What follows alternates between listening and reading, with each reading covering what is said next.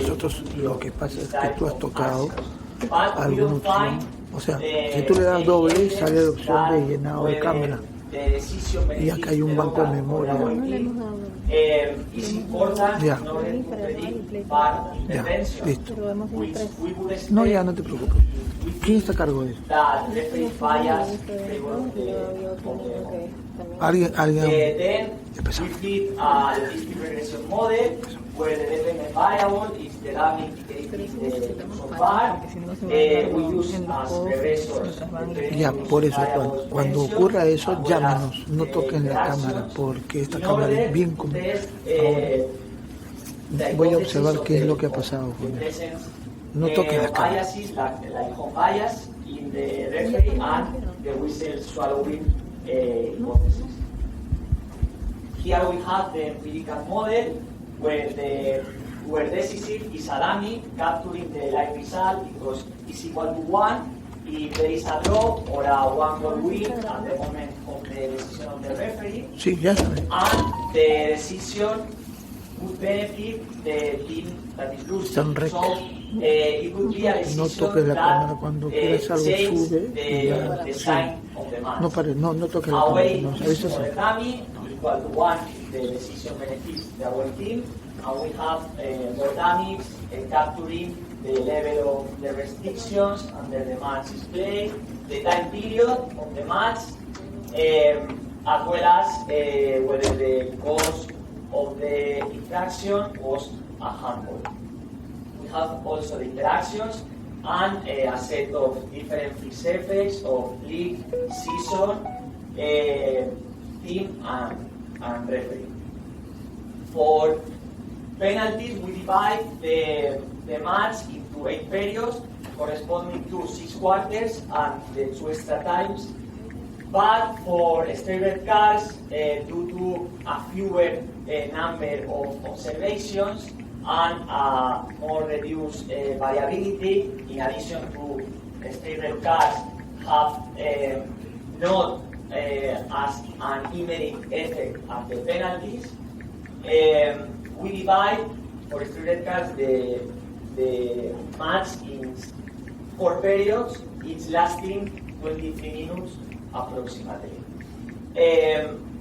Both actions, penalties and straight cards, have different implications because, for example, a straight red card in the last minutes of the game may not have effect on the result, but a penalty can change totally the winner of the match. So we do the analysis separately depending on which action. So we start with penalties.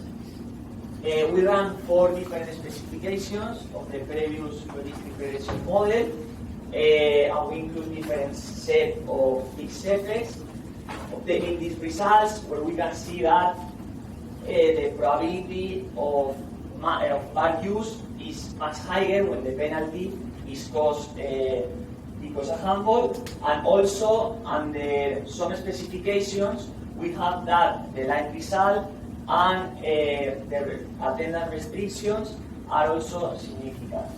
But is more used when the penalty can change the winner of the match, while it reduces its interventions when there's no crowd. But we don't find any evidence that whether the decision benefits the local or the away team, or even directly the period of the match, are significant. However, as we can see in the graphic, VAR interventions notably increased for decisive penalties in the last half hour of the match, and especially in the extra time of the second part, being this effect statistically significant. The probability of VAR use increases by around 0.1 in the last half part, in the last 30 minutes, and by 0.2 in the extra time of the second half. And this is the only interaction statistically significant that we find in our analysis. Then, contrary to what we can think and what many papers argue for explaining the home advantage, we don't find statistically significant differences in the use of VAR between local and away teams, so we cannot say that referees make more mistakes in favor of the home team. But we find a strong effect in the interaction between whether action happens in the last minutes and whether it can change the winner of the match. We repeat the analysis with the straight red cards, but we remove cards due to protest or disrespect toward the referees, because in these cases the decision depends exclusively on the referee interpretation. And we can see that, as before, we don't find evidence that referee favors the local team, but we have some evidence that the match context influence the VAR interventions.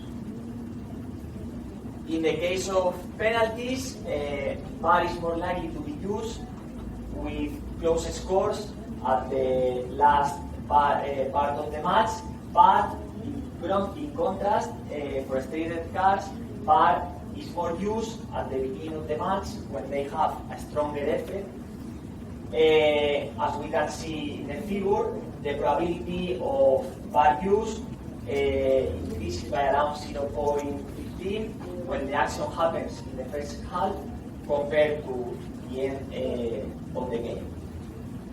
Then the implications of a penalty and straight red cards are different, so we have to take into account this in the analysis or in the interpretation of the results.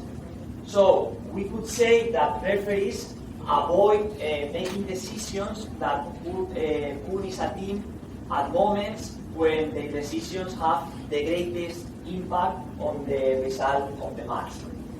So we can consider this result as an evidence supporting the idea of whistle swallowing in the referees. So to conclude, we can say that in this paper we provide evidence of the existence of whistle swallowing bias in the referees.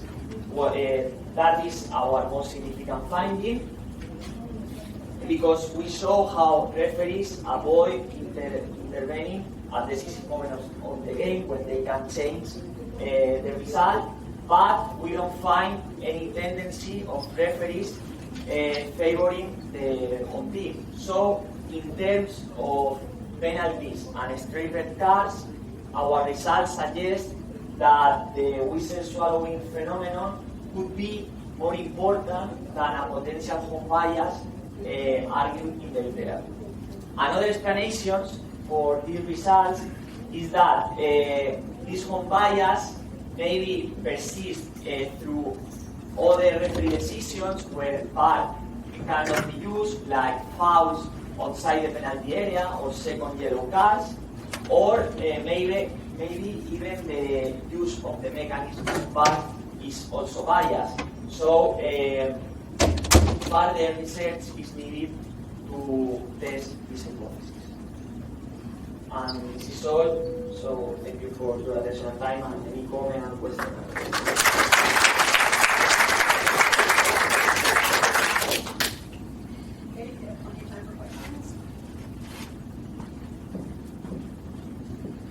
Thank you very much for the presentation. So from a theoretical point of view, the referee is the monitor appointed by the Football League, and a referee clearly has career concerns. So my first expectation is every referee tries to avoid making mistakes, because the time that he has to wait until the next appointment depends on the performance of the last match. And these career concerns are likely to vary across the leagues, because the base pay as well as the match fee differs across the 5 countries. So I would suggest you estimate your model separately for the 5 leagues to see whether the effects that you find are constant. And the second point is, well, the VAR is nothing but the second monitoring instance. And that instance also has clear concerns because the VAR is mostly an active referee, selected from the same pool of referees. So I would expect that these two guys have identical, competing interests. And from a theoretical point of view, it's not at all clear how they interact. It's difficult, yes, because they are very related, because you as referee can be 1 week in the bar and the following week in the pitch. So, yes, my idea is like referee knows that if they make a mistake, he can be correct. So it's like he prefers not to be the responsible of the change in the match, and if he makes a mistake, he will be corrected. But then, But that is exactly the point. If the decision by the referee on the pitch is repealed by the VAR, this negatively influences the evaluation of the referee on the pitch, and therefore increases his waiting time until the next appointment. yes, but because the referee in the bar has all the time, it's like he sees more clear the action. So maybe it's true that he tries to not penalize his colleague, but still, because it's like objective, because you have the match at the time, maybe it's because that. To look in these two guys' side, because the VAR knows that he will not be monitored. Yes. Yes, it's a question that we have to study more theoretically. Yes. Thank you for your presentation. My question is very, very short, and is something that I didn't really understand. What is your unit of analysis? What each observation represents? Each observation is a penalty or a straight red card. So you don't have a control group of cases where there is no decision? Yes, so it's my sample is all the penalties and straight red card, because we assume that if the penalty is not decided by the referee or by the VAR, it's like it's not penalty. We assume that like a objective measure. You know, if the penalty was not taken, it's because it was not penalty.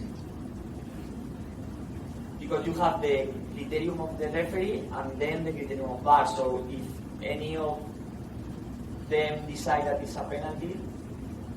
So I'm thinking your control group is the VR for the referee. You're comparing one against the other, right? Because you compare like the proportion. Imagine you have all the penalties for the home team and all the penalties for the away team, and you have like a proportion of penalties by VAR, and it's like the VAR decisions are errors of the referee in the pitch.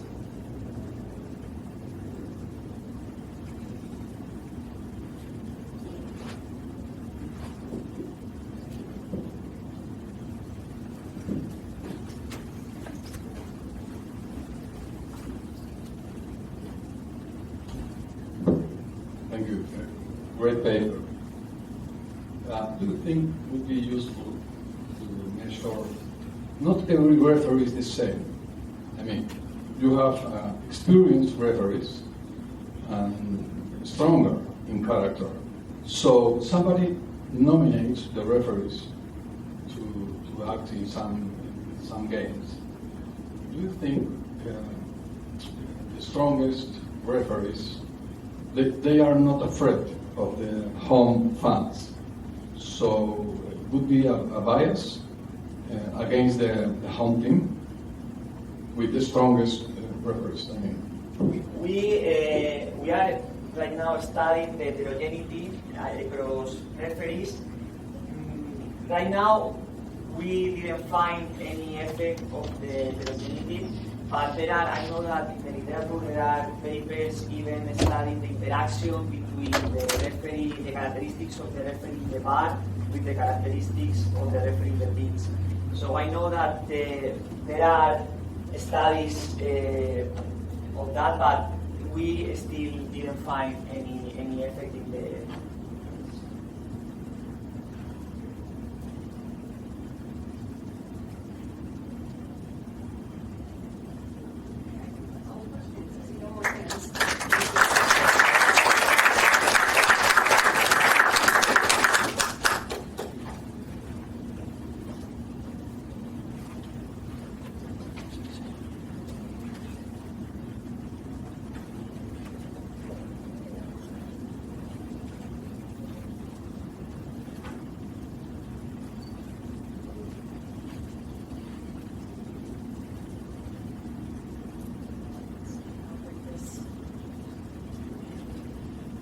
Thank you very much.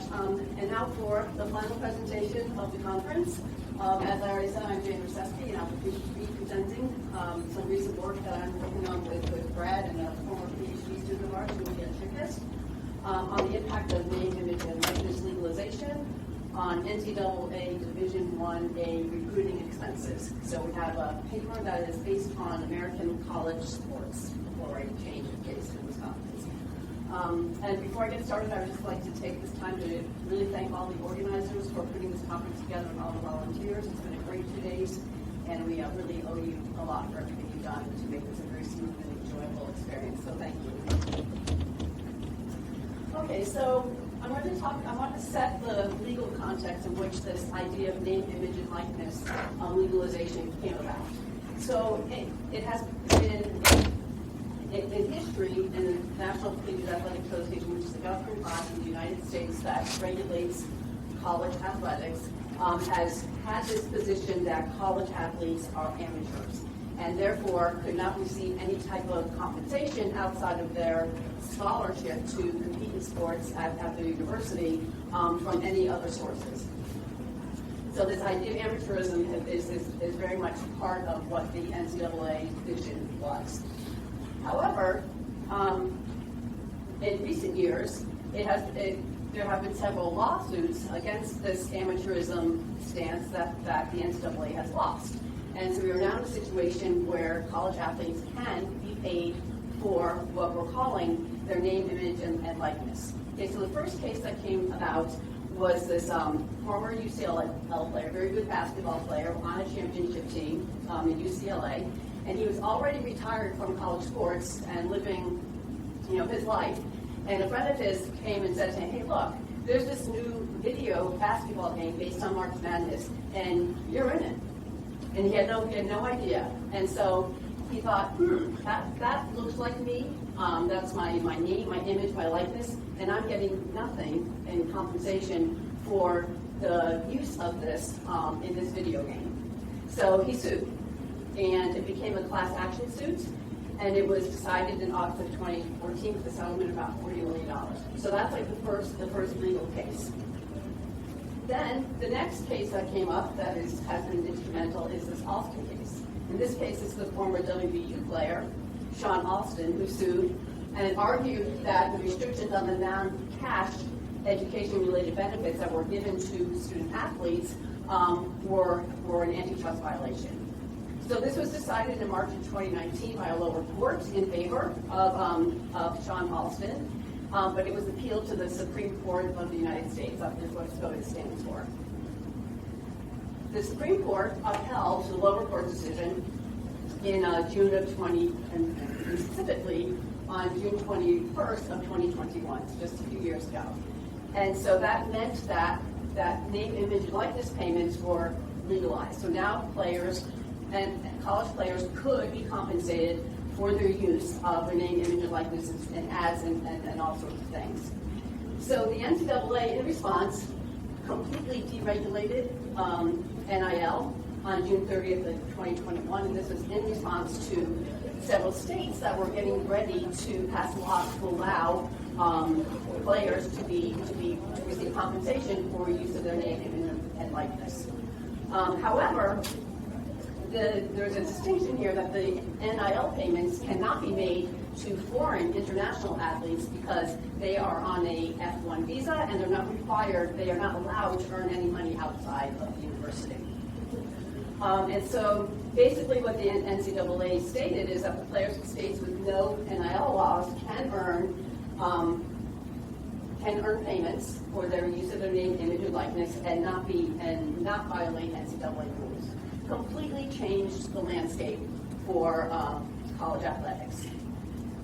Okay, so now we're in a situation where California moved a little bit early. They granted the NCAA rule changes and granted NCAA athletes the right to profit from NIL. In Florida, 2021 modeled on California bills, introduced their bill, and many states followed suit. So we're now in a position where 29 states currently have NIL laws that allow making earnings legal for athletes. The general provisions of these laws, they vary state by state to state, but in general, they prohibit rules restricting athlete NIL earnings, disclosure of contracts, they're allowed to hire agents and advisors, but what most of the provisions do at this time is they prohibit schools from directly compensating athletes. So what has grown up are what we call these NIL collectives that are private groups that are handling the decisions about making payments to players for use of their name, image, or likeness. So what we're going to do in this paper is exploit the variation in the timing of these laws, the passage of these laws, and we're assuming that the passage signals legitimacy of NIL earnings to athletes in athletic programs. Okay, so we are back now, though, in a different environment even still. Okay, so the next chapter is coming. Our analysis period does not cover this, what has just happened in the U.S., but there was yet another lawsuit, a group of lawsuits, actually. The initial case came from a former Arizona State University swimmer, Grant House, hence the name of the case, and a former Oregon women's basketball player, Sidonia Price. They sued the NCAA and they challenged the NCAA policy that prohibited revenue sharing or compensation from commercial use of NIL. This case was settled. It did not go to court because the NCAA was sure they would lose. And it was settled in June 2025. The settlement basically ends 3 separate antitrust lawsuits claiming the NCAA is illegally limiting earning possibilities for athletes. And it now, what it put into place is a revenue sharing agreement. So athletic departments now will directly pay their athletes for use of their name, image, and likeness. There's a revenue sharing cap set for about $20 million per school between 2025 and 2026. So schools that spend more than that to pay the athletes will have to pay some type of luxury tax, I guess. And then there's also part of this settlement set up a new commission called the College Sports Commission that will look at outside deals. So these are the ones coming from the NIL collectives or other places. Of $600 or more have to go through a clearinghouse. So this is brand new. We have no idea what it's going to do to the landscape in fielding college teams going forward, but this does have big implications. So the landscape has completely changed. Right now we're sort of in this wild, wild west situation, but we'll see what happens with the House settlement. Okay, so let me talk about some existing literature. So this is a relatively new phenomenon in college athletics, and we are seeing some papers that are looking at the effect of NIL arrangements on various outcomes. So some current papers that are out there are this one paper by Pitts and Evans in the Journal of Sports Economics in 2024. They were looking at how the introduction of NIL payments impacts the ratings of recruiting classes in football. Right? And they're looking at the recruiting points over the 2022 to 2024 season, and they find that there is a positive correlation between NIL payments and recruiting points. Then Owens et al. Have a paper in Applied Economics also in 2024, and they find that they're looking only at the 2021-2022 recruiting cycle in football, and they find that NIL payments are significant predictors of a recruit's decision to accept a scholarship offer. And there are a couple of working papers out there, Flynn and Kermsey. They're looking at the impact of NIL, so the introduction to NIL, it's a natural experiment, a different framework, on performance of domestic athletes who can get NIL payments relative to foreign athletes who cannot. And they're looking at this in 3 sports that include college swimmers, hockey players, and basketball players. So I chose these 3 sports because the idea is that college swimmers are not high revenue earnings, and they probably might not be motivated by the ability to earn payments through NIL. Hockey players more so, and basketball players even more so. And they find mixed results in the study. The fact college swimmers their performance doesn't change relative to international players, and they find some mixed results with hockey and basketball. And then finally, there's another working paper by Lee and Derdender that looked at, again, the post-NIL period and relative to the pre, and they find that lower-ranked football programs, which I'll talk about a little bit more in this presentation, actually are attracting higher quality recruits since the passage of name, image, and likeness. So these papers are primarily focused on recruiting success and player performance, but none of these papers have analyzed athletic program expenditures, which is what we are going to focus on in this paper. Okay, so let me just give you, I also want to give a context for what this NIL world looks like right now as far as we can tell. One of the challenges in conducting research in this area right now is there is little systematic information on NIL payments or cooperatives. However, there's this website called on3.com that contains some information on NIL in football, including school-level NIL activity, information on school-specific collectives, football scholarship offers, and formal recruit commitments.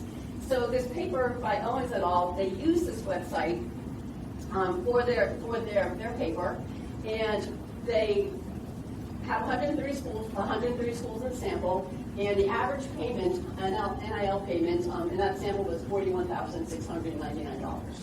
And then they also identify these elite programs based on like how big and how successful some of the larger programs are in the U.S., like Texas and Oklahoma and schools like that. And their average payment for the elite programs is a bit higher than across the board at $65,000. Then yesterday I pulled this chart from Sports Illustrated. It's a very recent article that was in Sports Illustrated, and they are listing here the top NIL deals for the upcoming academic year, and we can see that they're significant. Okay, so. And this is the NIL value that's estimated for these contracts. It's hard to know for sure exactly what it is, but it ranges from a high of $6.8 million for Arch Manning, who's a quarterback in Texas, down to about $3.1 million for other quarterbacks. And you can see that the people who are benefiting the most from these NIL collectives and these deals tend to be concentrated in football. That's a high revenue generating sport for the universities, and mostly quarterbacks. So this just gives you some idea of the magnitude of what's going on now. Okay, so what are we going to do in this paper? Our research question is a very simple one. It is, how does the passage of an NIL law in the state affect the recruiting expenses by schools in that state? So we'll focus on recruiting expenses and state NIL law passage in a difference framework. In the time period that we're analyzing, the NIL payments are made outside of athletic departments. That's obviously not changing. You know, we can think about how the NIL might affect college athletes and programs in many ways. Again, little systematic information on NIL payments and collectives, which is why we're focusing on an outcome like recruiting expenses and exploiting the variation in the timing of the passage of the laws. And also we think that the impact will very likely be different across men's and women's teams, so we will run some separate analyses on that. Okay, so our data are coming from a couple of sources. The recruiting expenses are coming from this data source called EADA, and that is the national organization that is overseeing equity in in athletics. So they need to report a variety of things to this organization, governmental organization. And so we'll be using a school year panel data set that covers the time period of 2016 to 17 to 2022, 2023. There are different divisions in college football. We have the football bowl, so the FBS, that is the top level. That's the Texas and what includes the Power 5 conferences in the U.S. and others, but that is the FBS. And then we have the championship division, which is like the second level in the structure of college athletics. There's a third level called 1 IAAA, but we are not going to include them in this analysis at this point. We might consider doing this later. The expenditure data are deflated to $2022, and the date that the state NIL law was passed was hand collected by our former PhD student. Okay, so we're going to just estimate a simple reduced form model explaining variation in recruiting expenses. So the dependent variable is overall recruiting expenses at school I in state S in year T. We will include school and year fixed effects. Beta 1 program, that is a couple of variables that are kind of measuring the athletic program characteristics in terms of the number of teams that the schools field and the number of athletes that the schools have, universities have. And then our key variable of interest is the law variable. And this is an indicator variable for the passage of an NIL law in state year, in state S rather, in year T. So it's a state level treatment. So our parameter of interest is beta 2, and that will estimate the impact of the NIL laws on recruiting expenses. Okay, so just some quick summary statistics. So we have the two divisions, the bowl subdivision and the championship subdivision. Not surprisingly, the recruiting expenses on average are much higher in the bowl subdivision than they are in the champion subdivision. The total number of teams fielded and the number of athletes is really not that much different, but the recruiting expenses are quite different. Okay, so this is just a chart that now shows us the difference in recruiting expenses between states that don't have an NIL law and states that do. So the blue line are states that have no NIL law, and the green line are states that do. We can see that 2021 is when the Austin case was decided, and they're trending pretty close. And this is COVID, so college sports was not played, so there were not a lot of recruiting expenses. But we can see just an uptick in the recruiting expenses for states that had NIL laws after post 2021. Okay, so here are our results. They're quite simple right now, pretty parsimonious regression models. So what we find is that we do not find an impact on having an NIL law and recruiting expenses in the FBS, so in the higher division. However, we do find in the championship subdivision that if the state has an NIL law, they are spending less, the university is spending less on recruiting relative to states that do not have an NIL law. The total number of teams has a positive effect on recruiting expenses, and the number of athletes also has a positive effect on recruiting athletes. But again, all of the action is occurring in the FCS, in the second division. We then go and rerun the same regressions by gender, team gender, and we have, again, similar results. We have a reduction in recruiting expenditures for men's teams, and there's no significant effect on women's teams. And again, we find nothing in terms of the impact of an NIL law on recruiting expenditures for the football, the first division, the FBS. Okay, so what do we have so far? We find no impact on recruiting expenditures for FBS programs in states with an NIL law. The recruiting expenses work out to be 8.1% lower at FCS schools in states with NIL laws after passage. The impact is coming primarily on men's teams' recruiting expenses. It could be that this suggests that NIL and FCS, and recruiting expenses are substitutes in the championship subdivision, which is plausible. We're trying to think a little bit about some mechanisms. We also can explore the role of football more specifically, because this is for all sports, not just football, by including the 1 AAA schools. And we also need to think about the role of the pandemic and also the role of the transfer portal. I forgot to mention on my slide, that slide didn't appear. This is the earlier version. I did have a slide with the timeline of all the decisions.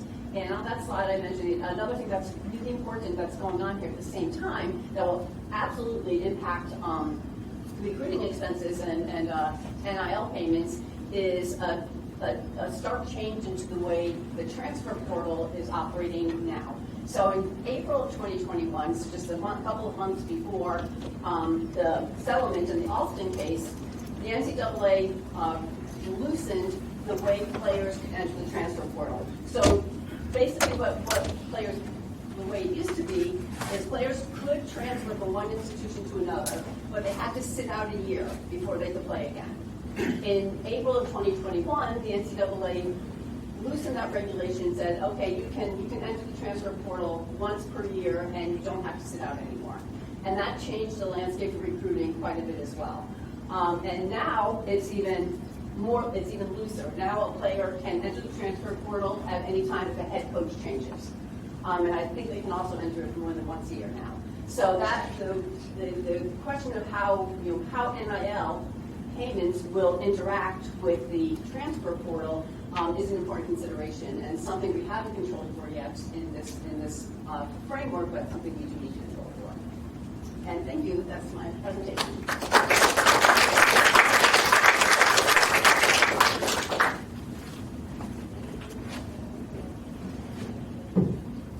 Thank you very much, Jane. I finally understood this mess. But, so my question is not exactly on your paper, but you see, we were talking earlier about Universidad Chile. There was a Universidad Católica, there is a Universitario here, Universidad. There was a Universitario in Colombia in 1953.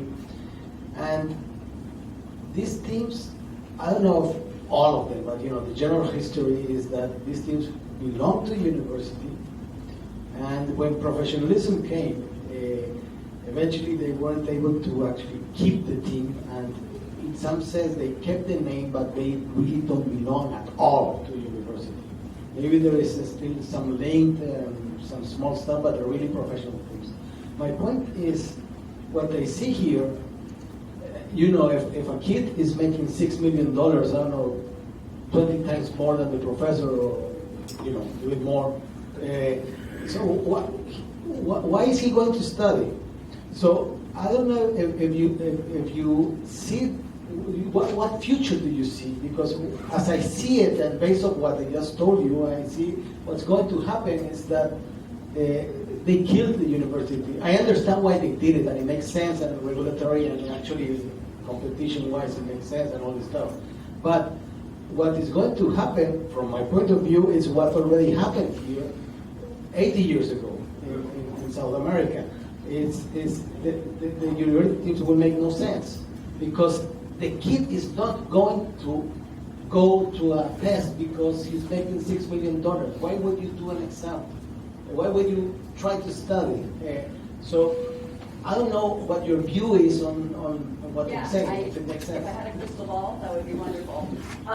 But we have had a lot of discussion amongst the academic circles around this, and there are some, Dennis and Brad can chime in if they want to, but there is some idea that that could exactly happen for the big sports, football and basketball.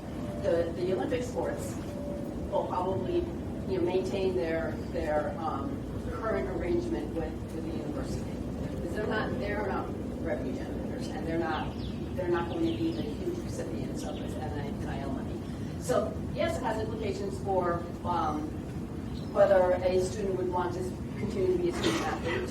They do have to maintain eligibility requirements. So the GPA grade point average has to be those rules in the NCAA are still there.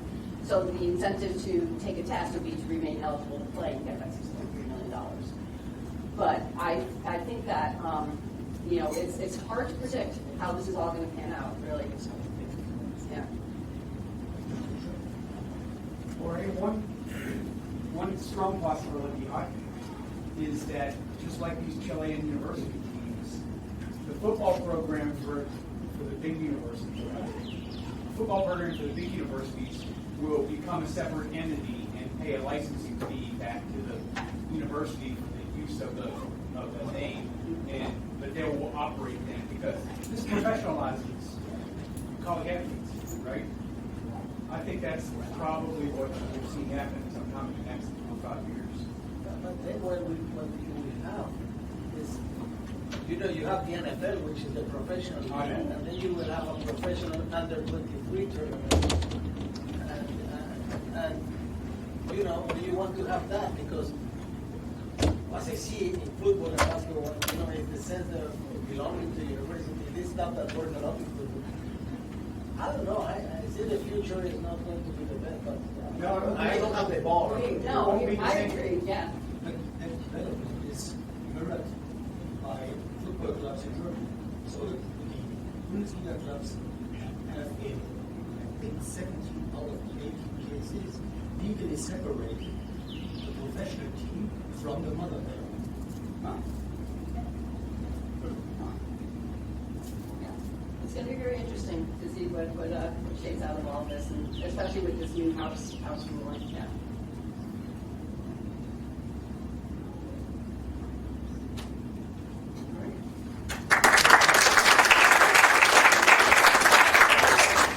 Just before you go, tell me, the rest of it, don't leave. I want to something like what we would say the closing remarks. I have 3 points here to say. So first, because many of you didn't come this morning at 8 a.m. Or Thursday, I'm wrong. I want to repeat very briefly. We are working with many colleagues in Latin America on a Latin American Economic Association.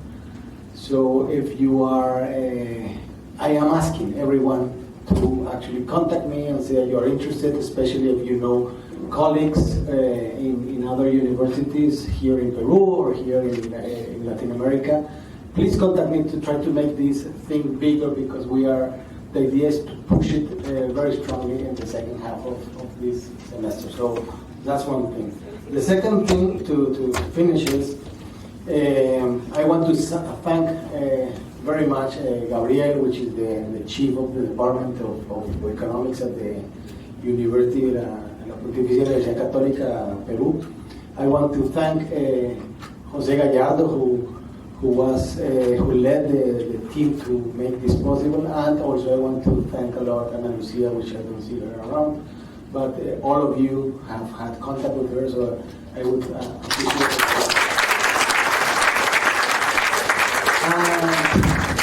And the last part is that, well, for many of you, you have heard that, in the comment sections, there's always some very interesting and wise points made by Bernd.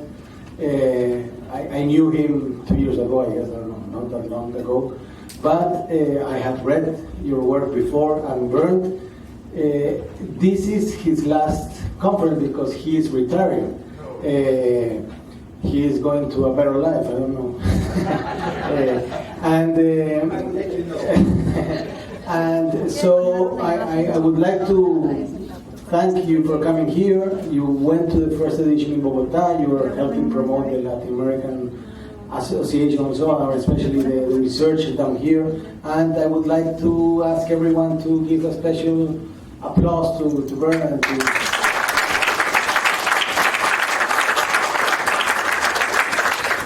That's it. Thank you very much.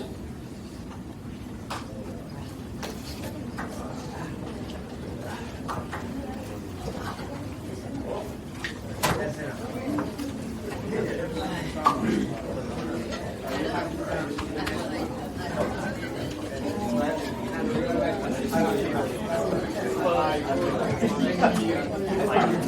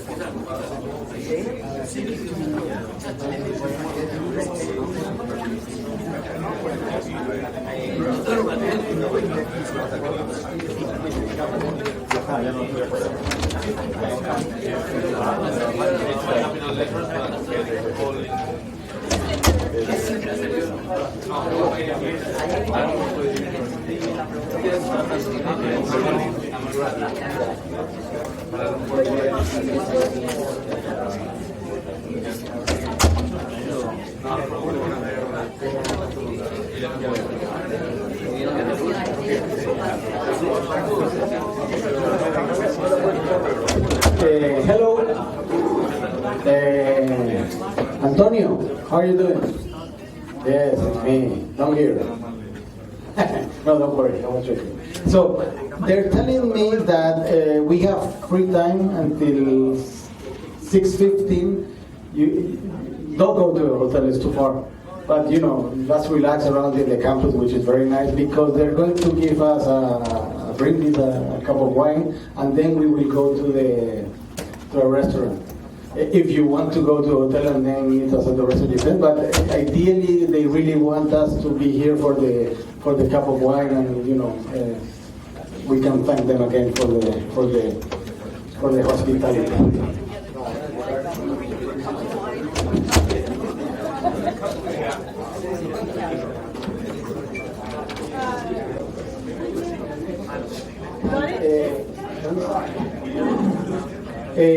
Oye, la fotógrafa está por aquí. ¿Por qué no nos sacas otra foto de todo el grupo? Yes. So everyone, if you will please step outside and smile for the last picture of the event.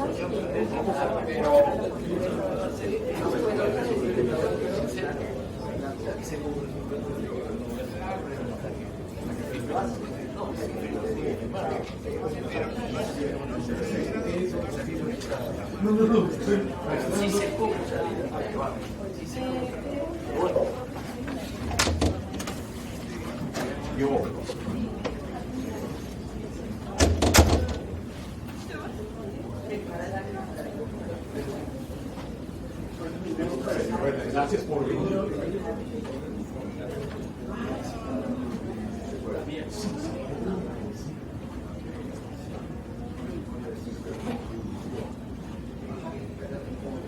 Bueno.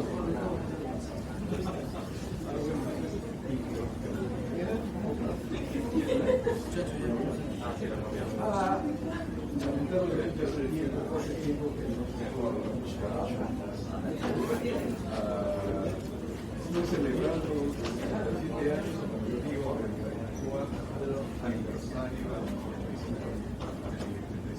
de años. Este es muy complicado. La tarjeta de perfecto,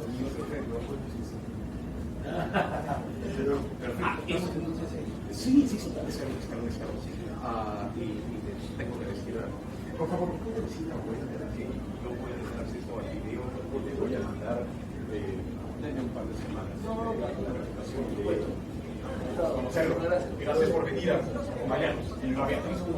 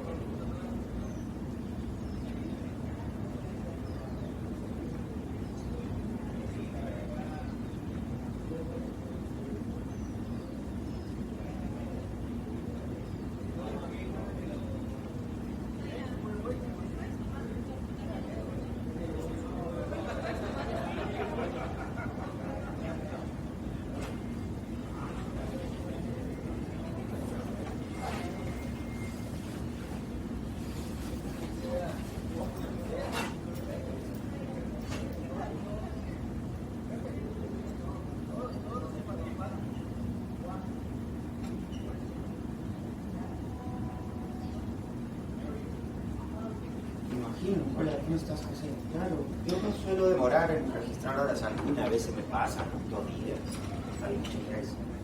Pero no, sí, pues, esas son las horas registradas en su momento. Después hemos hecho más trabajo para este pata, pero ya no le hemos cobrado porque llamó a pedir una habilitación adicional, como que entre comillas de favor, y ahí lo hemos atendido tanto Juan como yo. Juan le hizo una carta incluso gratuita que yo revisé después y todo, ¿no? Y ahí fue que hablé de madrugada con él. Pero como era por horas el encargo, yo le metí 5 horas a esa carta y Juan creo que 1 hora y media, y ahí se fue, y ese fue el horario. Pero eso es.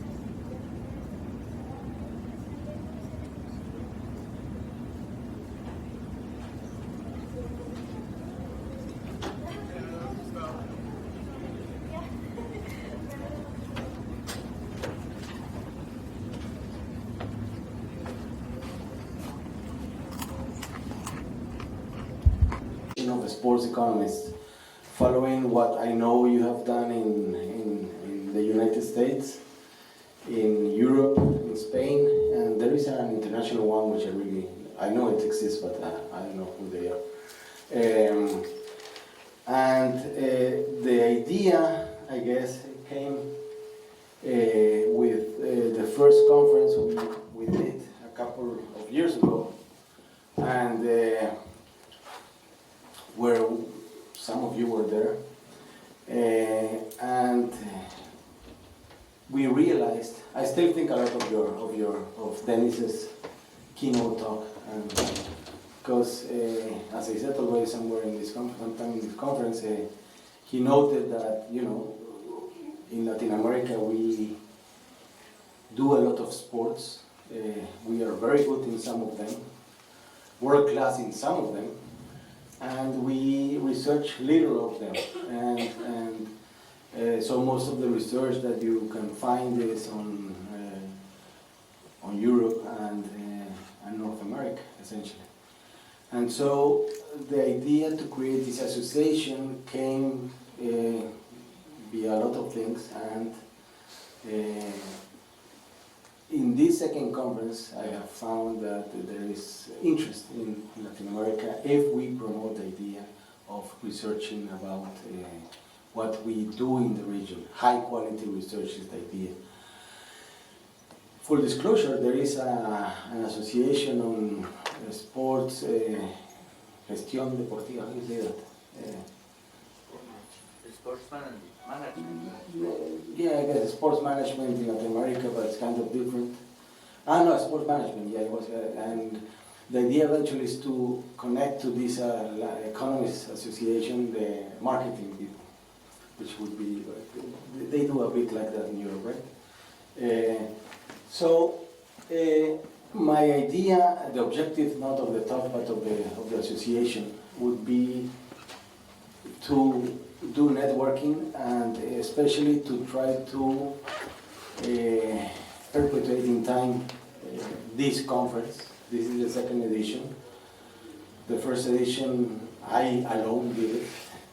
The second edition I have helped a bit to the people of the Católica University here in Peru.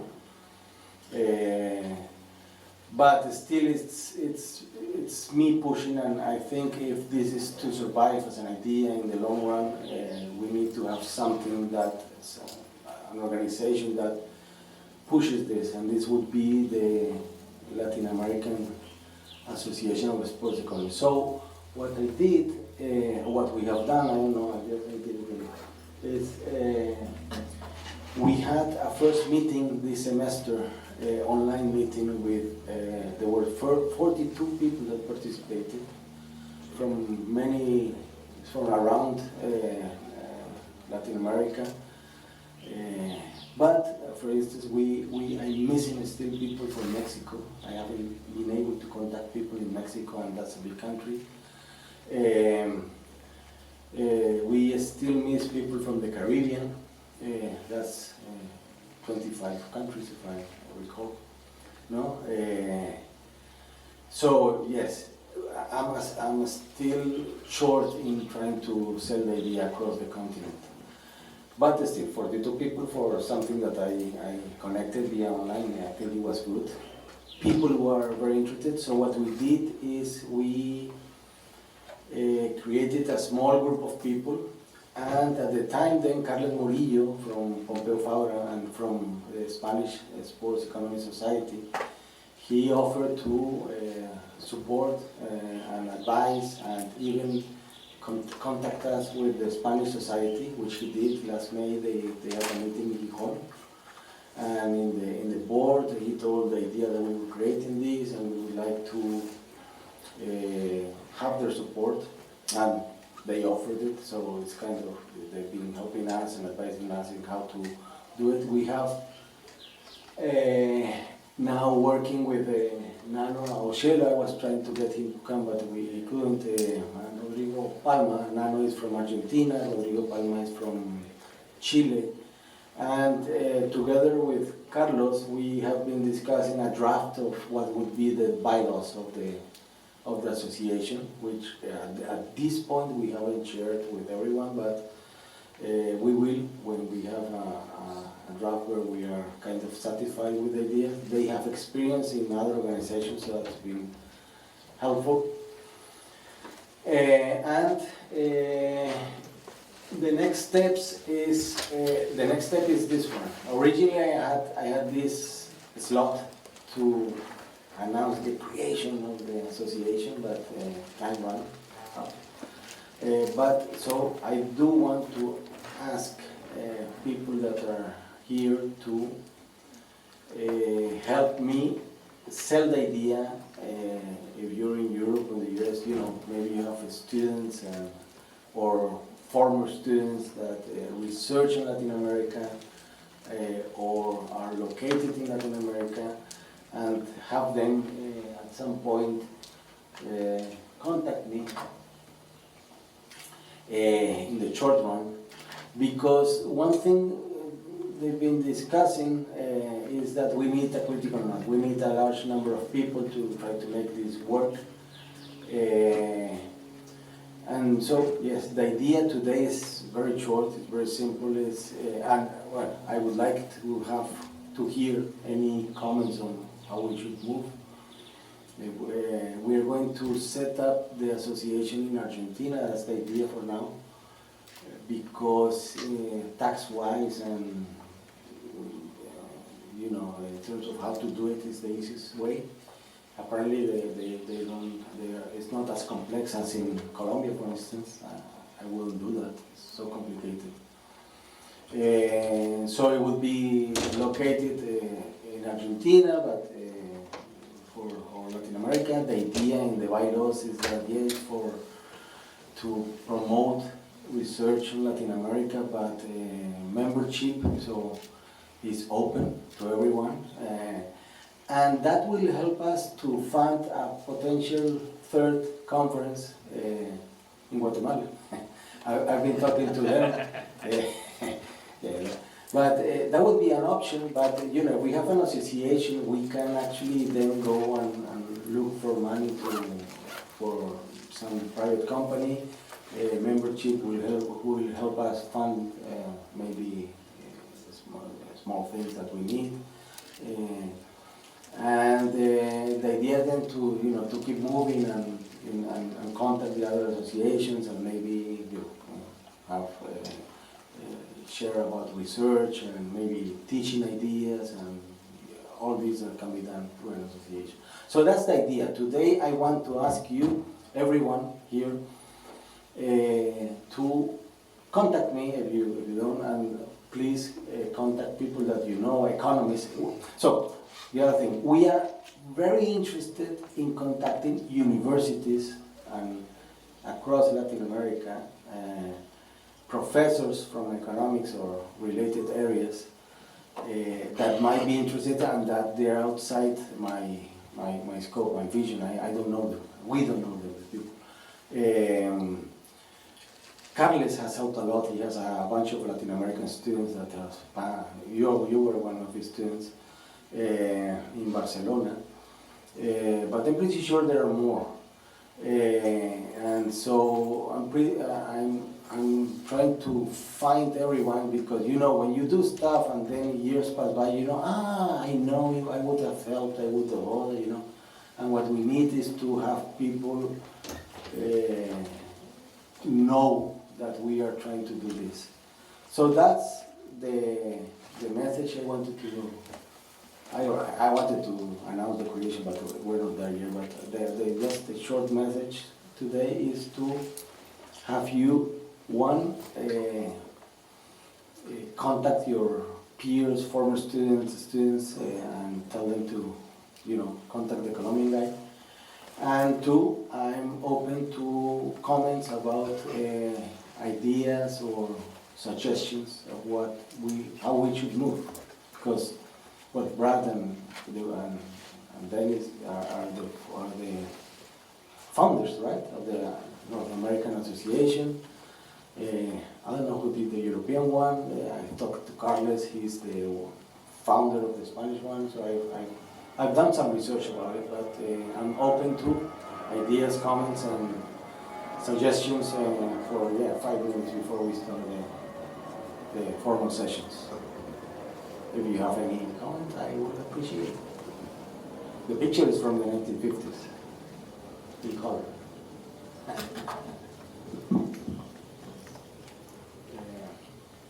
No comments? I convinced you guys? Okay.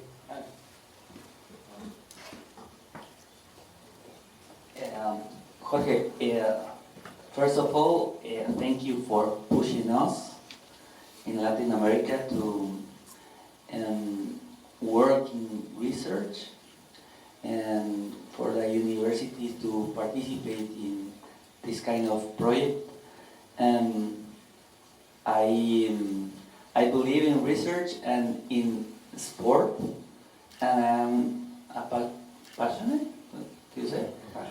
Passion about the two things combined. So it will be a dream to have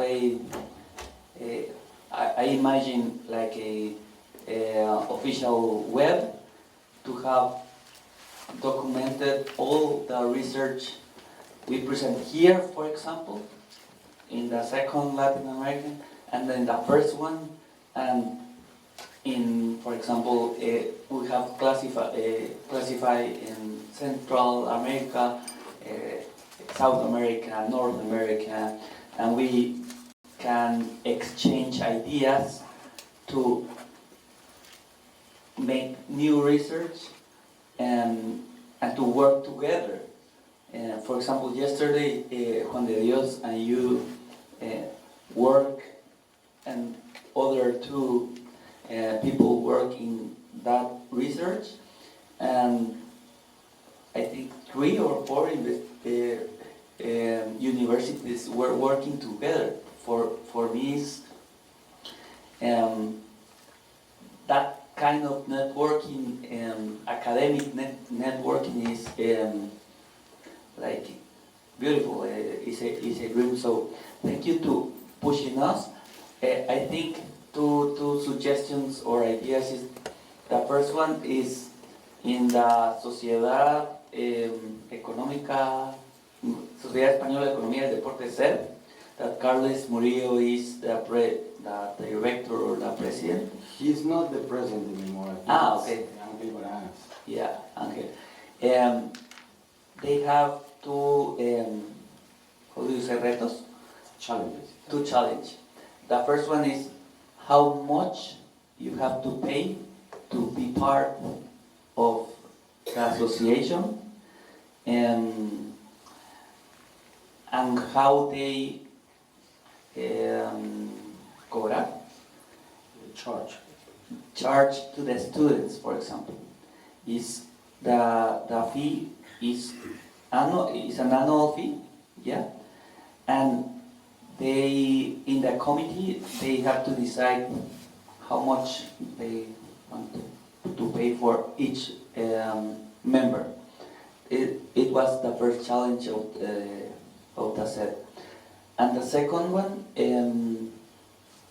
is how many times they have to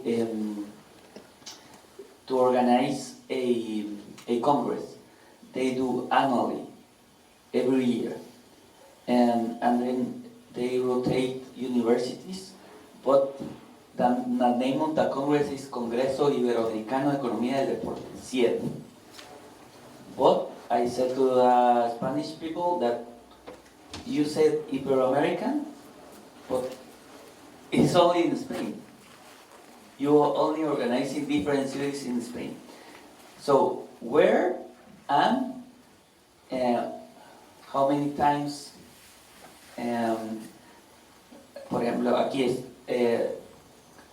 every 2 years. And maybe if we have a mass promotion, maybe we will help every year, for example. So to define this kind, we can make a committee for the association to decide this kind of things, and the estatutos. The bylaws. The bylaws. I understand. Yeah. So, Yes, just, I mean, the original idea and the help from Carlos was to kind of be a branch of the Spanish, because they have this name for the Congress, Ibero-American, yeah. But it turns out that when kind of writing to them and contacting them, again, it was me contacting them. But say you have to talk in, from our organization. So at the end, we realized that we need an organization, even if we want to work with them and maybe have some funding for Latin American professors to go to a Congress in Spain every year and have one here every 2 years. We can talk all of that. Some stuff I've learned about writing the bylaws is that very specific stuff like how much are we going to charge or some indexation, that's not in the bylaws, because they say it's very complex, better in whatever board they will be. So yeah, we will share the idea of the bylaws, which I've been discussing with them, and hopefully over the second part of this year, this coming semester, we will be able to legally formalize the creation of the association. But what I'm asking is that, so we have, in these 42 people, I did a call on LinkedIn, and so I have a bias of a lot of Colombian non-university people, which I appreciate their interest, but it's the universities that really should lead this, and I'm missing people, and I want to push that, and that's why I'm asking, if any former students connected to what this would be, please tell them to contact me. And of course, when we're going to create this, I am a member of the North American Society, I'm a member of the European Society. You are most welcome to be a member of the Latin American Society, of course, when we have it, we're working. So, thank you, and I think it's time so that we start the formal sessions.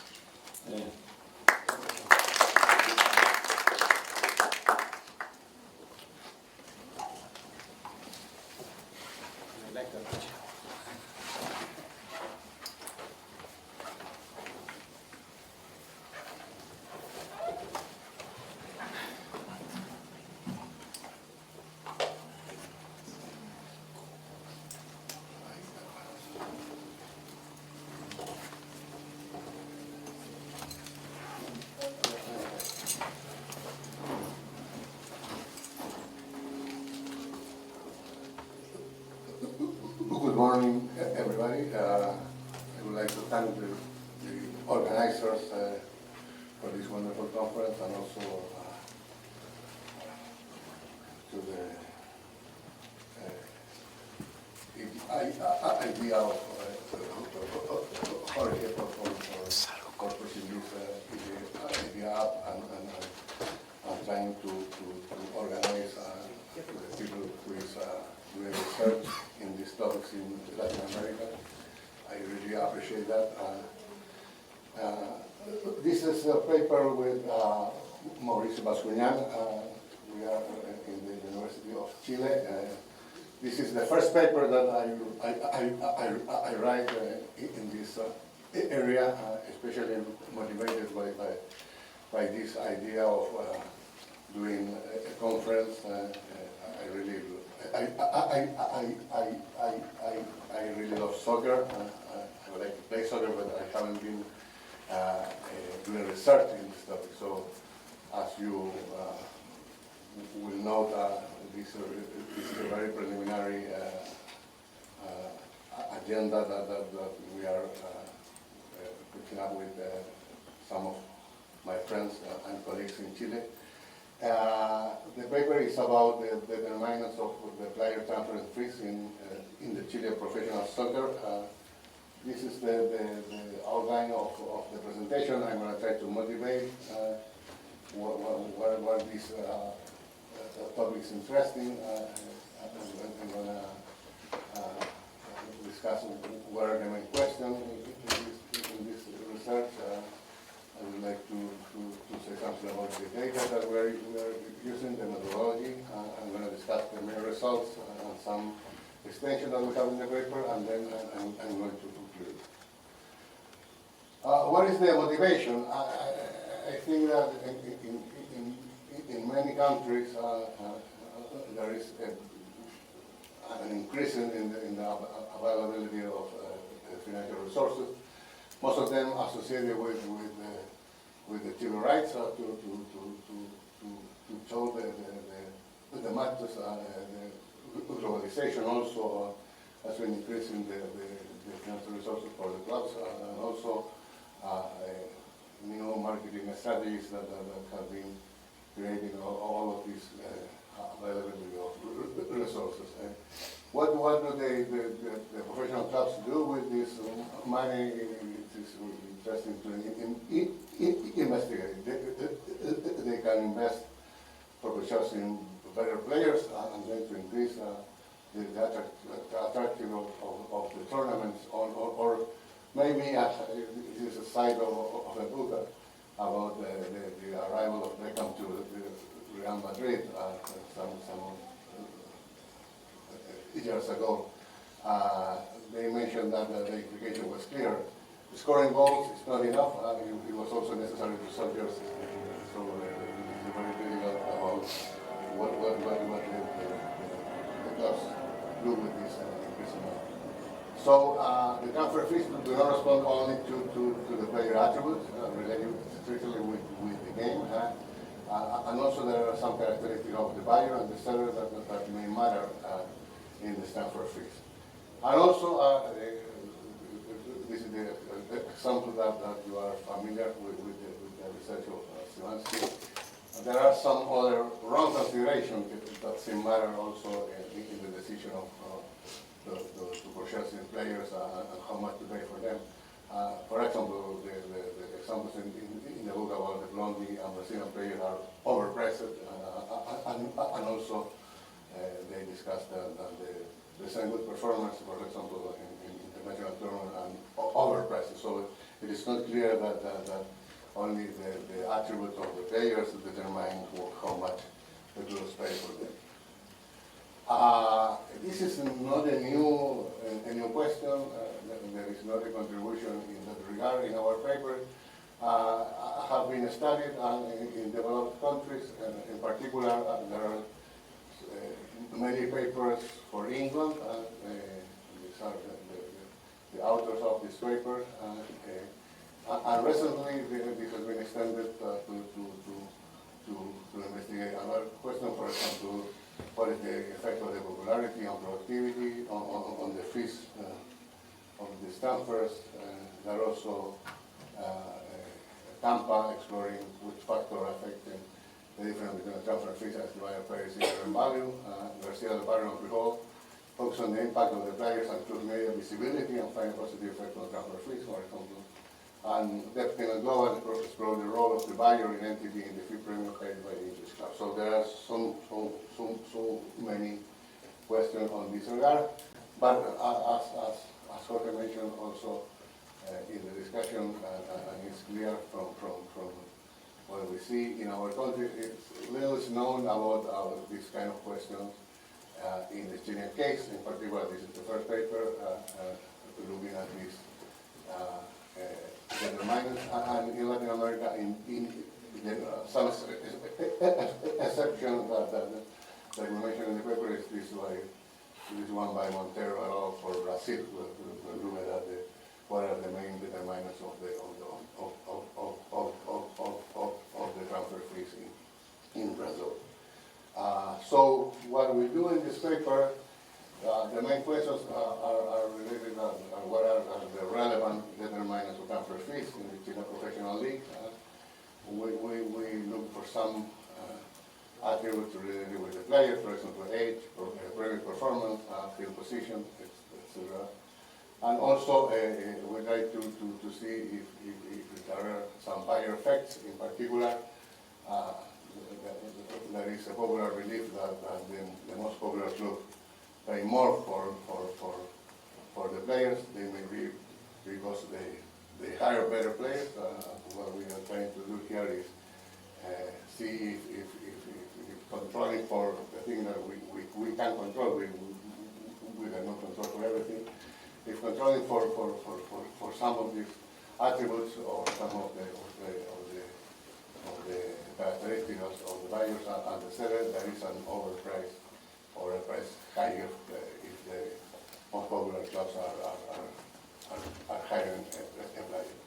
And also, we like to see if there is a seller effect, asking if are there some nationalities overpriced or not. The same as before, overpriced means here, after controlling for what we can control, if there is a higher price for some nationalities or not. What is the data that we use? We take information from transfer market, which is very popular now for getting data. For the last season, 2024-2025, and here is the registry of every transfer carried out by a Chile professional club.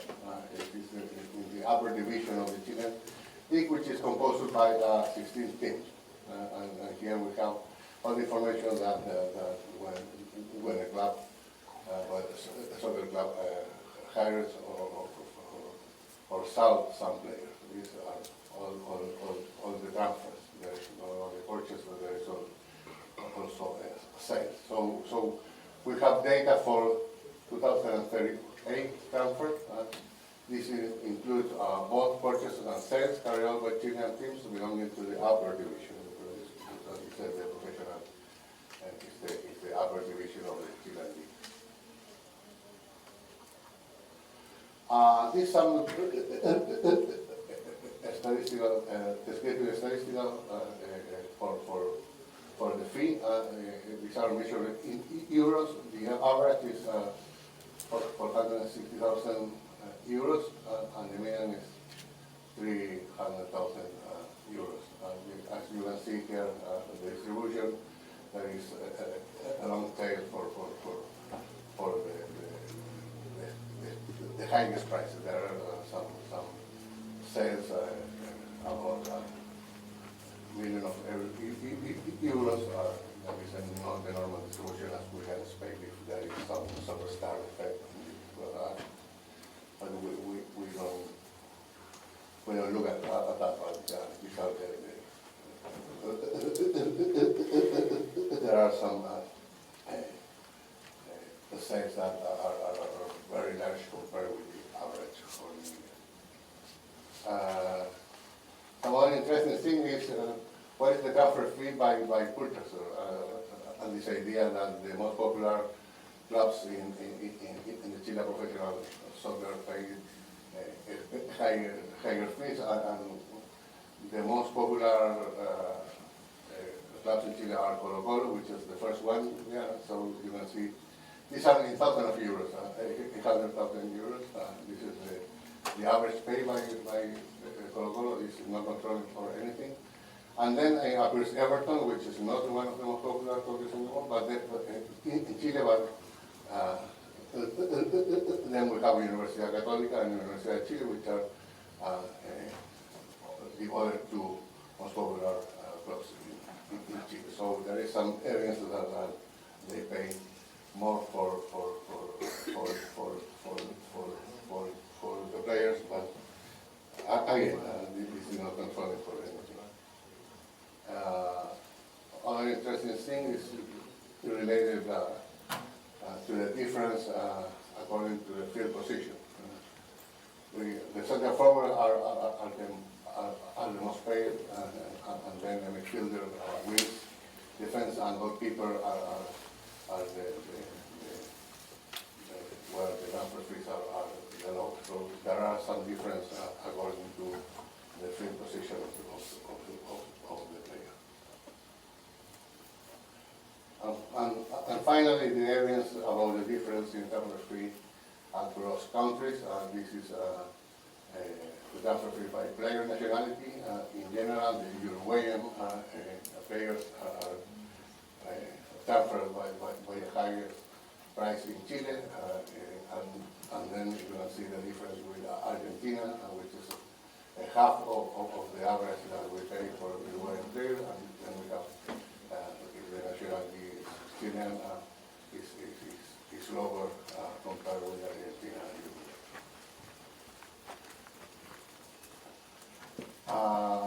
way we estimate. We follow here the econometric specification from Dobson and Gerard, which is a highly cited paper in this literature. And we model the transfer fee of a player I, purchased by a club J from a club K, which we call it or define it as TIJK. It's a function of the characteristics of the player, because we annotate by PI, and characteristics of the buyer and the seller, which we're define as BJ and SK.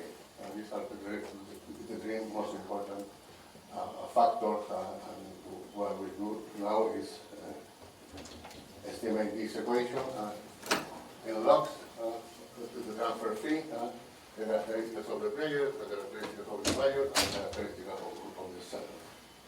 Which are the characteristics that we include? In vector P, we include the following variables: the age and the square age, only to see if there is some linear effect in age, the nationality of the player, the field position of the player, and previous performance. There is a mistake in the parentheses here. It must be goals, red card, and player matches. As the number are concentrated in mostly Chilean players, Argentinian and Uruguayan, we include a time variable for these three nationalities only, not for all the nationalities, because they are very concentrated in these three nationalities. Regarding field position, we use the time variable for defense, midfielders, wings, and center forwards, expecting that the center forwards are the most paid, and we are going to see that they don't do any difference. In the case of the buyer and the seller team, I will have only a cross-section data. We're going to use buyer and seller fixed effect for each club in order to control for the difference in the characteristics of the buyer and the seller.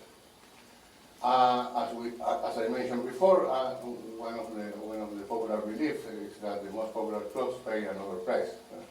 And we test that by including a dummy variable, where the buyer is one of the most popular clubs in Chile, which, as I mentioned, are Colo Colo, Universidad de Chile, and Universidad de Colombia.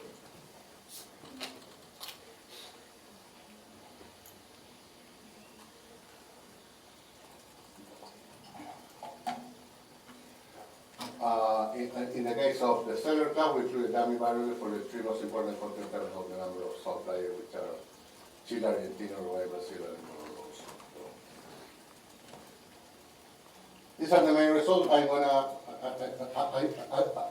I didn't put the whole table here, so I'm gonna show in order to be clear for you,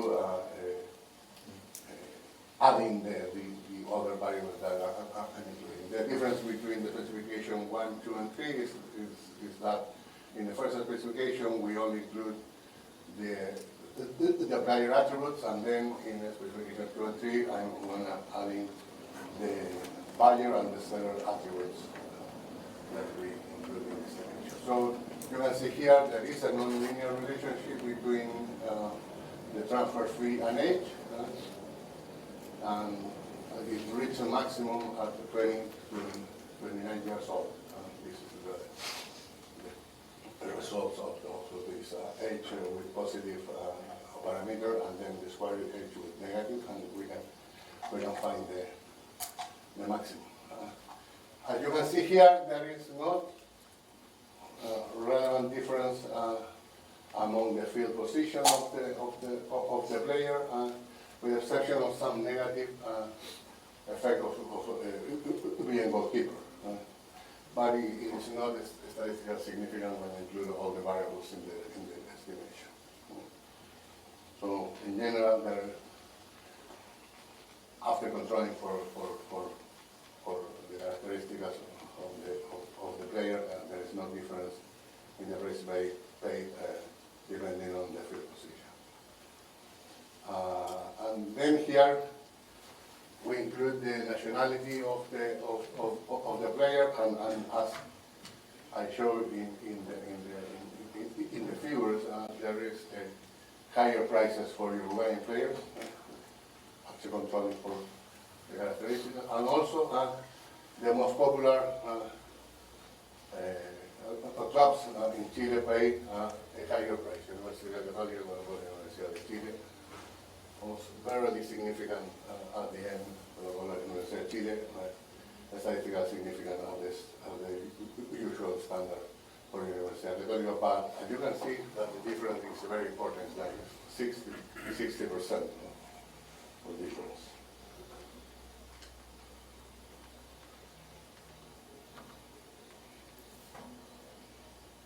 And then when we include the characteristics of the seller, we find evidence that there are lower prices for Chilean sellers. If the clubs are Chilean, they can sell the player in a lower price, and there are higher prices for Brazilian sellers. That the parameter is almost the double of the average. What we do next, in order to try to see if there is some omitted values that can be affecting our results, we include additional covariates. In particular, we look at the previous performance of the player, the season before the transfer, and we look at the impact of the number of goals that they scored, the number of red cards that they received, and the number of matches by which they attend. We also include a body mass index, to see if there is some difference, and a preference looking at if there is an impact on if the player hit the ball with the right or the left. And also the number of assistances, which is not the right that I work here, is assists. When you do the pass for scoring, if there is some positive effect on that or not. These are all the variables that we include. I'm going to summarize here. When we find different from what we find in the previous estimation, there are higher prices for Chilean players, no lower prices, so and an estimation of the impact of the Chilean, we are not controlling for some other relevant variables. We find higher prices for scorers, and body mass index, red cards, so personally, and assists do not matter. What will matter is the score or not, not if you give a pass goal.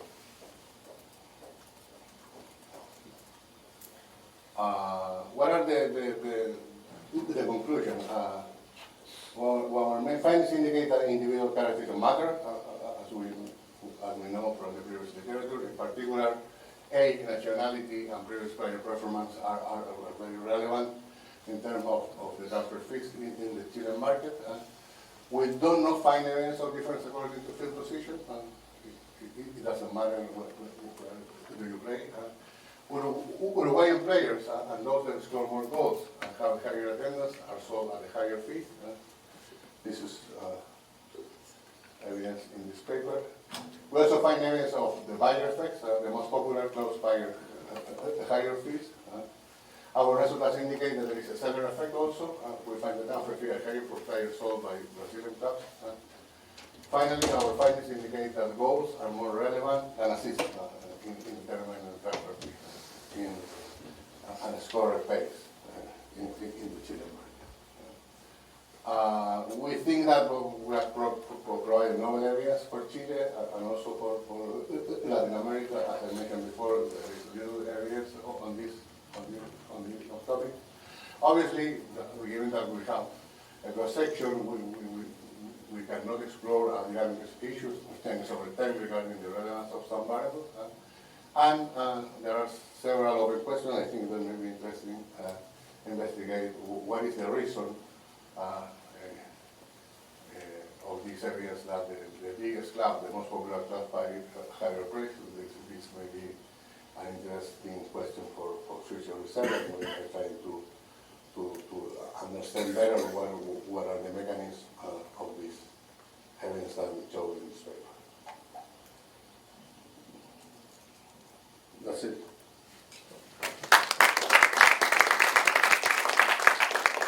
Thank you very much, Roberto. Perfectly in time.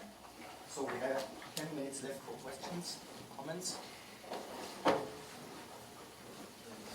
Dennis.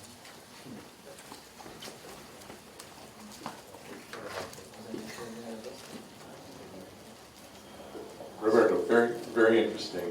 I'm thrilled to see a paper about transfer markets in Latin America because there's, as you noted, many studies of transfer markets in Europe and almost nothing, I think, on outside of Europe. So this is wonderful. There's two things that are especially interesting to me.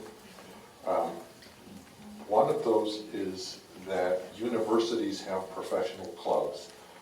I've never heard of such a thing, so I think that's a very unique aspect that maybe you should, maybe it's a second paper about the organization or something, but that is just fascinating that they have a professional club. More to the point of this specific paper, two things. One, do you know the length of the contract remaining of the player when they get sold? Because if my contract expires tomorrow, my club isn't going to be able to sell me for very much. If it expires 5 years from now, they will be able to sell me for much more. So that's the first thing. The second thing is you talk about the buyers and sellers in Latin America, but Chilean players could get sold to Europe, and it'd be interesting to me to know if they were sold outside of Latin America and if that makes a difference.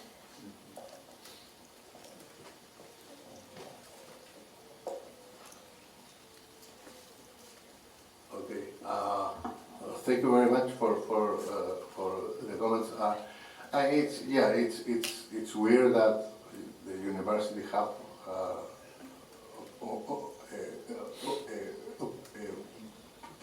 professional clubs, but I should clarify that they don't depend from the university. They take the name because when they were founded in the university. But now they are professional clubs, independent of the university. They take the name, they pay something, not much, but they don't depend of the university. I need to check if we have information about the contract, when does the contract expire. It's a very good suggestion. And also I was wondering about the sales outside Latin America. They should be included here. I'm gonna look at that. But it's surprising that there is no sale or purchase from European countries. I think that maybe that in this particular season we don't sell anybody because we are not in a very good performance in the Chilean national team, which is one of the main reasons that we sell players. So I'm going to check that. Thank you very much. So adding on Dennis' comments, the players who are bought and sold are not a random sample of the player population. In Europe, about 50% of the players move from club to club without a fee being paid. So have you considered estimating a sample selection model, a la Heckman, for example?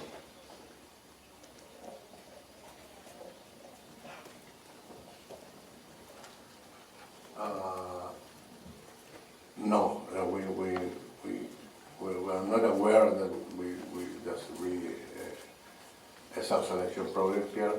it's very clear from your explanation that we need to change that. We need to correct for that. Very well said. Yes, that is what I was going to ask. But because in Colombia normally when you have transfer between teams, they don't like to negotiate between the owners. So they normally wait until the contract is over and they take advantage of the regulatory norms where you cannot have a contract longer than 3 years in Colombia. So that connects to Dennis's question about how long are the contracts allowed in Chile, where they're like 5 like in Europe or 3, that might matter. And yes, so the other question I have is just curiosity. You in the summer statistic you showed that Everton was the second team with the largest transfer fees, and I'm wondering why. I'm suspecting it's biased by one player or something like that, because it's not one of the big Chilean teams, Everton. So why is it so high? Yes, sure. We have to we have to consider the type of contracts and how long is the time to finish the contract in order to get some results about how important is for the determination of the transfer fee.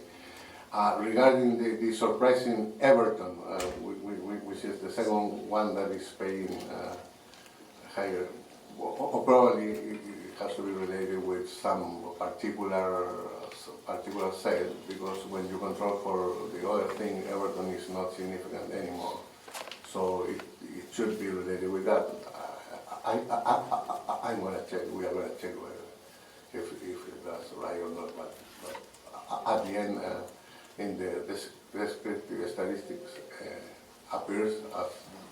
But when you control for the other things, this effect disappears. Thank you.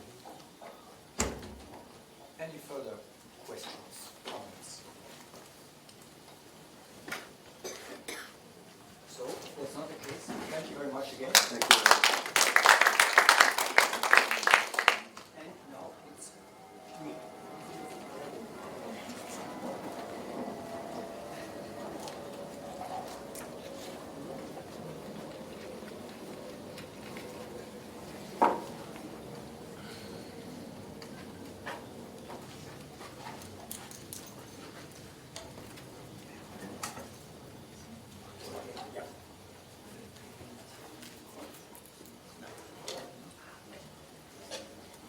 So, thank you very much again for having me and for giving me the opportunity to present joint work with Linus Koch.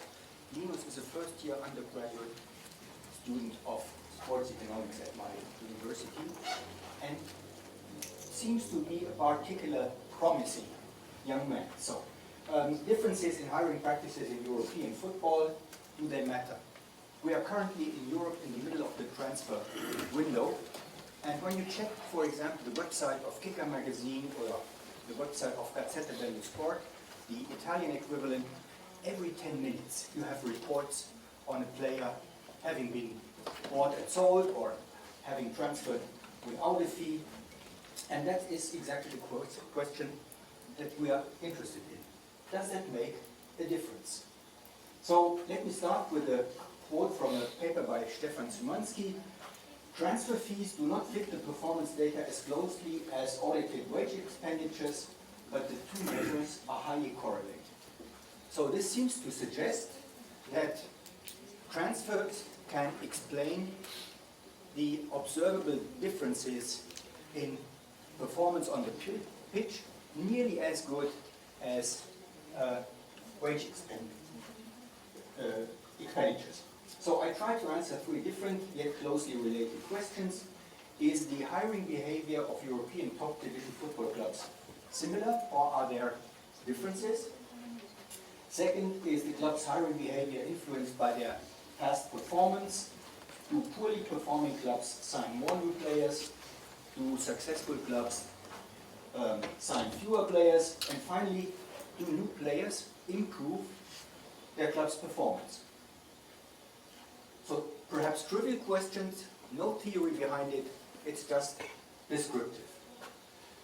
So the determinants of transfer fees have been analyzed in a couple of studies. We have just seen another example.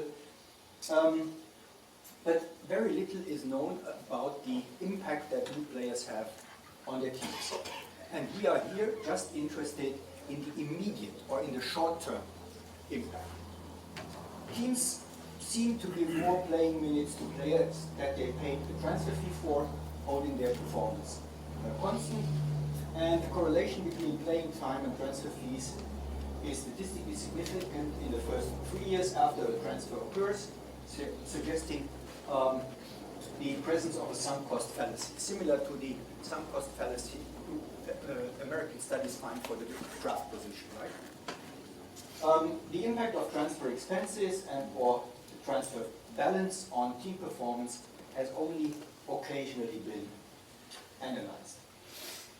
And the only study I found here is a master's thesis from the US, from some Midwestern university. So, how does the player market in professional football look like since the Bosman ruling by the European Court of Justice in December 19, that's ridiculous, 1995. I apologize for this. Few restraints on the operation of the labor market are left over. For those of you who are not familiar with the Bosman ruling, Jean-Marc Bosman was a Belgian player that was active for RC Liège, a Belgian club, and after his contract expired, he wanted to move to a French second division club, AC Dunkerque, and Liège demanded a transfer fee, although Bosman was out of contract. The French club was unable to pay that fee. Bosman was unemployed. Liège offered him a new contract at massively reduced salary. Bosman refused to sign the contract and was unemployed. So he moved to the Belgian court system first. He lost in all the instances and then went to the European Court of Justice. And the European Court of Justice in December 1995 declared that this decision by RC Liège was incompatible with the Treaty of Rome that guarantees every European free mobility of labor and to work in any country he or she wishes to do. So the European clubs thought that this would be the end of the world because they financed many of their activities via player sales, although the contract had expired. So typically teams bargain for the services of players, and there is considerable mobility within and between leagues, nationally as well as internationally, and that's what we are currently seeing again. Public information on individual players' expected productivity is easily available, and we distinguish three different types. So first of all, players can be borrowed by another club, and we call that loans. Players can be signed without a transfer fee, out of contract players. And finally, players can be signed after the transfer fee has been paid, with the fee being a function of the respective players' mostly remaining contract length. So more recent studies from Europe show that remaining contract length is the most important determinant of a transfer fee being paid. So what does our data look like? It includes all the clubs that played in one of the 5 top European leagues, Bundesliga, La Liga, Ligue 1, Premier League and Serie A, in the 10 seasons 2015-16 to 2024-25. So the total number of observations is 976, somewhat smaller than the data set I used yesterday. Bundesliga has always had 18 teams, Premier League, La Liga, and Serie A and A, all have 20 teams over the entire observation period, and Ligue 1 reduced the number of clubs from 20 to 18 prior to the start of the 2023-24 season. So that gives us 976 observations, or club season observations, to be more precise. The main variables are the number of players borrowed from other clubs, players signed without a transfer fee, and players for whom a transfer fee had to be paid.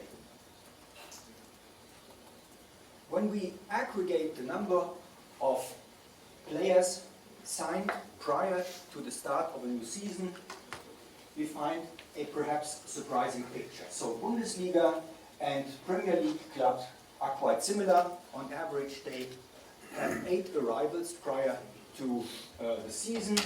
La Liga and Ligue 1 are on average slightly above.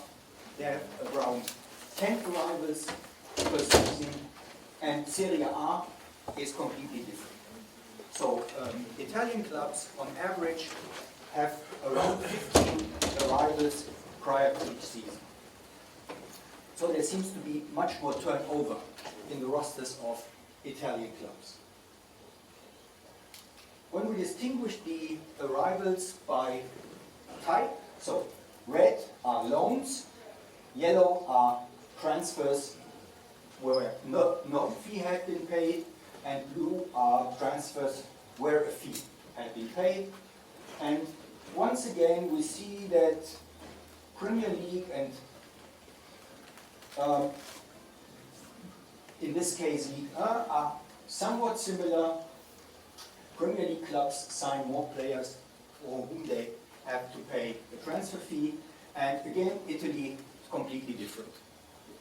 Far more loans than the rest of the European top divisions, and far more signings with the transfer fee.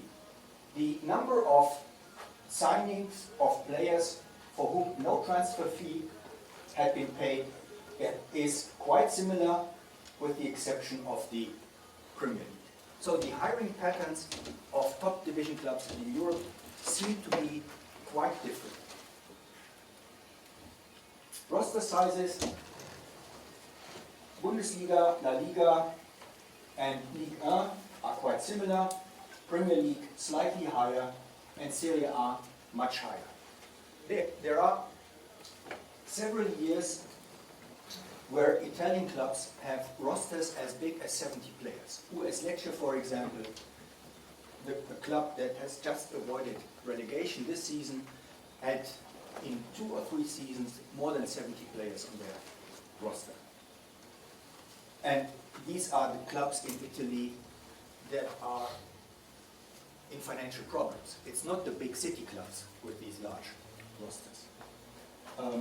So I have no idea how they can sustain that kind of policy. So signings in percent of roster, Bundesliga clubs around 25%, suggesting that the average tenure is around 4 years. In La Liga, slightly higher.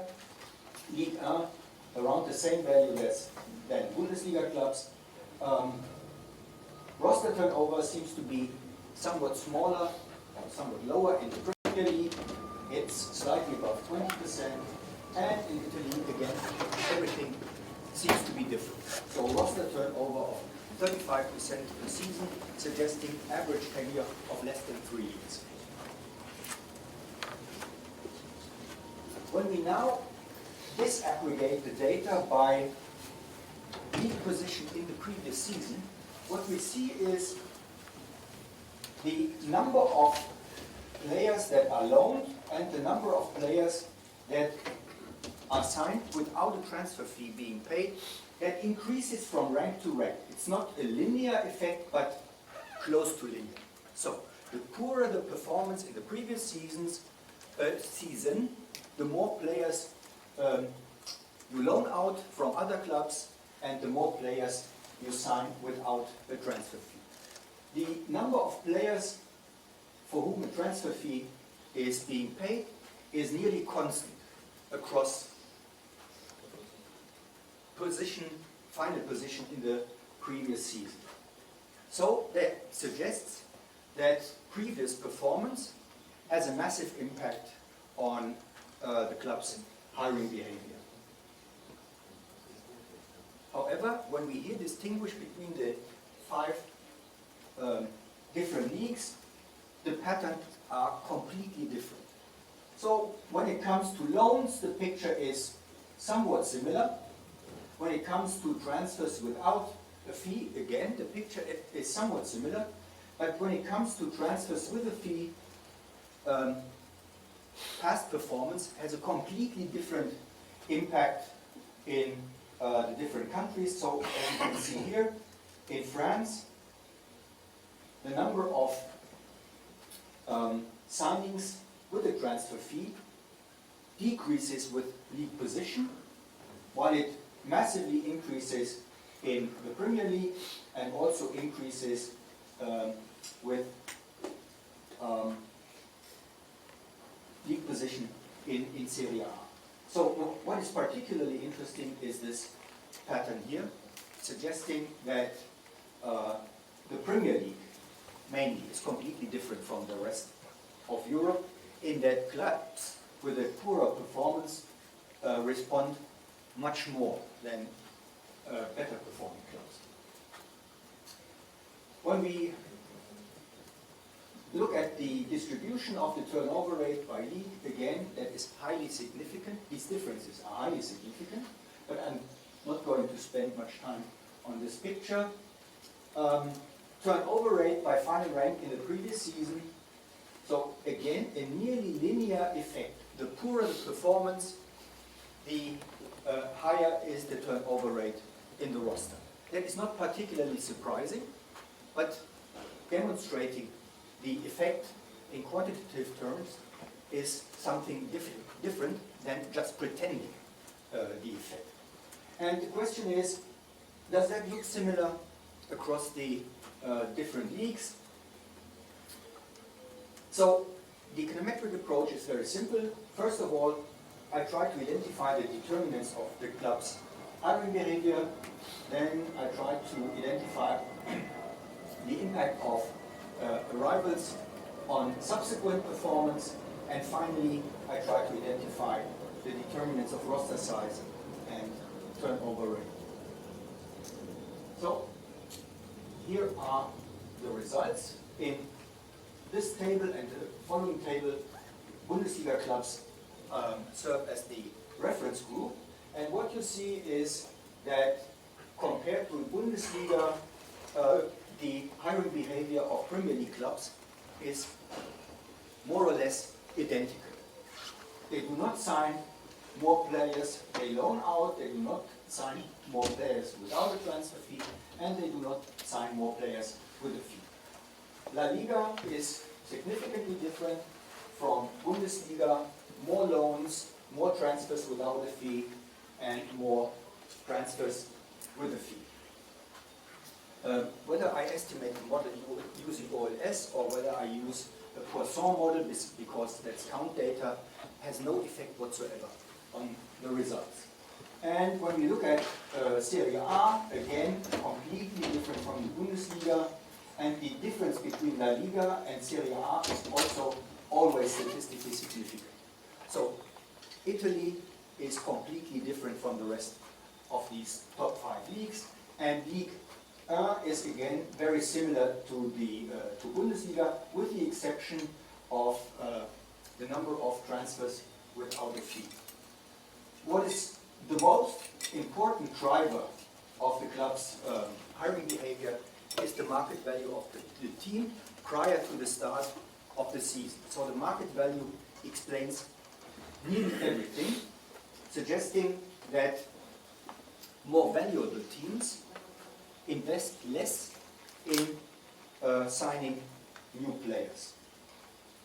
Teams that qualify for the Champions League seem to be more active on the transfer market, and teams that have just been promoted are more active on the transfer market. And that's the same across all countries, which is not surprising, because most clubs that have just been promoted expect not to survive with their roster. They've made the promotion possible.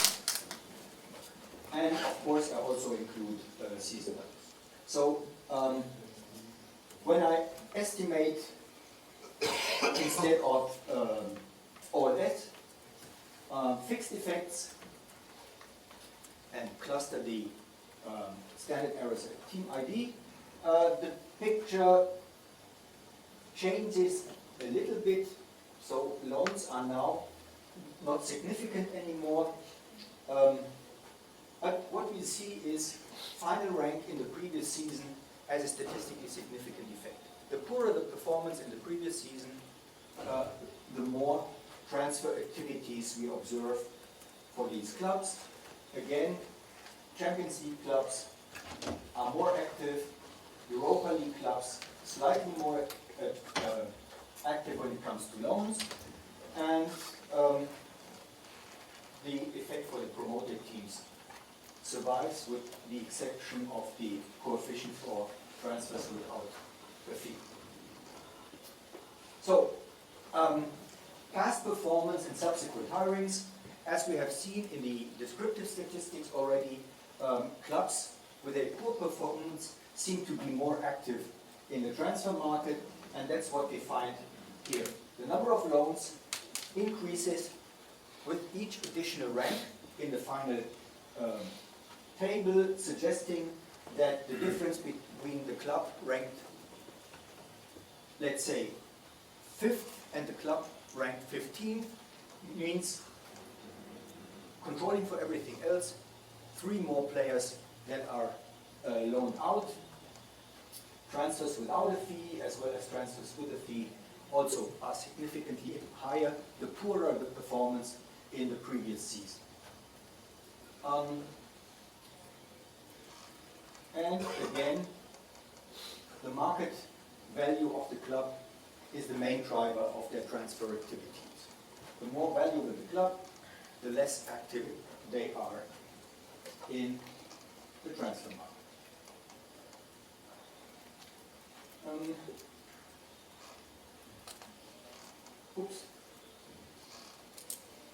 What does that mean in terms of performance in the next season? So, do new players contribute to performance on the pitch? And what we find is, well, this is not really the case. So, new players seem not to help the clubs achieving a better performance. So, more loans are associated with a poorer performance, as are transfers for whom a fee had been paid. So new arrivals do not contribute to team performance in the very first season after their arrival. This does not rule out that in the medium term or perhaps in the long term transfers pay off, but certainly they don't pay off in the short run. And when we look at transfer expenses or transfer balance, you see here the kernel distributions for the 5 different leagues. You find no effect whatsoever. So, more expenses do not contribute to a better performance, nor does transfer balance. So, here is, for example, one outlier, that is Fulham FC. In the season when they were promoted to the Premier League, they had spent 600 million euros for new players, with, let's say, a modest positive effect on their performance. So, summary, clubs differ significantly in their hiring behavior. National patterns seem to exist. Bundesliga and Premier League clubs are somewhat similar. Serie A and La Liga clubs, no, La Liga and Ligue 1 clubs seem to be similar, and Serie A is completely different. So, club owners, managers should try to avoid departures, as new players cannot immediately replace exiting ones, and that refers to the important distinction between general and specific human capital. And that needs to be explored in more detail. So finally, very briefly, what are the determinants of roster turnover and roster size? Again, two OLS models. Premier League clubs are larger than Bundesliga clubs, the reference group. La Liga clubs have a significantly higher turnover rate as Serie A clubs that are much larger than Bundesliga clubs and have a significantly higher turnover rate, while Ligue 1 clubs are not that much different in quantitative terms from Bundesliga clubs. I think that's it, yes. Thanks a lot for your attention. I'm looking forward to your questions.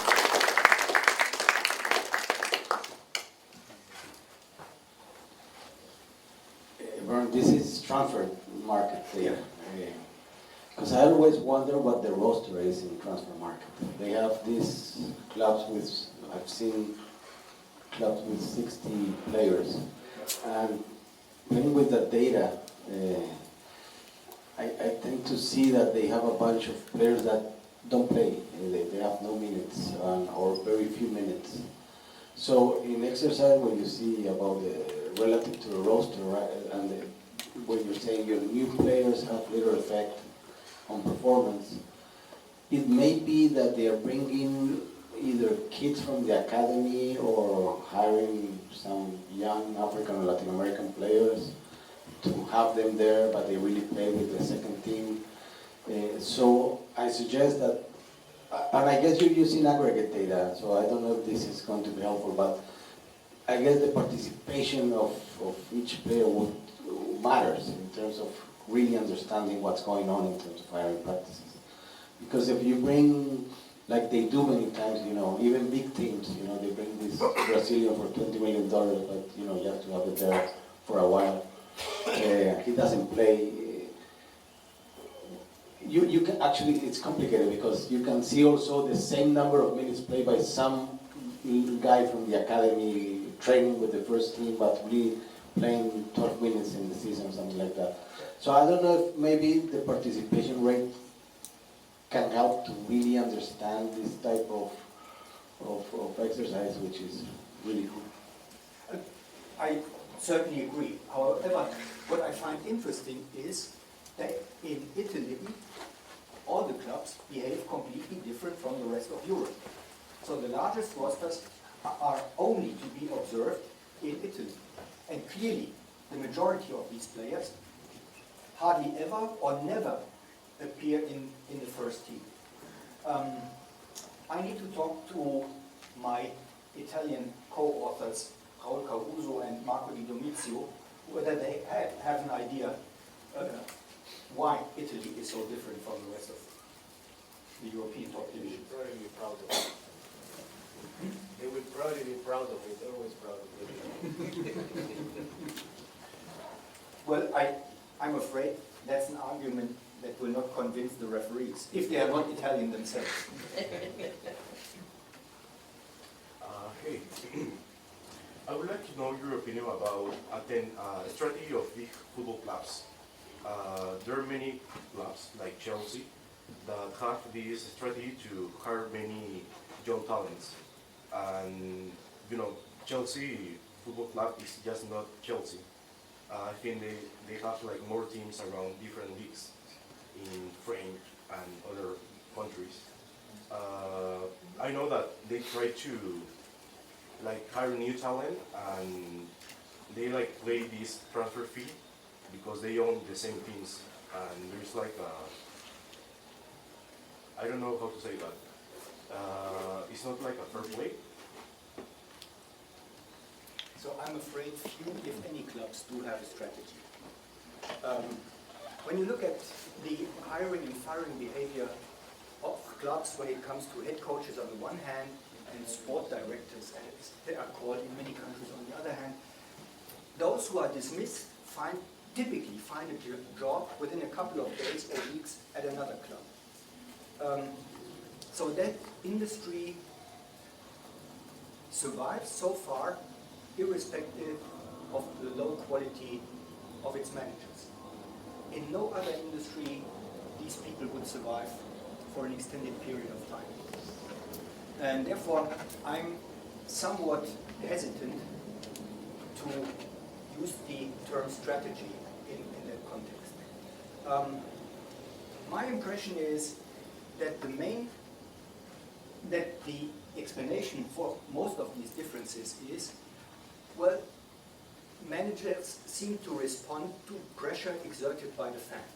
The poorer the performance in the previous season, the higher is the pressure to sign new players. If you call that a strategy, of course, yeah, then I agree. But that is the only pattern that we find across the leagues, the pressure being higher in Italy than, for example, in Germany and in England. But here too, we see poor performance leads to more turnover in the roster. And that is all that we can say with certainty. Thanks, Ben. I've like this paper, I've seen it about 4 or 5 times now that you've presented it. I may have missed this, but I wondered if you've considered the origin of the transfers, whether they're within division or whether they're from other countries or whether they're from divisions below, and how that might vary by division. I imagine that the Premier League signs most players from overseas, but perhaps the other divisions, say in France and Germany, maybe they recruit more from lower divisions, and whether that varies across the different countries. Well, that's similar to your questions. So far, we have only used aggregated data. We do not distinguish the new arrivals first by country and second by league. And that is clearly something that we need to do. So in the Bundesliga, for example, there are clubs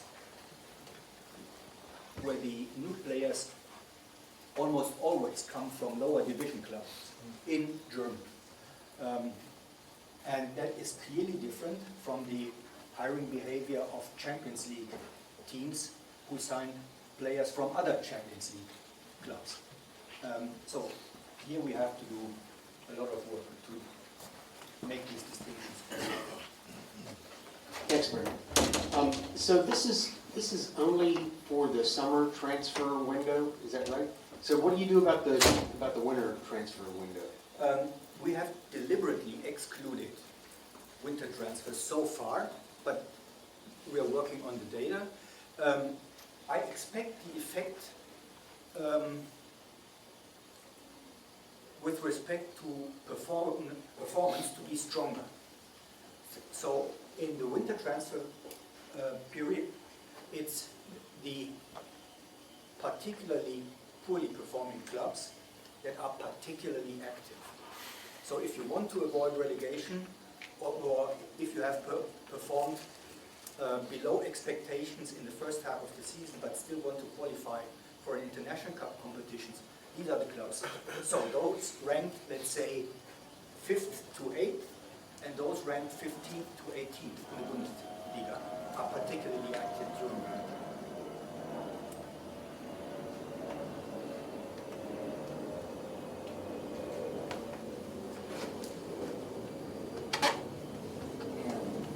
Thank you for the presentation.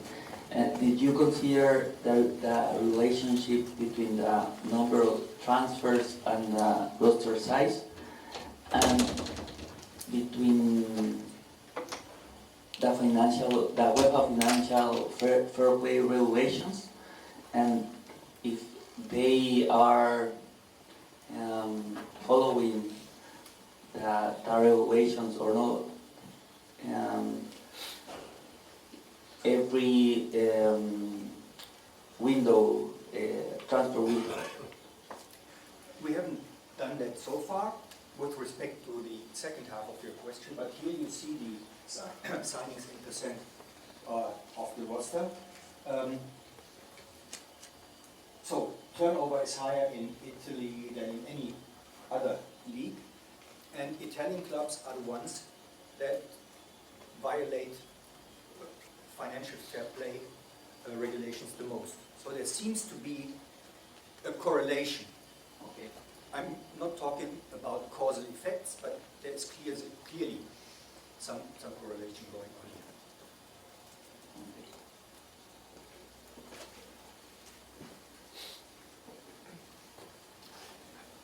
That is right.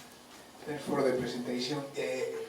Following up on your previous question to the previous presentation, are you considering that there is the things in your sample is not random, but things appear and disappear in the top tier according to some structure? And this is not just a technical issue.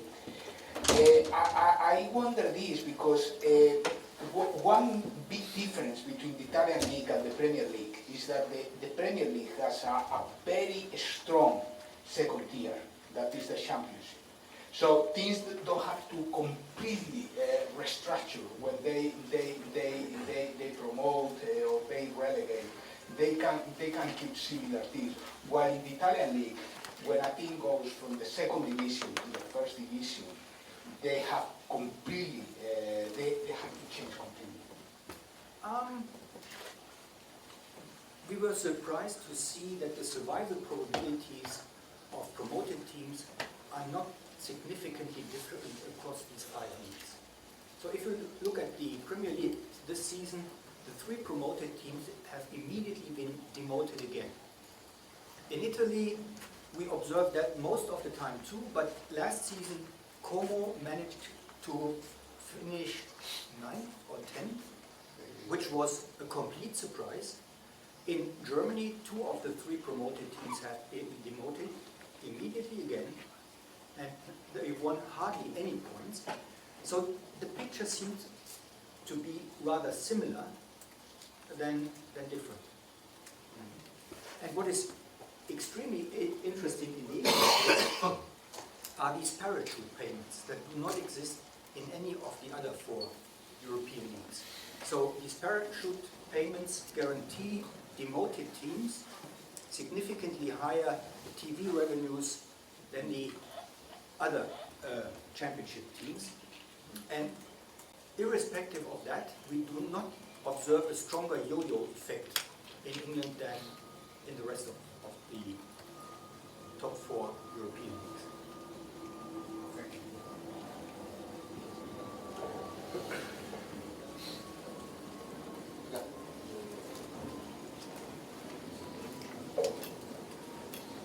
I have a question and one comment. My question is, why should we expect difference in the impact of the different strategies? Because why should loans allow to have a better or worse performance? It is not clear for me that one strategy may be better than other. And my comment it is related with that because all of these strategies, I think we think that are the optimal ones that they choose given the constraints and the goals that the clubs have. So they are endogenous. So it is. I think that there is a problem there, and also it is related with the objective. For example, given my constraints, I choose loans because I don't have the money to pay for the fees of the transfer of some very good player. But it is the optimal decision given the object that I have.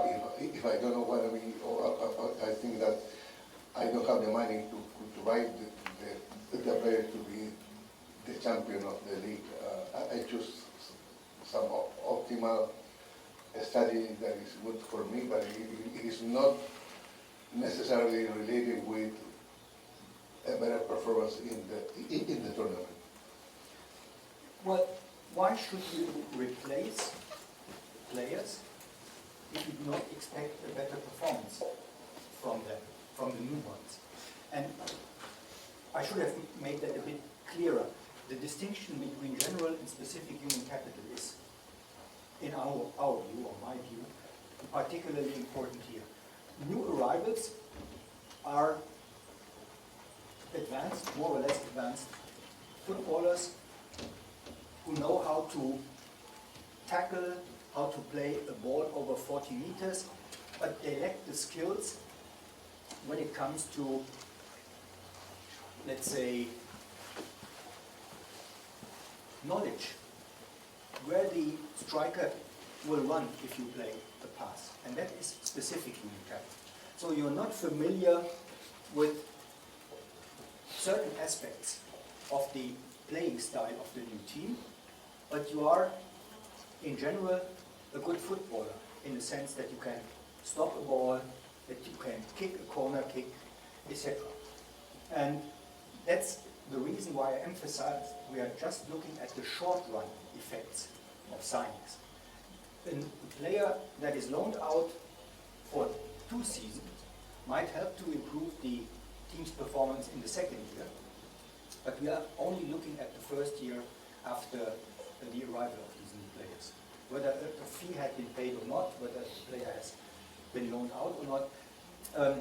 So we may indeed underestimate the contribution of new players to team performance in the medium term. That's not what we are particularly interested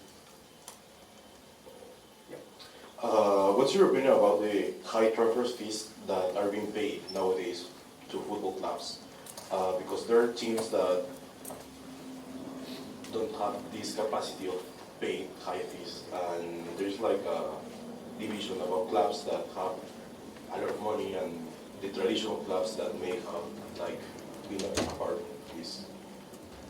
Well, there are certainly clubs without any financial restrictions, and there are clubs suffering from financial constraints. But that's the same in any other industry. And the question is, does that justify any exogenous intervention? My answer would be no. But that's my personal point of view. Because what would be a recipe to avoid transfer fees of, let's say, 150 or 180 million euros? Clearly, these transfer fees reflect monopoly power and not only training costs or player development costs. So Florian Wirtz moving from Leverkusen to Liverpool FC was sold for, I think, 150 million euros. This is certainly not adequate when it comes to compensation for player development. But allow the market to work. As an economist, I'm pretty confident that markets better solve problems than administrations like UEFA or FIFA.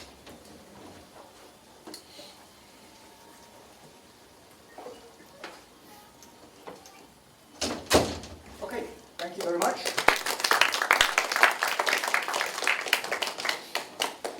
Next presenter, Ben. Yeah.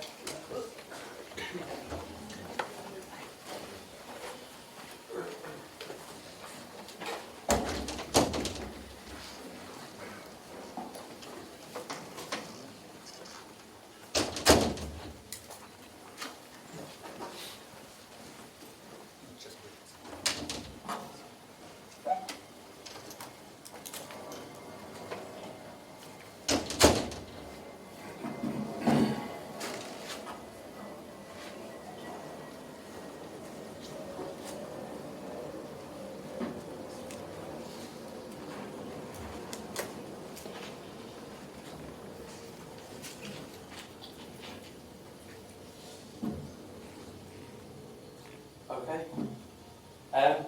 Morning everybody. So I'm Ben, and today I'll be presenting some work that I've been doing with Ian McHale on sort of constrained squad optimization. So, in a nutshell, we're trying to optimize a football team's playing squad or optimize their transfers based on sort of our estimates of how good the players are, and various constraints like financial constraints, how much they can spend, etc., etc. So, a little bit of background. Obviously, preaching to the choir here, but there's a bit of a data revolution going on in football clubs at the moment. You have things like expected goals, which once was a very sort of niche statistic that was used by clubs like Brighton and Brentford. It's now very mainstream. You see it on Match of the Day. You see it in the FIFA video game. Clubs, increasingly building data departments, hiring quants, wherever James is. Can't see James. But you've got people like Ian Graham and Laurie Shaw. They were physics PhD students from Cambridge. They worked in finance on Wall Street, and later, ended up sort of really taking Liverpool and Man City to great success using all these models. Two other examples, Tony Bloom, Matthew Benham, owners of Brighton and Brentford, respectively. Again, they are sort of pioneers of data in football. They made a fortune actually betting on football using various models, and then they took those models, to their clubs, and have now got, their teams from League One to really solid Premier League clubs. So, there's lots of work on sort of identifying players' abilities. We've had some work this morning about, actually valuing players. But one of the main challenges is then utilising that data, our player estimates, our player price predictions, and utilising that data within constraints a club actually faces. So, I've mentioned Brighton and Brentford, great examples of this, pioneers. Everton, my club, one of the worst. We're not good at data or transfers. So, broad aims of the project. Like I mentioned, we want to take player ratings from our models. We want to take financial constraints. We can stick all that into an integer optimizer to obtain the best possible squad or the best possible transfers. And then we're going to simulate the next season using our optimized squad and the actual ratings that these players got in the following season to actually see where our optimized squad would have finished relative to Everton's baseline. So, I've got quite a lot to get through, so I won't spend too long on actually the previous literature, but just so you know, we're not the first to look into squad optimization. This has been done in various sports, football, baseball, basketball. People have even used sort of squad optimization for fantasy sports games. They find that actually they could make a profit using sort of a squad optimizer for fantasy sports. But yeah, and there's a lot of research. People often use sort of the FIFA video game ratings, and sometimes they optimize not for the sort of rating of the squad, but for the value of the squad, the future value of the squad. But yeah, the sort of main contributions that we're aiming for, we want to develop sort of the most complete and realistic representation of football squad optimization. So we're trying to take as many things as possible within the really complex dynamics of transfer markets and squad optimization. We're going to use real data throughout. Like I mentioned, a lot of these papers end up using FIFA video game data for their ratings, or the sort of transfer values on FIFA, or the wages on FIFA. We have, only got real data for all this. We've got the real wages, the real sort of estimates of transfer fees, and our own models for player ratings. We're going to try and tackle, player ratings, finance, structural constraints, financial planning, and quite a new one to the literature, contract renewals. We're going to try and tackle all these things at once. And again, sort of new to the literature, we're going to account for reliability. So not just how good a player is, but how often we actually expect them to be able to play. And then again, the final sort of main contribution is these real-world simulations to validate our squads. So, like I mentioned, there's a lot of small little models that go into this final big optimization. So, apologies if I kind of have to rush through a few of these things, but we're going to go through player ratings, player reliability, future market value forecasting, what we call contract adjusted market values, club hierarchies. Then we'll look at the optimization model, a few examples of the optimization in practice, and finally the simulations from those optimized squads.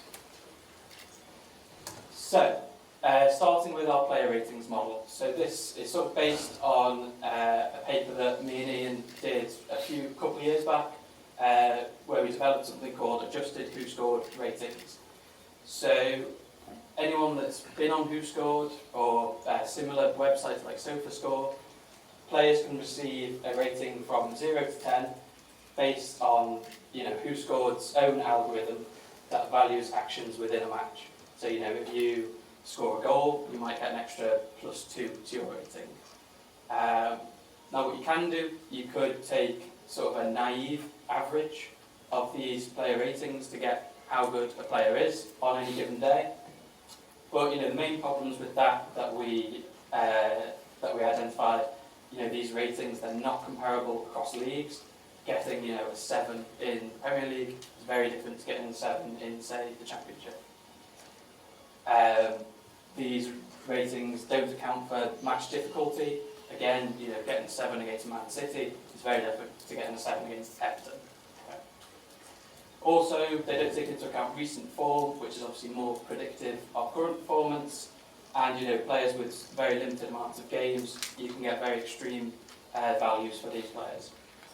So our original model, you can basically put the player ratings as the dependent variable, and then put them in a regression model that accounts for home advantage, which league they're playing in, and which player, obviously. We apply exponential decay on past games and apply some shrinkage through pseudo observations within a player's current league. And the final sort of ratings, you can see they're the top 10 ratings by unique players over the data set. You can see it's a who's who of who you'd expect. So they're pretty valuable, definitely pass the eye test. But then even if we compare them to bookmakers, these models, these ratings can predict matches very comparably to the bookmakers. So, pretty confident in these ratings.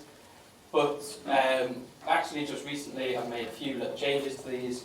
A few changes were sort of needed for this optimization and the later simulations. So we include just a binary indicator for whether they're a starter or a substitute. We estimate team strengths through a Bradley Terry style model, and we include the difference of these Bradley Terry ratings as an extra covariate in the final player ratings model. So this helps to adjust for the difficulty of the match. We actually find the league adjustment first, using only players who have played at least 3 games in 2 or more leagues. And then we actually directly adjust the rating prior to fitting the model. We found that this just helps, only including players that have actually been across multiple leagues. It helps just split the leagues up a little bit more in the actual league sort of adjustments. So what's really nice about this model, we can actually use our player ratings model to adjust what rating a player would have got on a particular day. Let's say they were playing for Everton as opposed to Barcelona. So just, the idea is we can find a player's baseline rating by removing the effects of home advantage or the team's advantage, whether they were a starter or a substitute, and the league strength. And then we can add back on the sort of effects depending on the required scenario. So, as an example, in 2022, Messi, he actually achieved a perfect game playing against Clermont for PSG. He was playing at home, so there's a slight home advantage. He was in Ligue 1, which, that negative means that's a harder league to get a good score in. he started the match, and by the Bradley Terry ratings, PSG had quite a big advantage over Clermont. So his baseline rating, once we take his actual rating at 10, adjust it for the various variables, he ends up with a 9.39, and that's his sort of baseline rating. Now then, suppose he plays for Everton.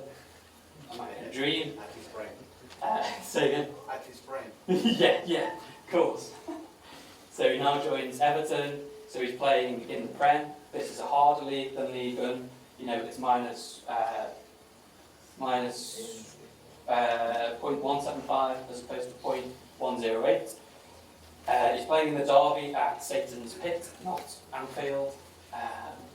And he starts the game, and again, Everton were at a disadvantage against Liverpool. Our Bradley Terry rating is lower than Liverpool's.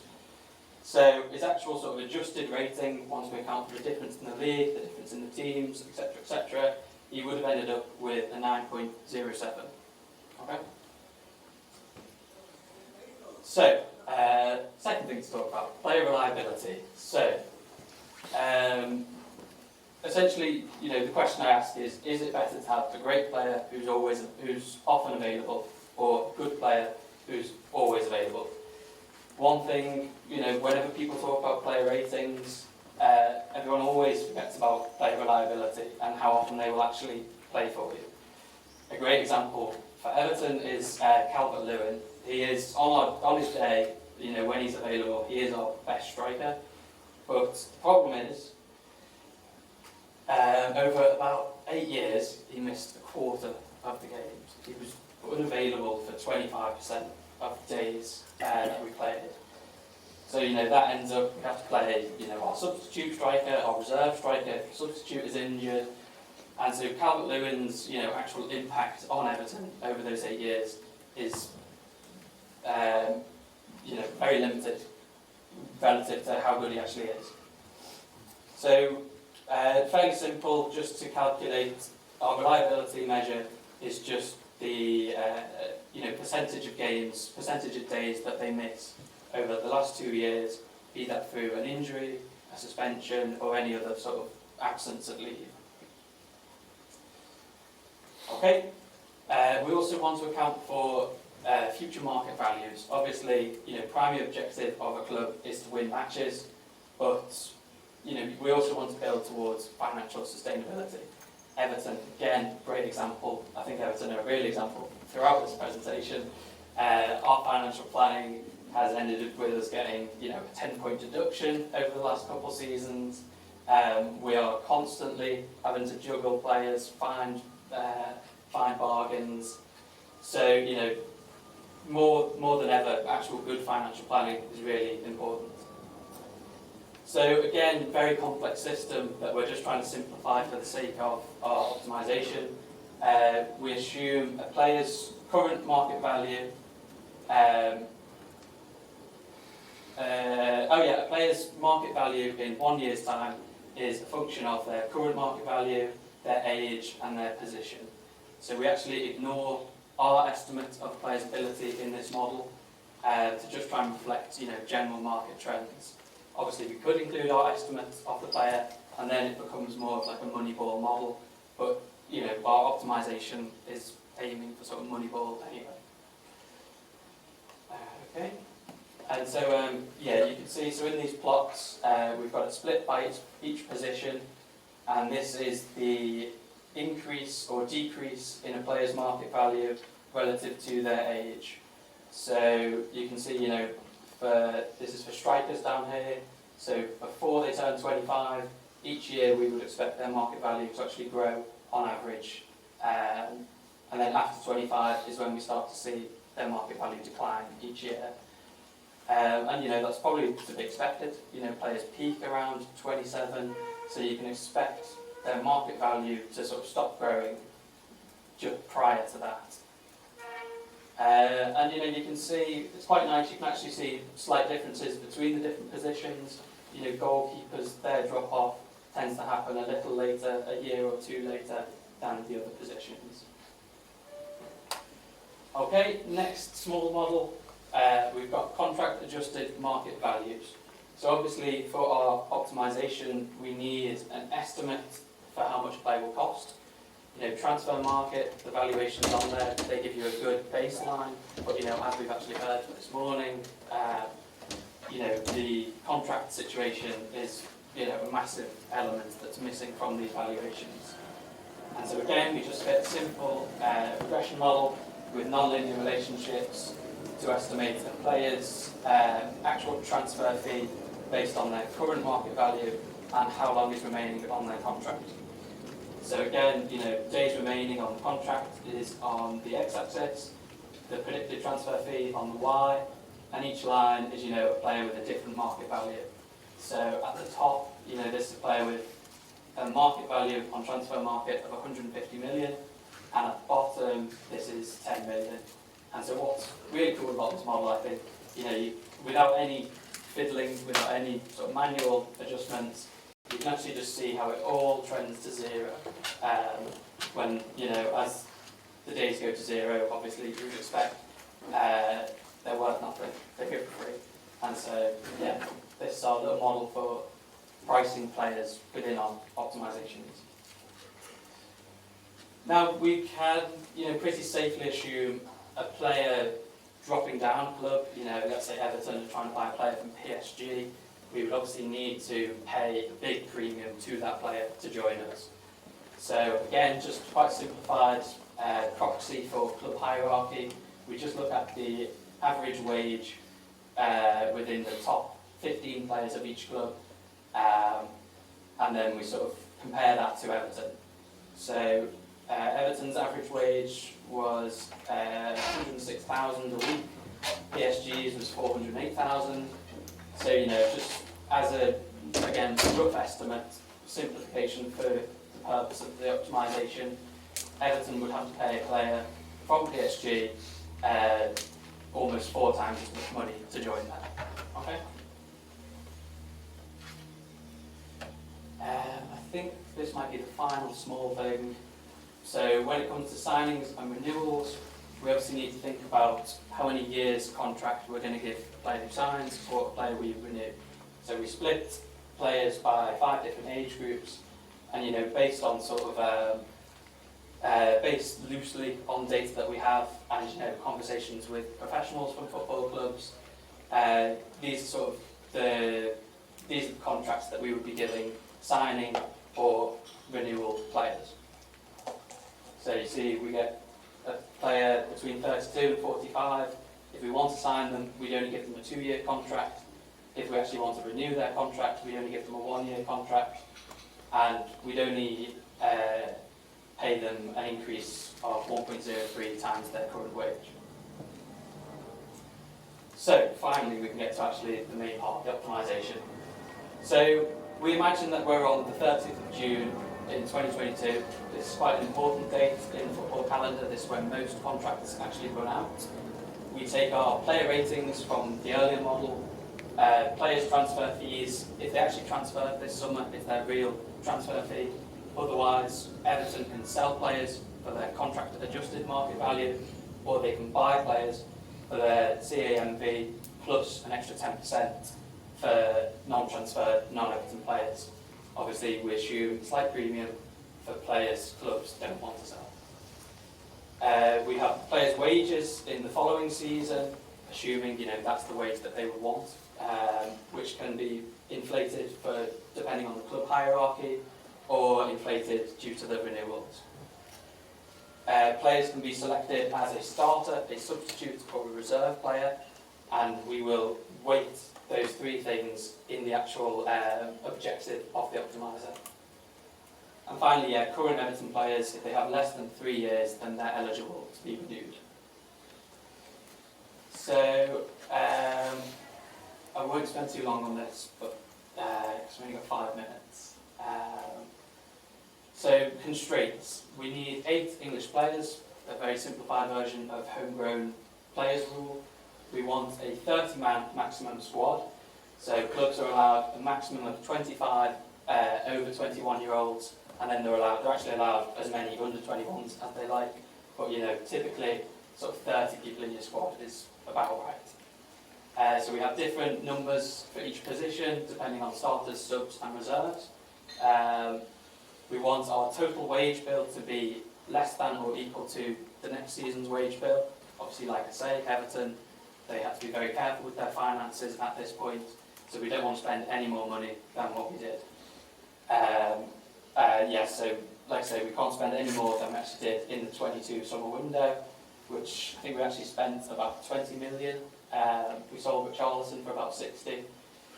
The maximum fee was about 50 million for an Everton player at the time, and the maximum wage was about 140,000 a week.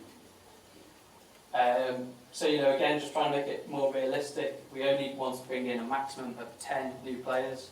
I think we've seen some examples, where Tottenham, I think they brought in 15 players or something one season, and it really didn't work out. And then final constraint, we want our projected adjusted market value in 1 year to be at least as big as our current adjusted market value within the club. So we want to maximise the overall squad rating and the increase in market values. And again, we weight the squad rating by starters, subs and reserves. So this is kind of the world 11, if there was no constraints whatsoever. So, you can see it's a who's who of who you'd expect, Messi, Mbappe, Neymar, Lewandowski, etc., etc. So, again, passing the eye test. Again, I won't spend too long, but this is sort of Everton's squad going into the transfer window, and big problems with it. We only had one right midfielder, that was Andros Townsend. He was also unavailable for about 17% of games.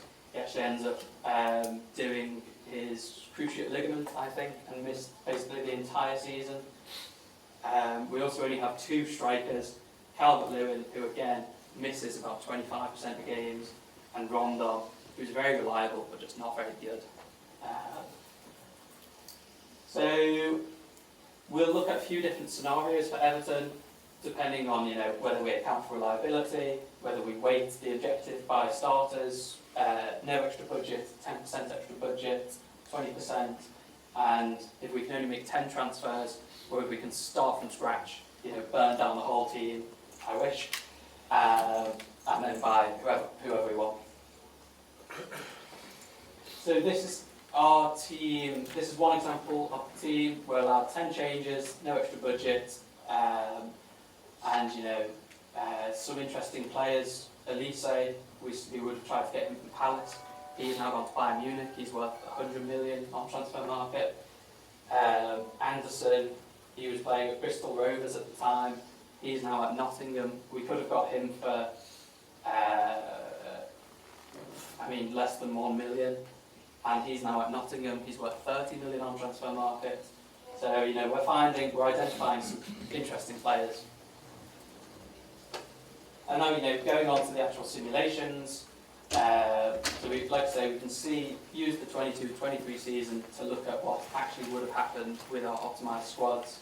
So a few little rules about the simulation.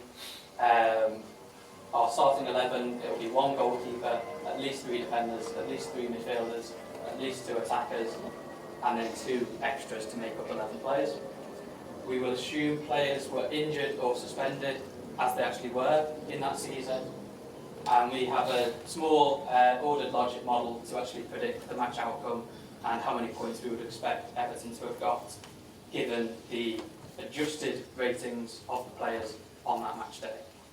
So, like mentioned, we find the Everton players' closest match rating to a particular day, and then we use our player ratings model to adjust it for the actual Everton match.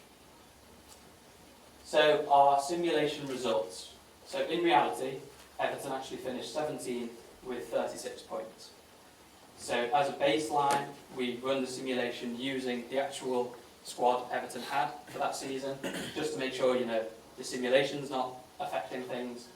And again, we would find that Everton's actual squad in the simulation would finish 17th with 37.5 points. So, it doesn't look like the simulation's affecting things.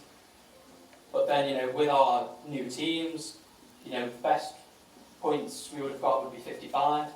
this is when we account for reliability, no extra budget, we weight by starting 11, sub or reserve, and we can make 30 changes. So that one's a bit unrealistic. The more realistic one, no extra budget, we wait for the position of the player, and we only make 10 changes, we would finish 13th with 42 points. So in all of the different optimizations, we would improve Everton's position. So yeah, final conclusions, we've developed what we think is the most realistic and complete squad optimization to date. We use real-world data to actually simulate the season and validate our models. We've shown our models have real-world use. All of the optimizations improved results, and some evidence that reliability does positively impact the overall ranking. But there's a few differences between the different squads that we'll look into. So yeah, thank you for listening. I hope that was enjoyable. And yeah, any questions?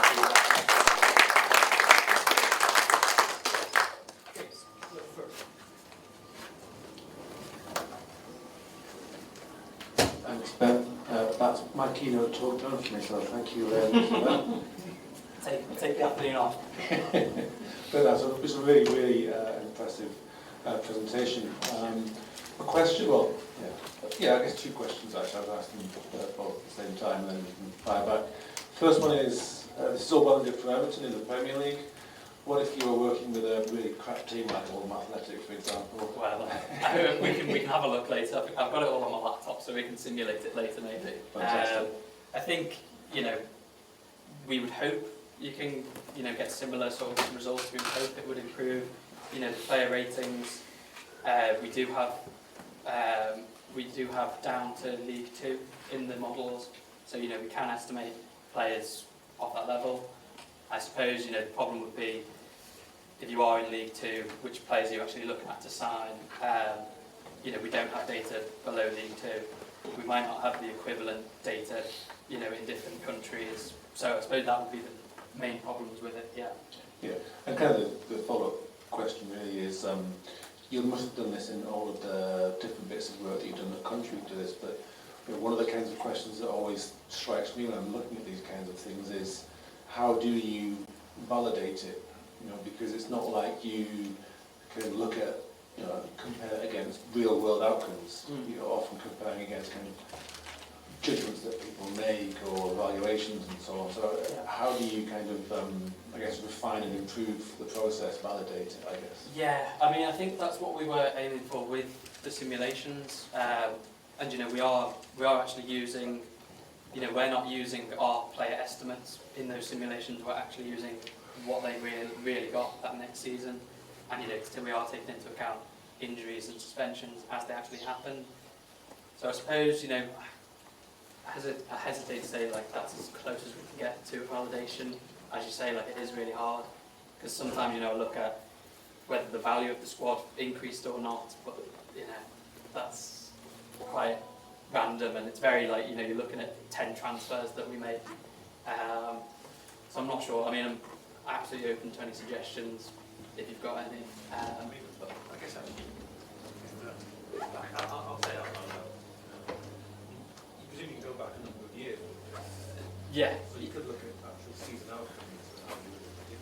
Yeah, 100%.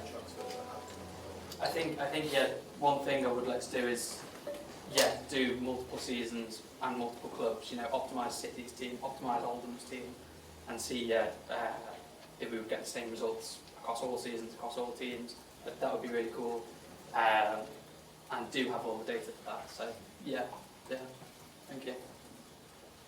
Great presentation. But assume for a moment each team in the Premier League or in the Championship applies your model. Yeah. Wouldn't that be a zero-sum game? Everybody ending up with the same rank than before? Interesting.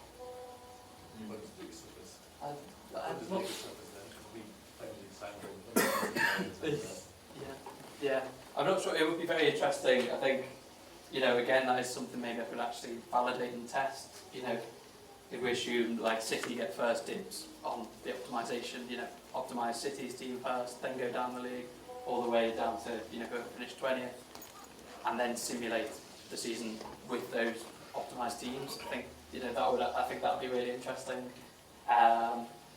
But you know, I think it depends what players each team is looking at, doesn't it? I'm not sure, you know, the players that Everton end up signing in the optimisation, you know, City obviously won't be looking at them.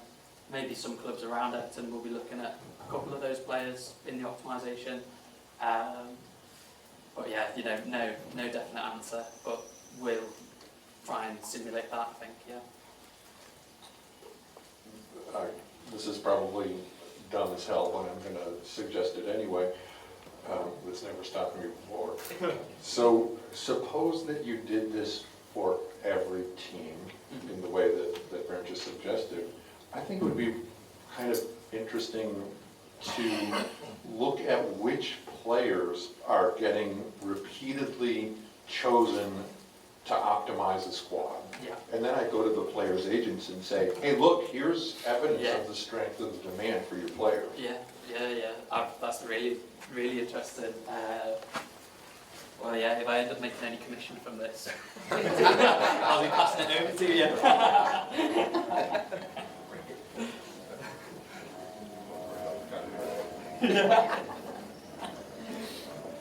Well, it's a groundbreaking research. I really like it, and it's one of the. You answer one of the most fundamental questions in football business: is how to run a football club. My question is very related to the previous two questions, because it's an optimization, but you take an approach based on the individual football team, while there are strategic elements, and there is it would be a completely different paper. There is context theory that look at these strategic elements, how the behavior of one club after the other club. It would be a completely different. And one of the things that could happen is what Bernd suggested, that if all the clubs decide in the similar ways, it's some zero game. Another thing is that the price is not linear. So you make this simulation, and Everton, instead of ending up in the 17th position, they ended up in the 13th position. Who cares? 13th, 17th. The important difference is to, I don't know, not being relegated, getting a spot in the European Cup. So it's a very nice paper, but I think there is a strategic component here that is missing. Okay, yeah. I think, I think you do, I'm not sure what the actual number is, but you do get more money each place in the Premier League, obviously. I know, having watched Everton finish 17th and, it coming down to the last day of the season, I know I would pray for a nice 13th finish, to be honest. But yeah, I suppose we could try and, I'm not sure what the actual number is, but let's say it's every 10 million for each position up the rankings, and then you could look at the weighting between how much you spend in the optimization versus how many positions up you could go. I think that would be quite cool to include, maybe. Yeah. Yes, so it's a really great paper. So I'm just trying to complain about something. So two small questions, I guess. One is the model is restricted to players already in the league, in the English league. So if you're interested in hiring an Uruguayan or Argentinian player that are not in Europe at the time, can you incorporate them, because WhoScored doesn't have all the leagues in the world. So if you have a Michael Gonzalez from El Salvador, you won't see it. That's a constraint of the model. Am I correct? Well, we actually have data for I think it's 18 leagues off the top of my head. We've got Prem, the English leagues, Spanish, French, German, Italian, Brazilian, Argentinian, Turkish, Portuguese. The ones in who score. All the ones in who scored, basically, yeah. So, I mean, we do have 18 leagues, which I think is pretty good. Obviously, yeah, it would be great to have. So, yeah, that is, as I said, it's just a complaint. But my other question is, I was thinking about Eden Hazard when he went to Real Madrid. Yeah. When they hired him, if they had used this model, probably you would see this peak performance in Madrid. And the guy, for some reason, dedicated himself to work on his future retirement and he didn't want to play. Yes. So, can you incorporate some type of randomness in what may happen to certain players based on past behavior of top, middle, and maybe lower players? Definitely. I think that was one thing I was thinking at first, was have the uncertainty, look at player ratings that player got, not just on that day, but, in the future, in the past. But I think in the end, like, what I did want was to try and just have the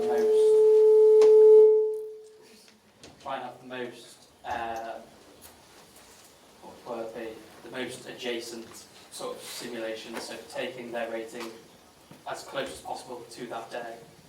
For whatever reason, Hazard was slightly ill on this day, so he played quite poorly, and then if he was in Everton's team, he would still be slightly ill. So that was the idea, why I didn't include the uncertainty and just used as close as possible to that day. But yeah, I think maybe it would actually be better with uncertainty in it. Yeah. So I'm afraid we are running out of time. Sorry. Thank you very much again. Cool. Thank you. So the final presenter is Cesar Mora.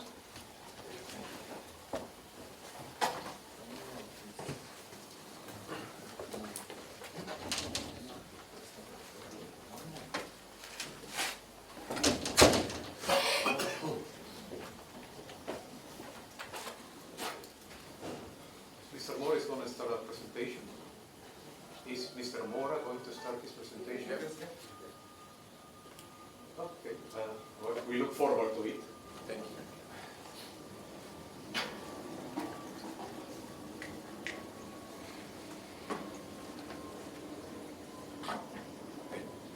Good morning. Thank you very much for your attention and for being here. For me, a pleasure as well.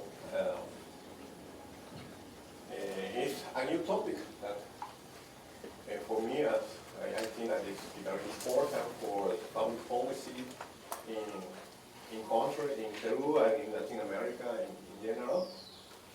Since it's a field where we need more investment.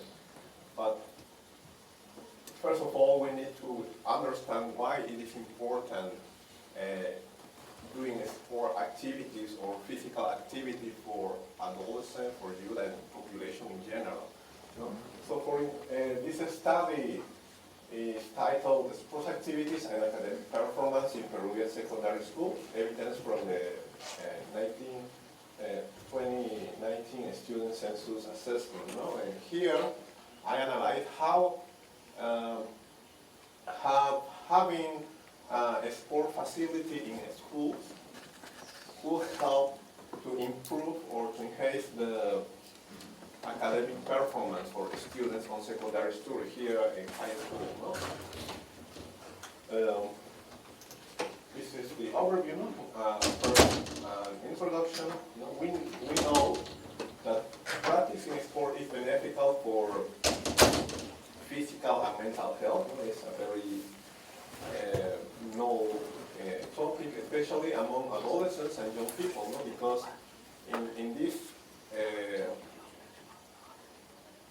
this moment of life, adolescents and youth develop discipline, develop other kind of strong their emotions and everything else. It fosters discipline and helps prevent harmful activities, like substance use, risky behavior. We know everything that is very common in Latin America. However, according to the 19 Peruvian Education National Census, fewer than 30% of secondary schools have an adequate sport space. No? It's a very common problem here, particularly in public schools and private small schools. No? The students do not have adequate space to practice sports in the school. No? This is critical, and this lack may limit interdisciplinary and holistic development for this among the students. No? Well, but in many other topics, data availability is an important issue. No?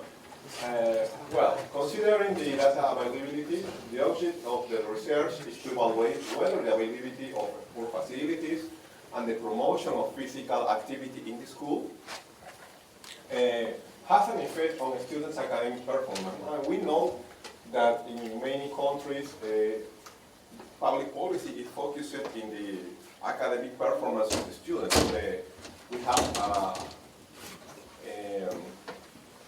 a problem with this because some students do not reach the acceptable level, such as in reading, mathematics, and science. No? This result will help support the urgent need for greater investment in the sector and the promotion of sports in schools, even in the neighborhood, and every aspect of the life. No? And moreover, there is a critical situation in learning incomes and even in public health indicators, no? Like non-communicable disease, no? For children and adolescents. We have here a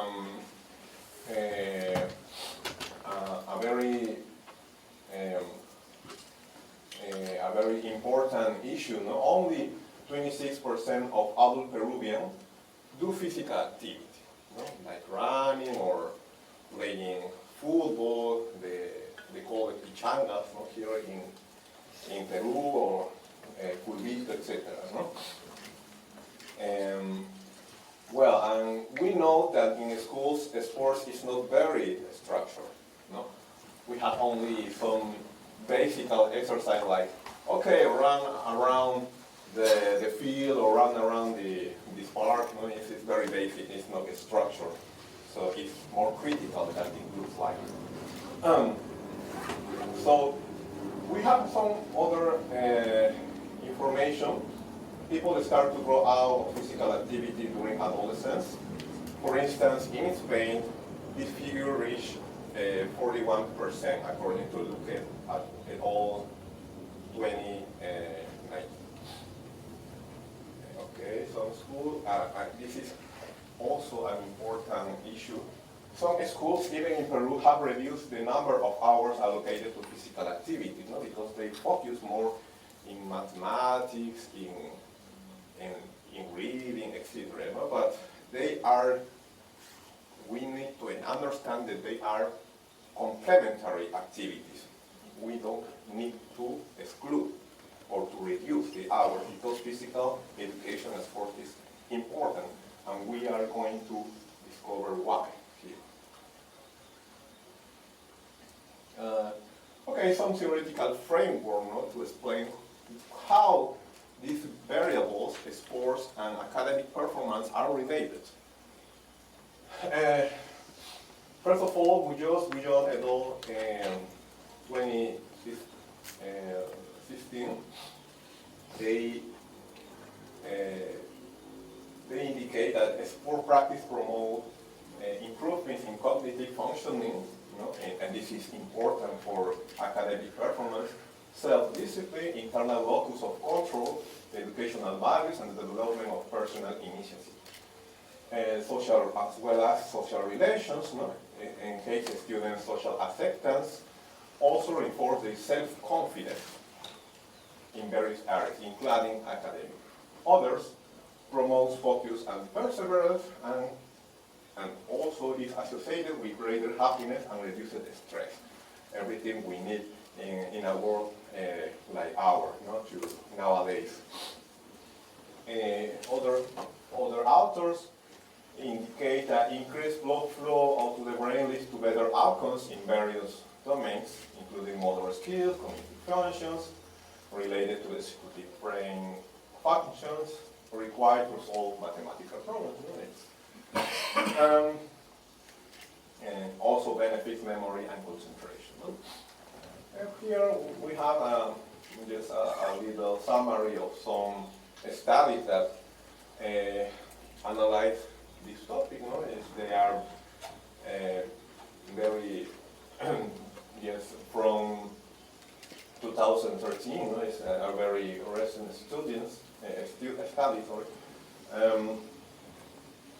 Some in US, Europe, some in Latin America, like in Chile. In Peru, we have one that was a thesis for the University of San Marcos, in Peru, but it's only observational. And also we have some systematic review, mainly in USA. But in general, they indicate that sport is related with better academic performance, in math, in English, etc. But it is important to differentiate here that it depends on what kind of sport, how much time, everything else. We need to be aware of different details to study sports, sports practice. Here I have, I would like to show you a study, that is from Muñoz Bullón, and they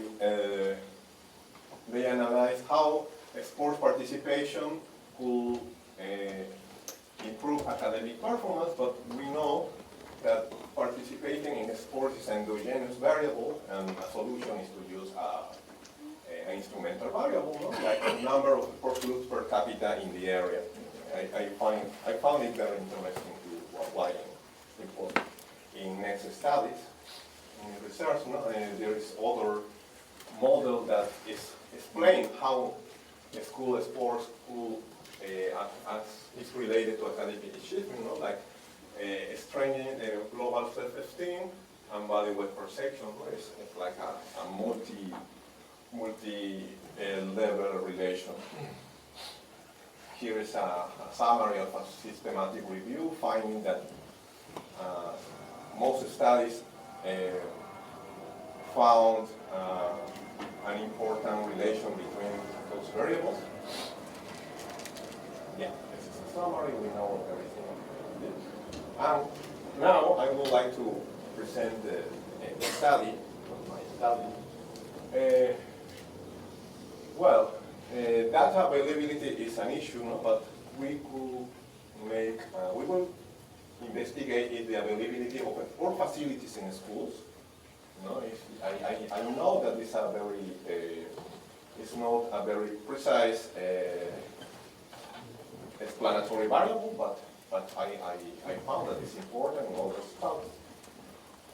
The availability of sport facilities in schools could increase average academic performance in high school students at national level. Here is the proposal model. It's very simple.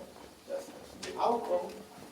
This is the percentage of secondary students at satisfactory level according to the nationwide standardized census assessment, or in Spanish, Evaluación Censal de Estudiantes. In the school it is important to note that the analysis is at the school level, not the student. For math, reading, and science, it's like an indicator of academic performance in the school. The main explanatory variable, it's like a treatment, D is a treatment dummy variable which indicates if the school is. I ran different specifications considering that D is 1 if the school has at least one multi-purpose sport court, or 0 in other case, or in other equation, other estimation, P is equal to 1, it has at least other kinds of sport facilities like football fields, coliseum, gym balls. It's not common, no? But I think that it would be nice to analyze it. Other variable is if the school applies 3 or more hours per week for physical education, and other is if the school have organized a school sport competition. It's like an indicator of promoting sport in the school. And the X is a vector of school characteristics such as number of students, section, teachers, equipment, different characteristics, or variables.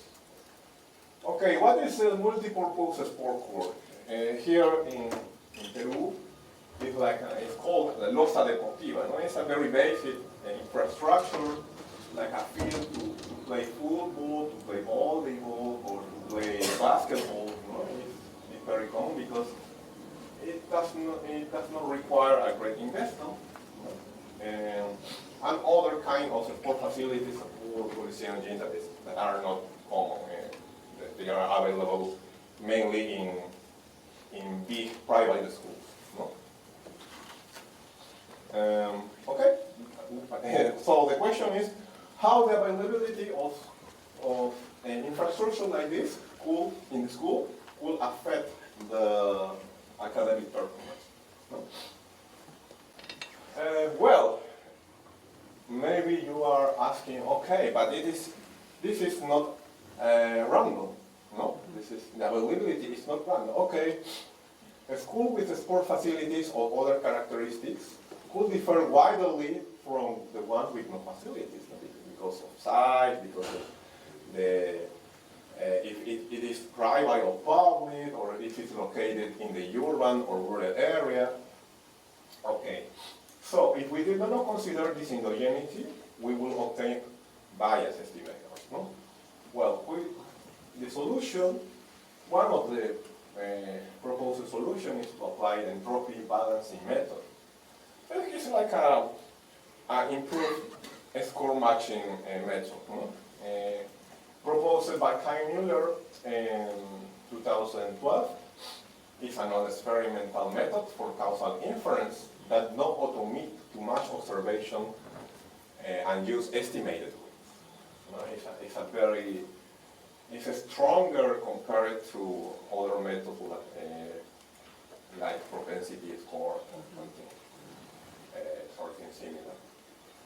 Okay, this method uses covariates to define a reweighted control group to get similar moments. I mean, the mean, variance, and skewness between treatment and control groups. And after weights are fitted, we can run a simple regression like OLS. Well, which are the covariates to define the weighted control group? Yeah, I found that those variables are the most used in research, like the management type of the school, public, private, geographic area, number of total students or sections, teacher, computer equipment, total area of the school, number of learners, internet. As we see, all those indicators are related to the size and all the resource available at the school, because they could have an influence in the academic performance as well. Okay, the data only two main sources. First of all, the nationwide standardized census assessment or evaluación censal de estudiantes, with information of the percentage of secondary students with satisfactory results, as well as average grade in a standardized national test for math, reading, and science. This is a very famous and important data source for education research. And this one, Education National Census, or Censo Educativo, with information on location, equipment, sport facilities, education community, and other relevant characteristics in the school. Okay, a basic summary here. Dependent variables, this one, I run different regression for different indicators of Y, that are related to academic performance. These are the percentage of the student reaching satisfactory level in reading, math, and science. As we can see, these percentages are very low. Are very low. It means that only around 50% of the students, of secondary students here in Peru, reach a satisfactory level in standardized tests. It's critical. Whereas here the standardized score, well, 0 in math, reading, etc. The treatment variables, I mean the D, the 4 Ds are percentage with at least one multiple score chord, other type of support facility. Here we have the information. Around only 25% or 10% is also very low. And the covariables for balance, the percentage public score, rural areas, number of secondary students, etc. Okay, and first result for the dependent variable that is a dummy for having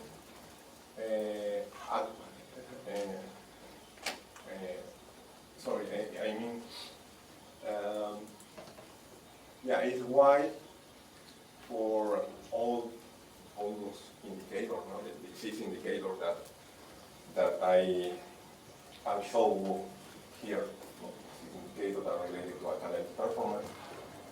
For the treatment that has at least one multipurpose score chord, we find significant impacts for satisfactory level reading and HTD score for science. It's not too much, it's not clear at all. It looks like just having a multiple score could increase the percentage of satisfactory level, satisfactory percentage of students reaching this level in reading, on the reading. For the second treatment, has at least one other type of sport facility, that are more complex, like the gene, the pool, etc. Results are quite higher. In every single indicator. It's very interesting. So it means that having this sport facility and control about everything else, even they have an impact, a positive impact. For the third treatment, if the school offers 3 or more hours of physical education per week, well, we see here negative impact. According to literature, it depends, because if the school offers too much time for sports activities, it will affect negatively the academic performance, because students invest more time doing sport instead of studying. So we need to find an equilibrium level of hours. Okay? Finally, the treatment, they have organized a sport competition. Okay, it means that the school promotes sport activities, and physical activities. So the results are also positive in most of the indicators. Well, and I would like also to show you an heterogeneous effect between public and private schools, because it is important to implement policy, to get policy implications, mainly for the public policy here in the country. Okay, we only apply the same model, but with an interaction between the treatment and anatomy for public. This means that the positive effects of have a one multipurpose sport court is positive and greater, even higher, for public schools. So it means that public schools are in a situation where they can have a benefit from investing in this kind of multi-purpose sports court. For have and lead one other type of sport facility, the coefficients are negative for public, but does it not mean that having this is negative for school? Just this only means that the effect is smaller than for public school is smaller than the effect for private ones. You know, it has a positive, but if we need to choose one investment, at the moment it would be better to start with this kind, with multiple purpose, because this is costly as well. And having 3 or more hours of physical education, here we found that for public schools this is positive for reading. You know? And if have organized sport competition is also higher for public schools compared to private ones. So, conclusions. Engaging in sports during adolescence and youth brings benefit to mental health, motor skill, personal discipline, etc. A school with sport facilities for those that promote physical activity could have a positive impact on secondary students' academic performance. More physical education per week could slightly reduce standardized scores, but do not affect the percentage of the student achieving satisfactory level in tests. And nevertheless, in public schools, the students could benefit more from multi-purpose sports courts. 3 or more physical education hours per week increase percentage of the students with satisfactory level in reading compared to the schools with less hours, just only in reading. Promoting competition in the school is related with higher standardized scores. All these implications, okay, increasing investments in sport facilities and promoting physical activity is strongly recommended. Here is evidence for this. But it's not only a fact or something we read in media. There is evidence of that. And particularly in public schools, a first local investment should be the introduction of multi-purpose sports schools.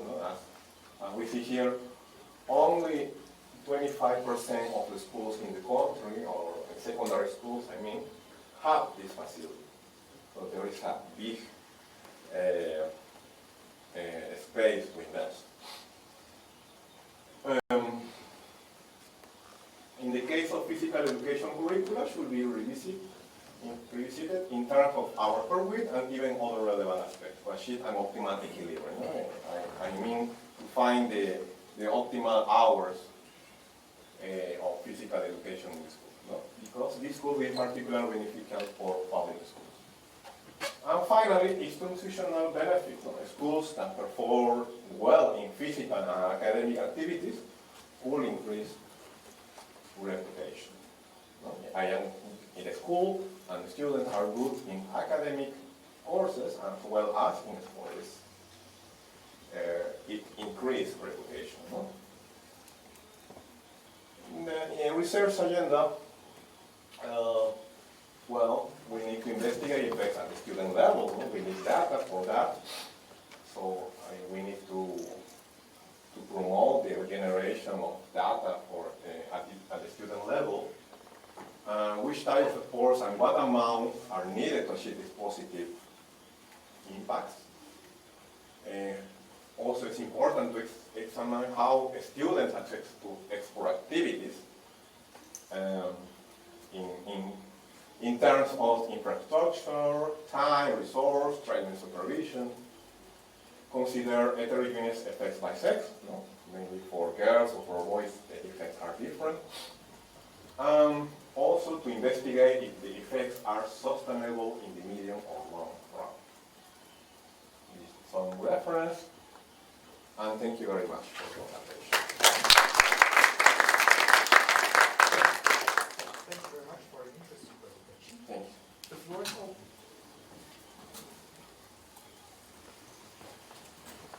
Okay, thank you for the presentation. Just a very quick question. Okay, thank you. Are you using a cross-sectional database? Yeah, it's all just for 1 year. Huh? Yeah, because my concern is to control for the heterogeneity at the level of the school. Well, if it's not possible, it's not possible. But if you could get different years and you could introduce fixed effects for the schools, it would be a nice contribution. Yeah. Thank you for your suggestion. Thank you for your presentation. The education department each year chooses some school to have physical education teachers, sport teachers, and they publish it every year because they transfer resources to hire those teachers. So maybe something you can do later is ask for that data to the education department and try to see if being assigned a sport teacher also helps to do this. Yeah, it's important. Currently I am thinking in other variables that are not public, but we need to ask for the administrator. But if we ask for this, we could get access. That's public information. They should provide it. Yeah, but it's not in the. No, it's not. Okay. Yeah, it's a public information. We need to. Maybe you can use it too. Yeah. Because at first, when I was thinking about that comment, I said, but you're talking about infrastructure. But then you also use how many hours of physical education they have, so you can grow if you want. I ran a regression for the number of physical education teachers, but it was not significant. No? But I think that I need to analyze a little bit more. Hi. Good, great presentation. I guess a bit related to one's question, but you know, in depending on the area of the school, absent students might be important, and well, you don't have like a panel or something to do fixed effects or something like that, but maybe what you have is some information about income or basic needs or some development related indicator of the surrounding areas of the school, because that would proxy for many things that you know in these countries matter in terms not just of the, because you are capturing really what the school has on the students that go to school and the surroundings in many public schools in particular matter. I think they matter a lot. So maybe some kind of control for income or some income in the area, you know, can be helpful. Thank you. Yeah, I know that it's important, and that's why I try to use this non-experimental method, with trying to control for that kind of, but surrounding are important. I know that maybe the school, the characteristics of the school are very related to surrounding. If I understand it correctly, your data comes from two different sources. Yes. And I think you should make that argument stronger, because you are arguing with causal effects. And clearly this is not possible given the nature of the data. It's cross-sectional. However, if the data comes from two different sources, that can help you to avoid the standard critique. You are using cross-section data, and therefore you cannot interpret your effects as causal. It's just correlations, sure, but since the data is not from one and the same survey, I think that helps to let's say, calm down the weight of this criticism? Yeah, but they are not like different sources or survey because they are both sources are from the Ministry of Education. But this is public in the webpage, and for this one with the information of the result, we only have to ask for this information. But the Ministry of Education in Peru manages both of them and have information for each school in the country. You know? So I guess that it could be that this could be a big problem. But it's important to take into account. Thank you. Thank you. I agree with everyone. This is a very interesting and important topic to study. I have one sort of methodological kind of question and then two presentational issues. The methodological is, as I understand what you call treatments, they're not mutually exclusive. So I would include all four of them in a single regression because they're not mutually exclusive. Okay? That's a simple thing to do. The more presentational issues are, and this is just a purely language issue. You say second grade secondary students, and to my American ear, second grade means maybe 5 or 6, 7 years old, and secondary students are high school students and would be 13, 14, 15. And so it's confusing what the group is. Purely language. Yeah. The second of the presentational issues is the coefficient sizes. I would love to see them related to the mean values in the form of an elasticity or something, so that I understand what that 0.7 means relative to the baseline. Yeah, okay. This is what maybe I didn't mention. This is a percentage, between 0 and 100. Yeah, it's very small. But I know that it could be better to present it in terms of elasticity. Very nice. Thanks. Thank you for your presentation, Cesar. When you talk about the determinants of the quality of education, I cannot stop thinking where is the teacher's quality. Yeah. When these kids have all the materials on time, the quality of the principal, and those three variables you have there. Explain me how you control that to say that having more sports infrastructure will lead to have better reading scores. That's one. And the second that I was thinking is, as you may know, the teachers and the principals choose their schools. And probably the better teachers and better principals choose better schools. And it could make sense that they choose better schools with better infrastructure. How do you control that in your study? Yeah, it's a good question. I didn't do that because, I will need more information in the quality of the teacher and principals. And I know that there is a big space to improve. But it's like a first version of this research. I am planning to extend this and having considering all your important feedback. So I would like to talk a little bit more length with you. We will have a big experience in this ministry. Thank you very much. So one final question. We are already eating up our coffee break.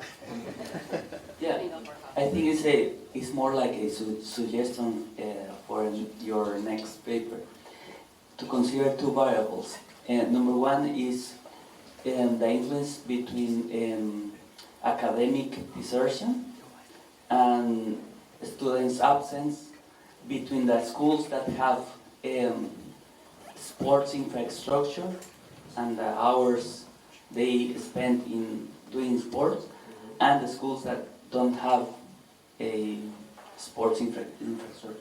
It influences because in Central America and Guatemala we have a story that is relation in that, and the public schools that have multi-sports have less desertion than the ones that don't have. And the absence, students want to go to school when they have this kind of spaces. So it influences in the education, it impacts the education in Latin America, and I guarantee in every country in the world. So it's a suggestion that to include or analyze these two variables. Okay, thank you very much.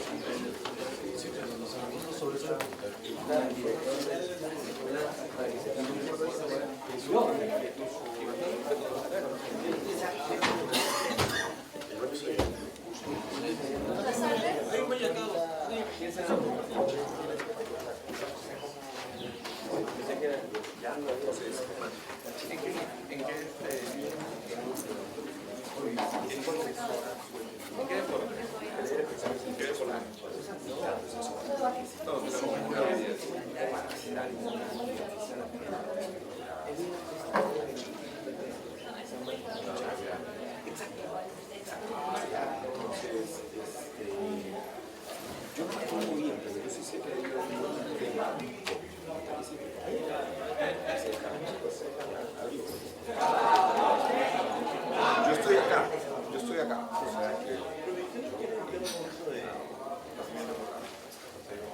Buenas. Pero no había deporte, profesor, con la computación, el análisis económico, más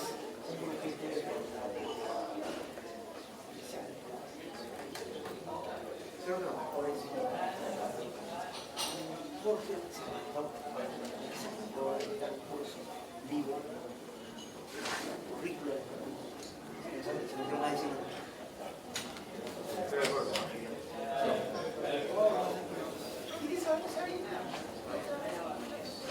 Sí, quedó claro.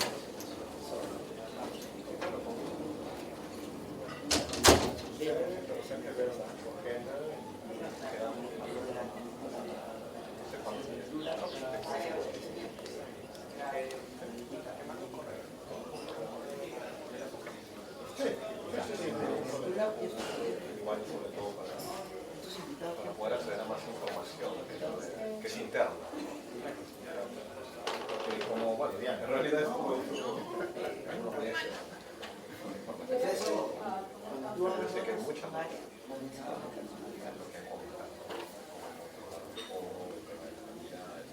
es un poco limitado, al menos dando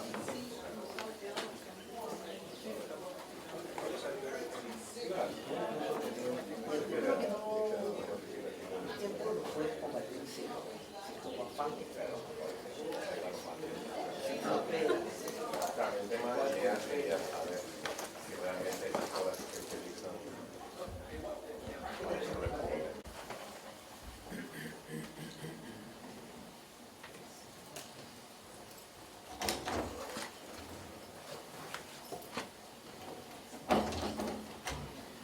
James, whenever you want, because oh, let's just start then.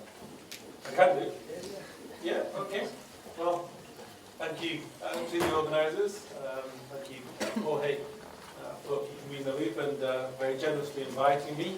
Obviously, I was delighted to be here, as Dennis mentioned, for the first Latin American Sports Economics Conference a couple of years ago in Bogotá. It was a wonderful experience. It's been wonderful being here as well, so thank you everyone for being here, and a great set of presentations so far as well. I was very thankful to Brad yesterday for helping me along a little bit with my talk, and it will probably become clear as we go along how the ways in which Brad helped me in setting up my talk. Ben's not back in the room yet, but Ben, as I said, Ben probably should be doing the keynote, given the amount of information he tried to compress into a short talk earlier on. But as it is, you have me. Now, as you can see, my affiliation is the University of Reading, but I'm much more at home with my other affiliation that's appeared since I was in Bogotá, and that's my team, which is Oldham Athletic. They play at a ground called Boundary Park in Oldham, that's northeast Manchester. It's about 5 miles from Manchester City, it's about 8 miles from Manchester United, so it's within a hotbed of footballing activity. You can see it isn't the biggest stadium in the world. It's a lower division team, as I said to Ben. It's a crap team, excuse the use of language. You say that at home too? What do you say about advisory meetings? There's lots worse language in those meetings. But no, so we were founder members of the Premier League in 1992, but then what happened after that was a steady decline of 34 years without a sniff of a promotion and 4 relegations, which put us in what's called the National League in English football, the 5th division, where who scored doesn't even provide data, unfortunately. But then, over the last 18 months or so, I've been really fortunate to develop a lot of relationships with people at the club in different roles at the club, but specifically related to recruitment and the use of analytics. So I've really developed an awful lot of work over the last year and a half, and that kind of feeds into this talk.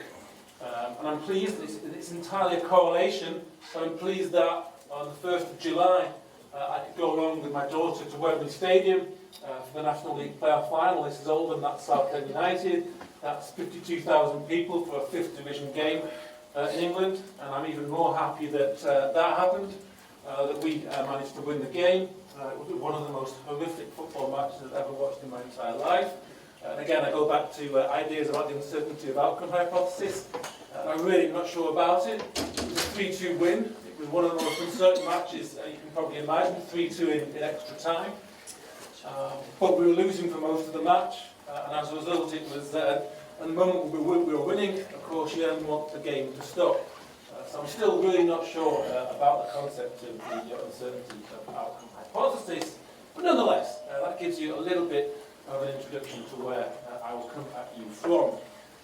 And so, given that introduction, what I'm going to talk about essentially is a question that I kind of nicked from Ben's colleague Ian McHale, which is, who is the best? I've seen a number of Ian's talks over the years. It's inspired me a lot with a lot of his fantastic work. And you saw some sense of that in the fantastic work that Ben produced earlier on in his talk. But Ian always comes along and says, well, who's the best? And you kind of think, well, it seems like a bit of a trivial question. Who really cares about who is the best?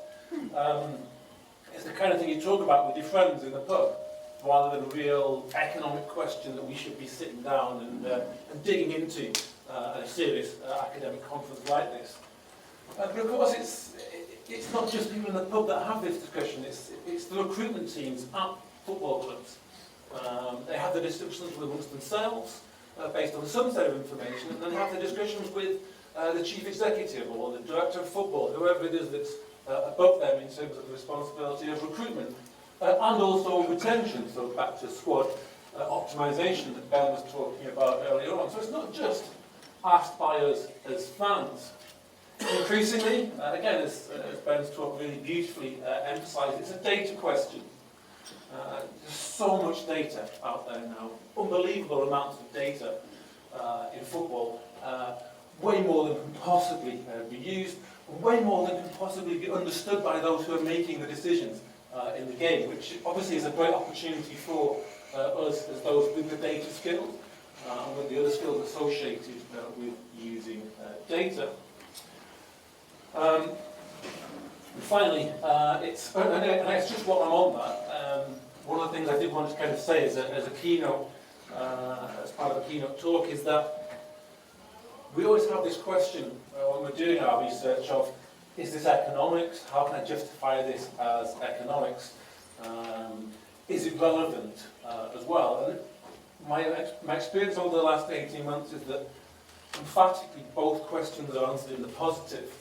All of the kinds of research that we've had presented to us today, I would say, is of interest to the decision makers at clubs. Salary dispersion that Dennis was talking about, and all sorts, even questions of facilities in the talk just before the break, because the proactive club ownership, sports club ownership, wants to know about the best ways to make better decisions. Now, of course, not all sports clubs are owned by those who want to do better. Many are very badly owned. Everton is an example of a club that arguably has been badly owned, badly run for many years. The point is that there's real world interest in the kinds of questions that we're asking, and also they're all economics as well. So when you go and dig into a load of analytics data, you think, well, this is fun to look at all these fun, interesting different parts of the game. You've got hundreds of millions of data points for each football match. And it's really fun to look at the different things that are going on there. Is it economics? Well, of course it's economics, because this is information that's then going to feed into the strategic decision making by actors in games, in fiercely competitive environments all around the world. So it's a hugely economic question, a hugely valuable question. Another thing that I've learned, especially over the last year and a half, I've always believed this, which is you have to ask the questions. Okay? So if you get the opportunity to talk to people at your team, or somewhere near your team, or somewhere in the game, just ask the question.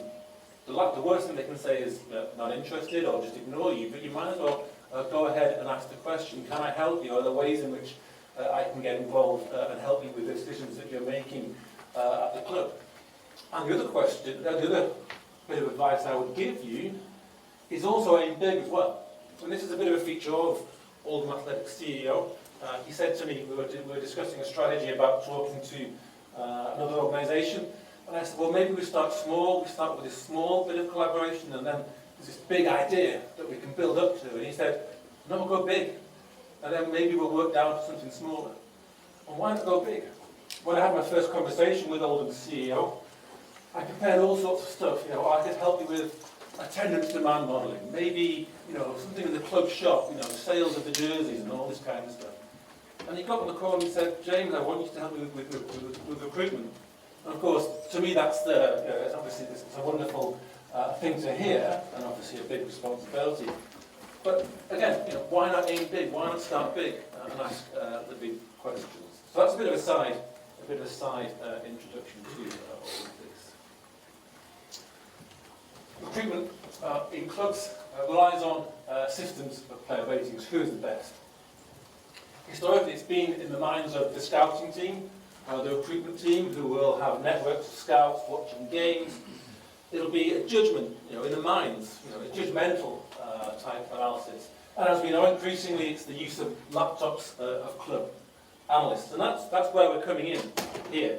And so, to kind of structure the analysis, what I've stuck here is kind of a bit of an idea about what a player rating will be. Excuse the awful title.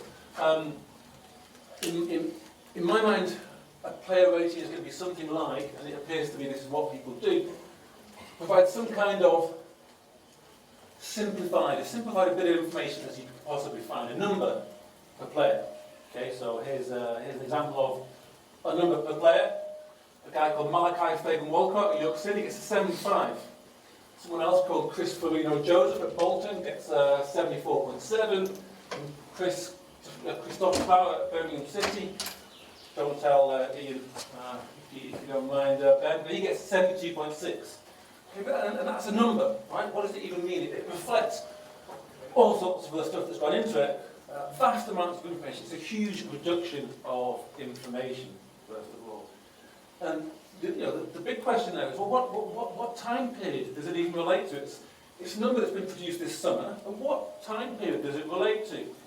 Should it be an entire season, or should it be, in my mind, and this is a completely incomprehensible chart, but in my mind, surely a player rating involves something about the evolution of a player. Okay, so this is actuarial studies graduate from the University of Essex, Mike Fonda, turned a professional footballer, scored 20 goals for Oldham last season. This is his entire stats bomb career. He played for lots of other teams before this. This was when he played for a team in red.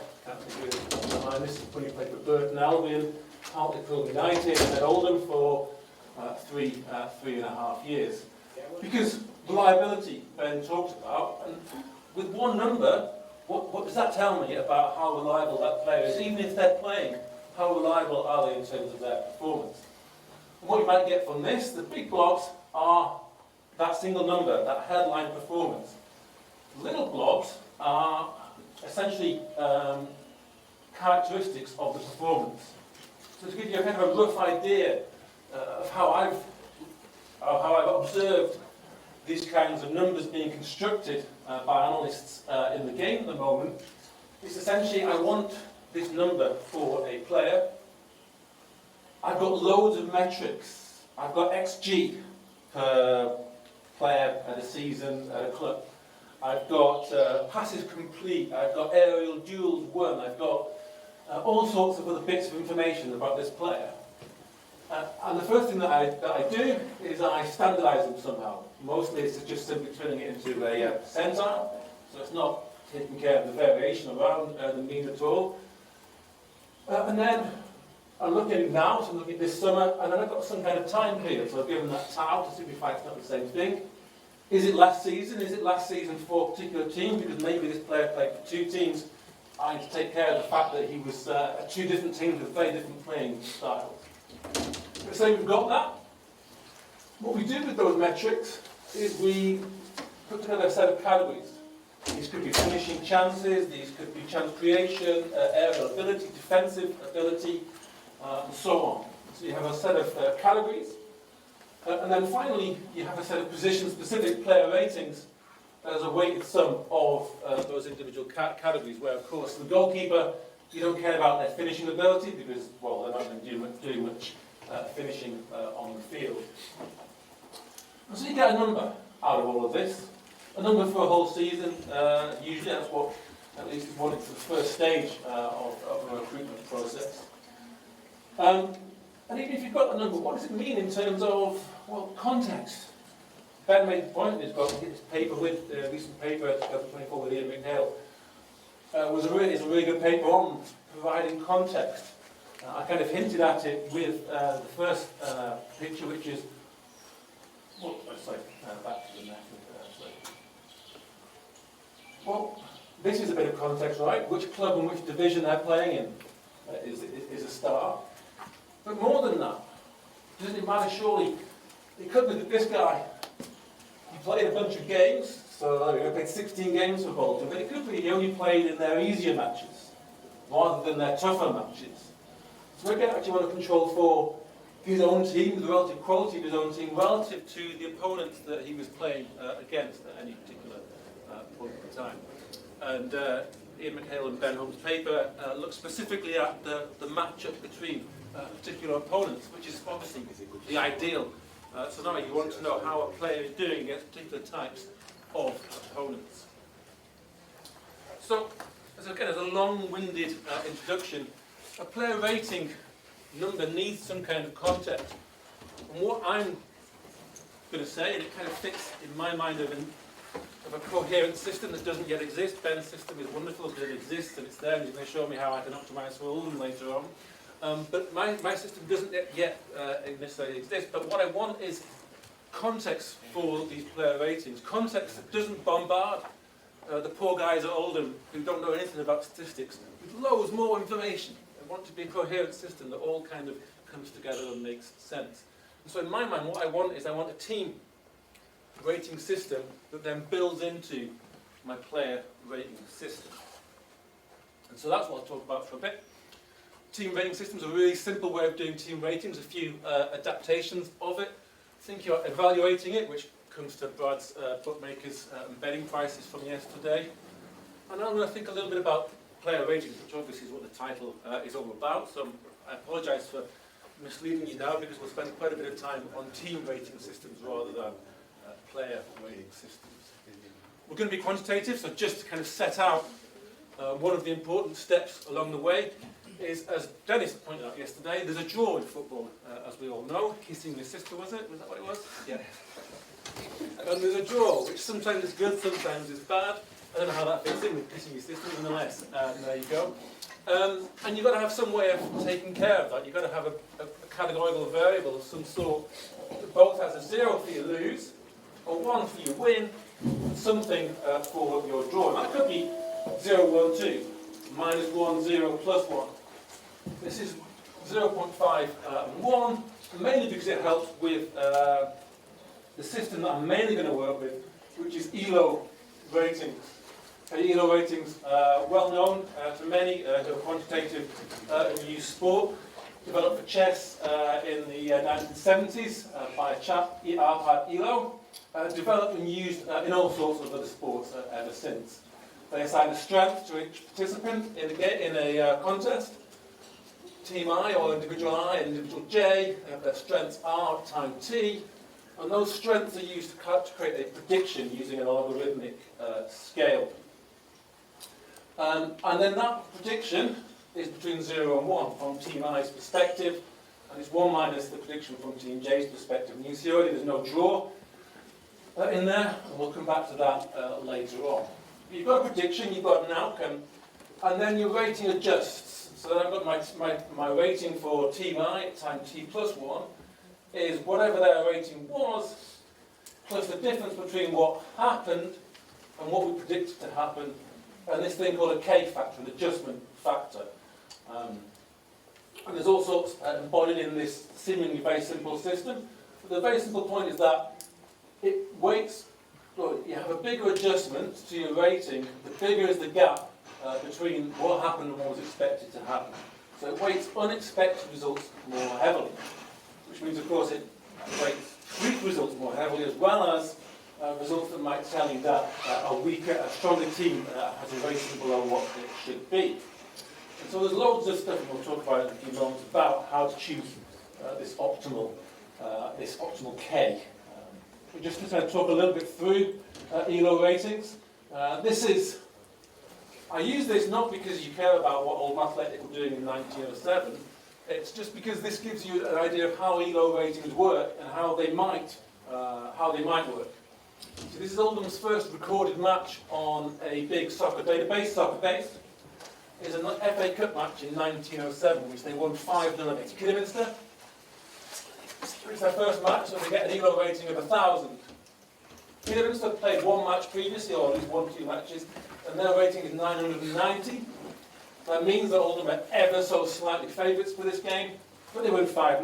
That probably reflects the fact that there was all sorts of other games going on. In fact, Oldham have been playing games since 1895. Kidderminster surely has, but the data is what this rating system is based on. And so, given that, you probably want some system that enables you to, as best as possible, as early as possible in the appearance of a team, try and enable the system to quickly update to what the true strength of a team is. Oldham won the game, then faced some team called Liverpool in their second match. Liverpool with a much higher ELO rating, 1,211, and so therefore an ELO prediction of 0.24. And perhaps unsurprisingly, given Liverpool were strong favourites, they won the game, but only 1-0. So perhaps again, Oldham were not quite as weak as this might suggest.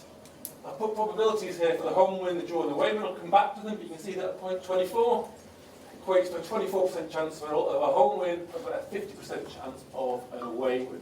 So they were heavy favourites, but they won 1-0.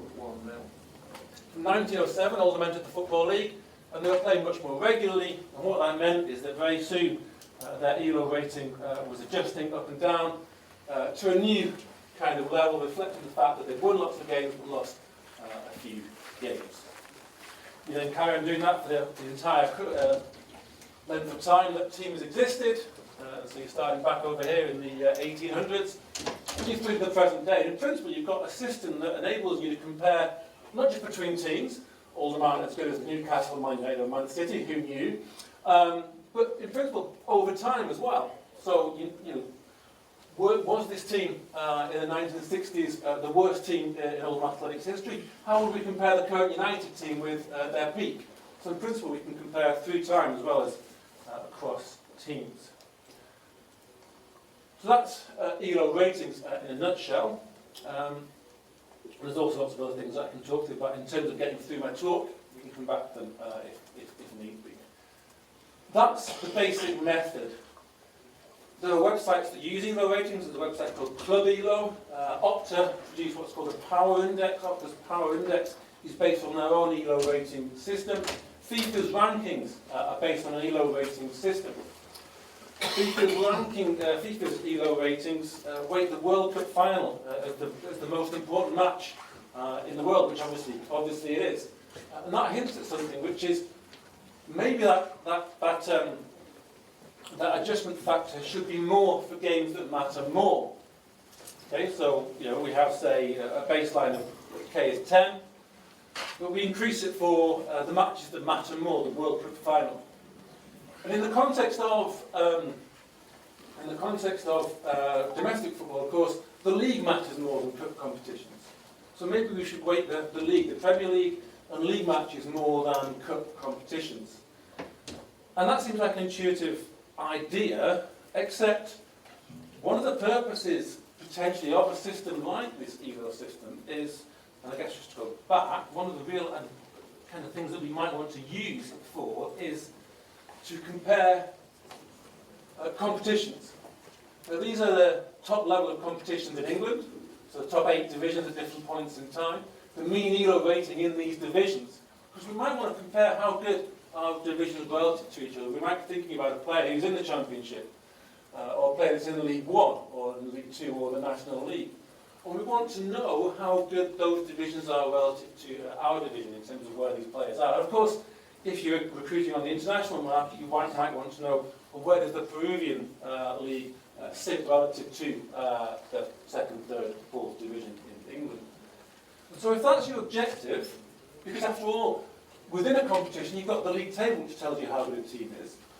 The potential value of something like an ELO rating system is in enabling you to give that context between divisions, between even countries. And so what I've got here is, the black one here is the Scottish Championship. So obviously we're in England. Within the UK, we can recruit from the Scottish Championship. And so the question is, how good is the Scottish Championship relative to the English Championship in red, and the National League and League 2 in blue and green?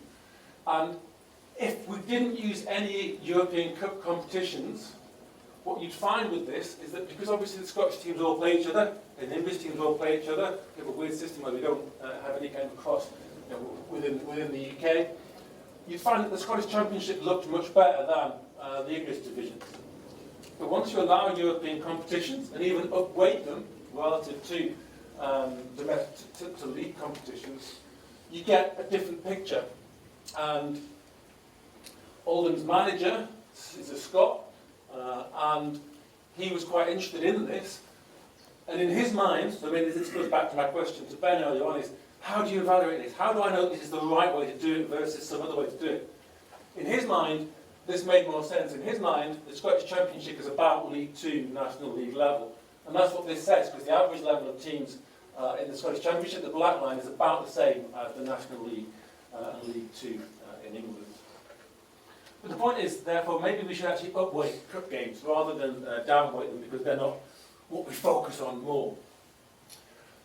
Opta's Power Index, what they do is they actually have an ELO rating for the team within the division, the country, and the continent, to allow each ELO rating to adjust by matches. So if it's a Club World Cup game, the team's own ELO rating within their own division will move, as will the continent ELO rating. So that's a way in which the Opta Power Index factors in the fact that cup matches give you a load more information about how good teams are around the world in the case of the Club World Cup, much more than you would ever get in any domestic match, because you can't get it because you're not getting teams from all around the world playing each other. And there's a bunch of other methods or adaptations that we might use. The home team wins more often than the away team, we all know that. So we might add in a home advantage factor when we're calculating the ELO rating system. That's the difference between the two teams and their strengths. We might add in a home advantage term, which would need to then work out what it would be, and the rest of the slide is all about a method to calculate what that should be based on historical home strengths of teams. We might vary that K factor with the amount of experience a team has. And so Kowalczyk, in a paper in 2016, proposed this K factor for tennis players. Start of their career, they have a much higher factor. So their rating is updated much more quickly, so that in principle it gets to what their true strength is much more quickly. Now what that does is it destroys the zero-sum nature of ELO ratings. So if K is the same for both teams, then the amount of points that one team gets, the other team loses. And if you propose that a young team gets more of an adjustment than an older team, then we're breaking that zero-sum nature. We might introduce inflation into the system. Nonetheless, what we do as a potential adaptation is we add in that we triple a club's adjustment factor for its first few matches, but that falls down quite quickly, so that on a club's 200th match, it's essentially 1. Over the summer recruitment period, as Bert presented, clubs buy players. So we might then want to look at the potential that first few matches of a new season, a team has a different strength, and we want the system to quickly adapt. This decay factor allows the rating to be twice what it should be, so the adjustment to be twice what it should be in the first few matches of the season, but by the 15th match, that is settled down. So to give you an idea what that kind of looks like, if these were 60-match seasons, and here's the club's first match in its first season in its existence, the first few matches are getting a big weighting as the system works out how good they are, and then there's a couple of additional jumps at the start of each season when there might be a change in the recruitment patterns for that team. Point of all this is that there's loads of potential ways in which we might adapt the system, try to make it better, because there are things that we see that we think might help to improve a system. We've got a decay factor. If teams don't play for a while, or players don't play for a while, can we add in some kind of decay so their rating falls with time if they're not playing games? We could factor in the goal difference in matches as well. And so what I've done in this talk is I've done all of these different adaptations with a very limited set of parameterizations. There's an infinite number of different ways in which we could do this, and there isn't enough time in the world to go through them all. But nonetheless, we've had a little bit of a go at it. And the final point is one that I mentioned earlier on, that the draw exists. And so, how are we going to deal with the fact that the draw exists? The draw outcome is 0.5 in that outcome variable, but what are we going to do with our ELO system, especially if you want to evaluate it, because the draw happens, and therefore there are 3 outcomes rather than the 2 that the ELO system gives you. We could use rules of thumb. We could say that, well, basically 0.5 is, ELO prediction of 0.5 is basically saying the draw is most likely, and so we could use some kind of rule of thumb. We also want something that we use in this context to be simple, right? Because one of the real values of the ELO rating system is its incredible simplicity. You could get an Excel spreadsheet. I get some of my students on my sports economics modules to do that. You get an Excel spreadsheet, you can calculate ELO ratings there. It's really simple. And so you don't necessarily want something that's really complicated. But we do want, and the home advantage has changed over time as well, we do want our system to be half decent. So what we do, or what I've done in this presentation for most of the stuff that you'll see, is I've used a rolling regression method where I've had a training sample of estimating a logistic model, logistic regression, over the past 5 years, and then forecast 1 year ahead. So each time you see a probability, so here's an example of a bunch of probabilities from the last game of last season, when you see these probabilities, they are actually probabilities in the sense of forecasts, in the sense that they're made without the game having already happened. If I was to run a logistic regression on all my data and look, here's my fitted values, it'd be great to look at that probability, but it wouldn't be a probability that was made before that match actually occurred, so it wasn't a real forecast. So I wasn't really playing the game fairly, if you like. But that's the way in which we develop probabilities of a home win, of a draw, and of an away win. And the other thing to point out in terms of doing that is that this method, adding a logistic regression model to get a probability of a home win, draw, and away win, will correct for some biases in the system, in the ELO ratings that are produced. One that springs to mind is that home bias, because it's going to therefore generate a home win probability that reflects the fact that over time, home teams win more often than away teams. And if you look at this most of the time, you get a sense that that's actually happening. The home win forecasts are higher than the away win forecasts. So that's team ratings. And I'm going to skip past this actually.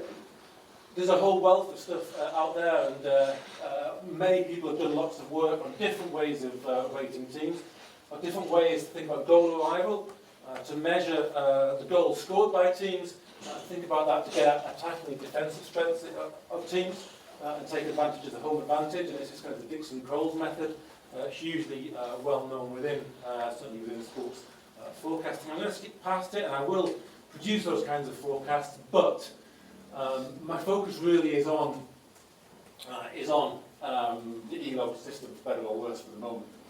As said, we've got other candidate ELO systems, Opta, Power Index, and Club ELO. You can download really useful data sets to look at how good those rankings have been over time. This website, if you're interested. And in terms of if we're thinking about evaluating how good these systems are, we can look at them in their own right. We can think about questions like, well, how big are the forecast areas, etc.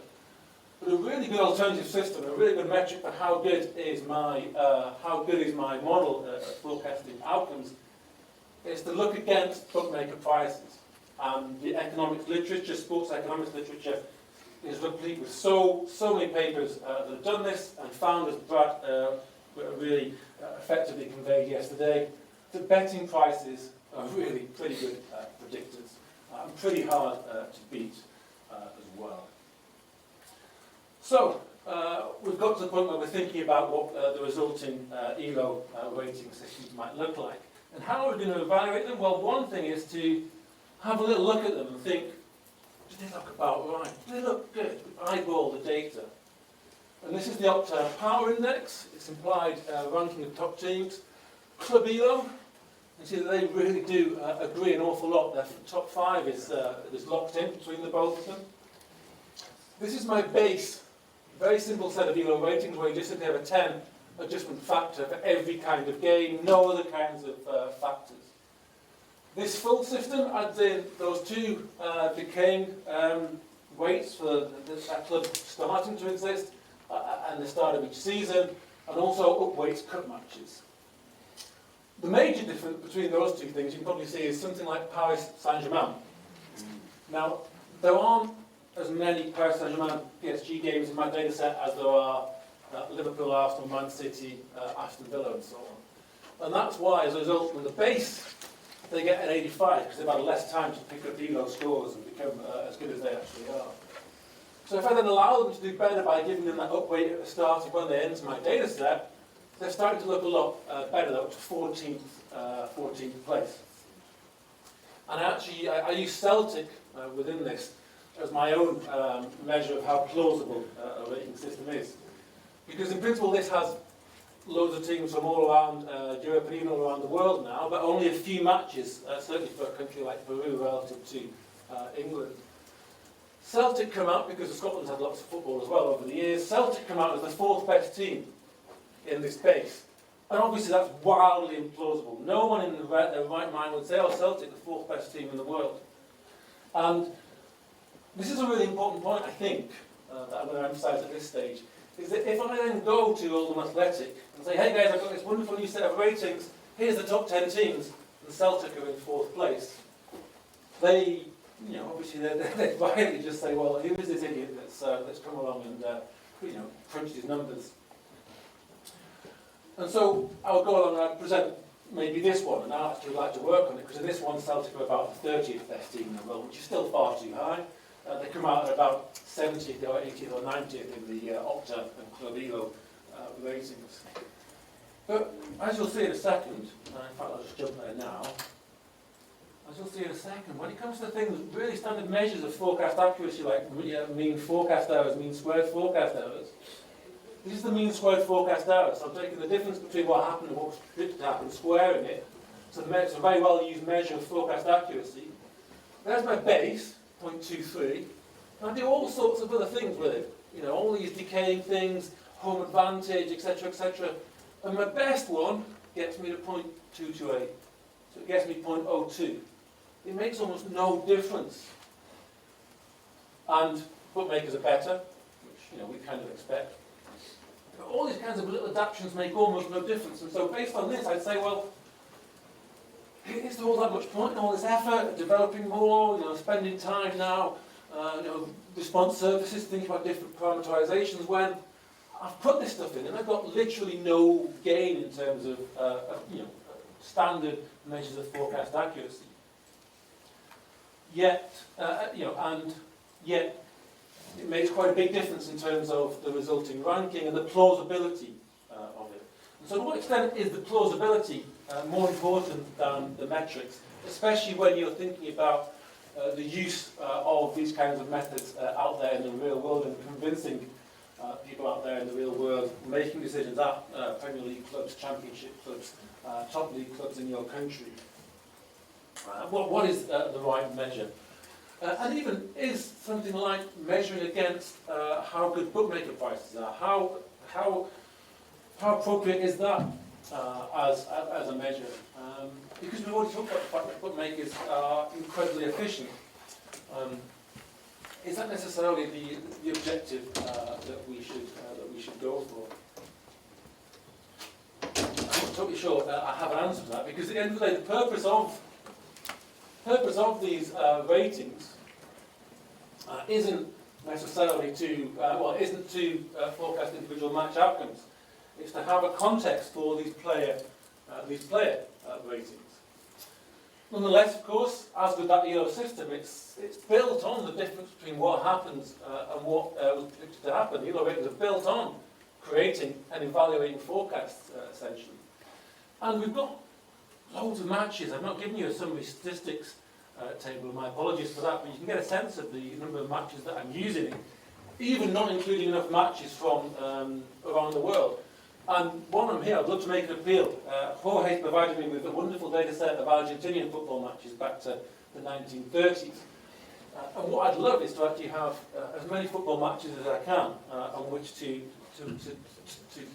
calculate these ratings, so that we could think about how good the Pirate League in Colombia in 1940s, no, 1950s, was it? 1950s. How good that was relative to other leagues at the time. We could think about historical evaluations of who was the best, if we can include as many matches as possible. So if you happen to have simple data sets of when a match occurred, what the score was, and what the teams were involved, I'd love to have your numbers. But we've got loads of data, loads of matches that we can therefore evaluate our forecasts based on. And to cut the story short, I thought, well, yeah, actually, I will just spend a moment on this. A final method that's useful for evaluating forecasts is to basically ask, how good are they at forecasting outcomes? This is a market efficiency kind of approach. is this essentially the only information I need, my forecast for the outcome? And if I run this regression, I want to find alpha 0 and beta 1. This is often referred to as a Min-Cezanne. It's a regression test for a forecast. And you want to find points along the 45-degree line. If you do that, by and large you do, because this says that my forecast at 40% happens 40% of the time. And again, this is a bunch of different ways of organising my ELO ratings, and I'm getting essentially the same thing every time. And there's bookmakers, very much congregated around the 45-degree line. But the really useful thing with this method is that you can compare forecasts to each other. This is an encompassing method, it's often referred to as, where I look at the error that I get from my forecast and I add someone else's forecast. And I say, can someone else's forecast explain the things my forecast can't explain? And can my forecast explain the things that someone else's forecast can't explain? What often happens is the bookmakers are the forecasts that encompass. They're the ones that my forecast can't explain the errors of the bookmakers, and the bookmakers can explain the errors of mine. If it's the case that, and you do it based on the significance of these coefficients, if it's the case that both significant coefficients are significant, there's an argument then that you might think about linearly combining forecasts to improve results. I won't take you through the results, but as things stand, what I find is that my ELO ratings do add a little bit. So when this is my ELO ratings and this is the bookmakers, there's a significant coefficient. It's nothing like as big or significant as when I put the bookmakers into my ELO ratings. It does suggest that there is something there, and there may be something in combining the two. And that's basically what that table says. You can see significant coefficients, but relative sizes are quite different. But what it says is that there's some information in my ELO rating system that isn't necessarily factored into betting prices. It doesn't mean I can beat the markets, because of course bookmakers operate in particular ways to limit the amount, the ways in which I can bet on the information that I have. But it does mean that there's potentially something useful in my rating system. So that's team ratings. We need some context. We thought about team ratings. Presented a set of ratings and loads of tweaks which don't make a huge amount of difference. But then actually, if the ultimate aim is plausibility, then I don't necessarily care too much about being the bookmakers. I want to use these to give some context to my team, my player, and my player ratings. So that's what we've got to. How much longer have I got, by the way? 20 minutes. I'll try and be really quick and I'll have time for questions. But we want to think about player ratings. That's what my talk is all about. And this is the same slide from earlier on about a way in which you might create a number that requires some context. What I want to actually propose, though, is something a little bit more holistic than just creating a number some way or other and then providing some context with a different system that we then bring in. And another way of thinking about it is maybe I can tweak my ELO system a little bit more dramatically than I've suggested already. Because if I generate this number, I've got no idea what that should look like for the previous season, what it should look like if I go for a shorter time period. I've got no idea from this number about the variation within a season, which is obviously what I showed you for Mike Fondo. And so an idea is, well, maybe we should distribute that ELO adjustment that goes to teams. So my team wins a game, they get an adjustment to their ELO rating based on the difference between what happened and what was forecast to happen. Maybe we should split that up and give it to the players themselves. Okay, so we've got, say, this adjustment was, for Alden's first match, it was 10 or 20 or something. Maybe we should distribute that 20 amongst the players that play. Maybe we should do it proportional to what they do in the game as well. Okay, so a player plays 90 minutes, and 11 players are on the field at any point in time in the match, so the player therefore gets 90 over 990 in terms of a basic amount that you might give them. The other motivation for this, by the way, just to take a step back, is that there's a massive wealth of data out there, certainly for the Premier League and the big leagues. And as you go down the competitions, the amount of data that's available becomes less and less. And if you're in League 2, you want to recruit the best players you can find from the divisions below you, from the National League North and South, all the divisions that are below. Well, the data either isn't as good or just simply doesn't exist. And so the point of this system, at least in the first instance, is to make use of the most minimal amount of information that you can find for a football match. Football matches down to level 7, level 8 in England will give you who played in the game, how much of the game they played, did they get yellow and red cards, and of course what the match result was. And so the motivation for this actually is, that's my baseline, is I know if a player scored a goal, I know if they got a yellow or red card, or if they got a yellow or red card. This could, of course, equally apply to the women's game, where also data is very sparse. And whether they got a red card as well. And I could therefore use a minimal set of information to apportion out the ELO rating adjustment that might go to my team instead to all of the individual players that play. So this formula looks pretty complicated, but all it is saying I want to adjust how much a player gets, player K, for team I in the game at time T. And what this win-loss thing basically says that if the team wins and the player scores a goal, he wants more of the adjustment. If the team loses and the player scores a goal and a loss, he doesn't want more of a downward adjustment, he wants less of a downward adjustment. So that's what that's there for. It might not be the right term to have in there. Again, the parameterizations and the kinds of numbers we can put on these things are infinitely many. But then the final thing here I put here is this is a bonus term for defensive players. So we've talked about within earnings of players, attacking players get paid more money than defensive players, further you are from the goalkeeper. And that obviously reflects the fact that goals are important. And that's an economic process. But we might want still to reward defensive players, especially if we don't have much information about them.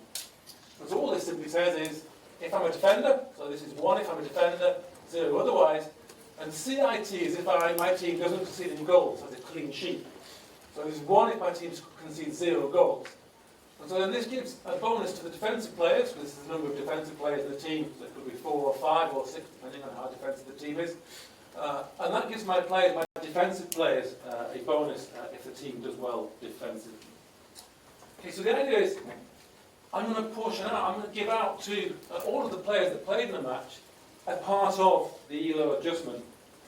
And it's going to reflect to some extent what the players did, because obviously the individual players and their contributions are important. But of course it also has to reflect the fact that the team as a unit wins or loses. And so overall whether they get a positive or negative adjustment depends on whether the team gets a positive or negative adjustment. The sums are obviously going to sum to 1 in principle. But again, you might say, hang on, I've got some kids in my team. And so my kids, if these young players, the academy players are in the team, maybe they should get a bigger adjustment so that we know sooner how good these players are. And if I'm then starting to give my players an ELO rating, it's got to be a number that adjusts. So I've got to have a starting point for my player. And sorry, it skipped to player J, it should be player K, but it's player J here. I've got player J, and he's got to then have his rating adjusting based on his part of what of the team adjustment. And if I'm going to do that for players, my players have got to start somewhere. For whatever the reason is, teams, individuals in ELO systems tend to start at 1,000. So maybe I start every player on 1,000 divided 11, or maybe I reflect, again, a tweak to the system, one that we can evaluate based on plausibility, etc. Maybe I start my players based on their club or the division, on the basis that a young player starting at Manchester City is a much better player than a young player starting at Oldham Athletic, or even Everton. And so these are all kinds of things that we could do. And once we start having player-specific ELO ratings, we can then start summing them up. And so what we do is we start starting 11 in a match to get ourselves a player-aggregated team ELO rating. And then we can compare that, because obviously we've got the standard ELO rating for Team I, RIT, and we'll call this RITP. Notation is always a weak point. It's the sum of all the first 11 players starting a game. And therefore we've got an additional ELO rating that we can use to construct an ELO prediction for the match that's coming ahead. So that's arguably, this is another way of rating players. What does it mean? Well, I'll try and show you a few pictures. Here's a few players. James Milner is a player that played forever. So this is James Milner's player ELO rating. He started in the early 2000s, and he's still playing at Brighton and Hove Albion now. He played for quite a while at Liverpool, quite a while at Man City. His player ELO rating is this black one. If he starts at 1,000 divide 11, if instead we reflect the fact he started in the Premier League and the fact he started for Leeds United, he starts higher, and essentially over his entire career, his rating is a bit higher. I've put a couple of other ratings in here. An XG-based rating, which I've not talked about because we don't have time, and a plus-minus rating, which again, Ian McHale has a paper on plus-minus ratings in football.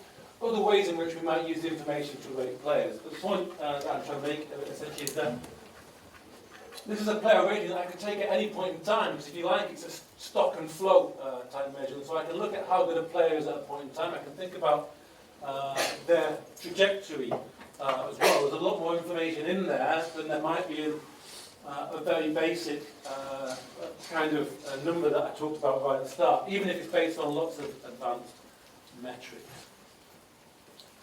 You can look at other players. There's Harry Kane.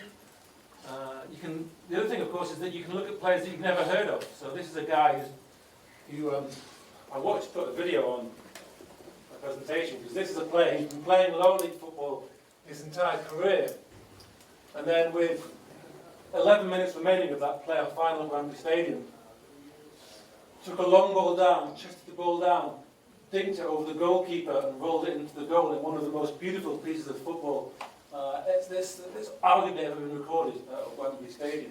And so you've never heard of him, but obviously he's a hugely important player in lower league football. And so again, I can apply my rating system to James Norwood and get a sense of where he is. And again, I've got my basic, is the black line, and then based on club and division where he starts, that's the two grey lines. But you can apply it to any player. It doesn't have to be a big player for which you happen to have who scored data for, or stats bomb data for, or really extensive data for. And I've put a few other players you haven't heard of here as well. You'll have heard of him if you've watched Welcome to Wrexham, Ben Tozer. The point is, you can calculate these ratings for the whole. You can calculate these ratings for any match as well. Cup matches, league matches. Sometimes your subscription to the data service only provides you with league matches rather than cup matches. At points in a career, in principle, I haven't done this yet, but I think in principle, the way in which you apportion out the ELO adjustment, so this bit here, well, why couldn't it be based on the more advanced metrics that StatsBomb and Who Scored produce, so that the amount that they're getting of the team's ELO reflects more in-depth the things that they did. They assisted a goal. They ran further than any other player on the field. They completed more passes. They completed more aerial duels, etc.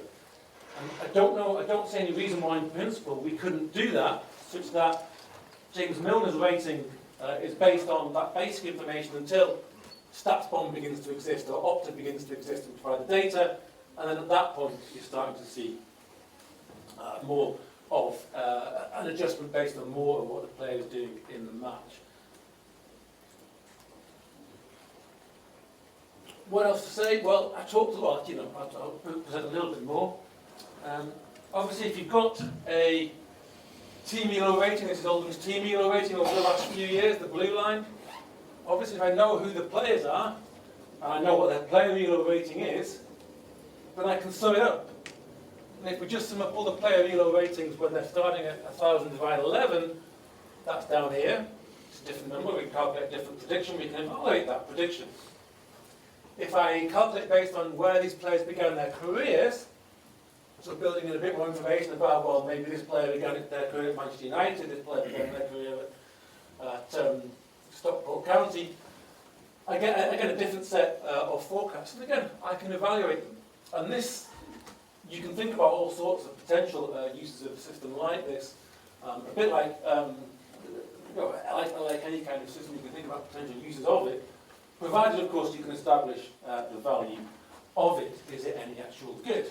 This is Newcastle United, to give you an idea of of a different team in a different context. This is where Newcastle's team rating actually is higher than either of the sum of the individual parts, if you like. And so you might think about an interpretation of that being that this is where the Newcastle United team was doing much better than the individuals, whereas on the other hand, when we're looking at Oldham's, that was an example where the team is not as good as the individual parts. Lots of good players have been bought, players for higher divisions maybe, thinking about recruitment, who haven't necessarily gelled into a team unit. The fundamental question is, are they any good? Let me see, no, that's not what I wanted. Are they any good? Well, if I look at those measures of how good forecasts are, I haven't got anything in there in terms of the individual forecast along a 45-degree line, and that's not. Okay, there's more information down there about number of observations and so on, but this is my earlier on question about encompassing. What I want to ask the question is, are my ratings, my player ratings, going to add anything? Can they explain what the bookmakers can't explain? That's one of my thoughts about testing how good my system is. Is it useful? Is it helping me? And what you've got here is that when I use my club level ELO predictions, which is down here, there's a significant term. It's negative. I'm not totally sure exactly how to interpret that, but it's saying that there's some kind of correction to the bookmaker errors, something about the bookmaker errors that my player ELO prediction for the match can help to explain in terms of how that prediction for a match is constructed, and therefore perhaps how useful this system is in terms of, first of all, evaluating players and giving me a number about a player and giving me a sense of where a player is in terms of their overall career trajectory. So the initial evidence that I've got on creating this system is that it does provide predictive information that is potentially of use. And so what I'll do then is I'll wrap up and I'll say player rating systems are essential, but they're anything but straightforward to put together. Well, I mean, they are. They can be quite simple to put together. I can just put you a very simple number. But if you're going to put together a very simple number, you want to have some kind of context. That context might be via the teams or the construction of the teams, or that context might come through the entire construction of a player rating system. We don't have the truth to evaluate against. We don't know exactly how good a player is, exactly how good their ranking should be, so it's quite hard to evaluate these. But as I said, we've thought about reputable ranking systems, Opta and other reputable FIFA, they are reputable systems, and we've thought about bookmakers as well. I've suggested to you an idea about player ELO ratings that build in a career context, build in trajectories of careers. You can think about whether player careers are taking off or they're declining or stagnating. It builds in both the individual's contribution and the team contribution. Other ratings like a plus-minus rating system is very much focused on what is happening when a player is on or off the field and doesn't necessarily take into account in the same way the team nature of football. And it appears to add information over and above bookmakers. And again, bookmakers might be a useful way to get a sense of how good a system is, almost exclusive, almost independent of whether a system might have plausibility built into it in the first place. I think it'll undoubtedly benefit from a lot more work, tweaks, and other parameterizations, other adaptations to it, and the building in of more information, more competitions, global competitions, youth level competitions, etc. And so those are a set of the future steps of things that I'm going to be working on. But that's enough from me. So thank you all for your attention, and I'm really looking forward to comments that you've got.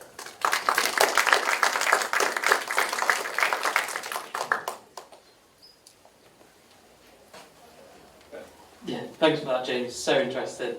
I think one thing I was thinking, and I've noticed it before myself, it was really interesting when you said the difference between, a really basic ELO model and, as complicated as many parameters as you put in.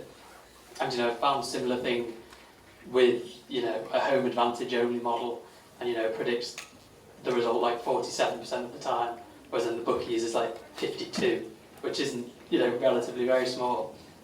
But so I suppose one thing I was thinking would be when you are making, when you are looking at the mean squared error, should we actually weight cup or should we weight cup matches between leagues in that as well, maybe?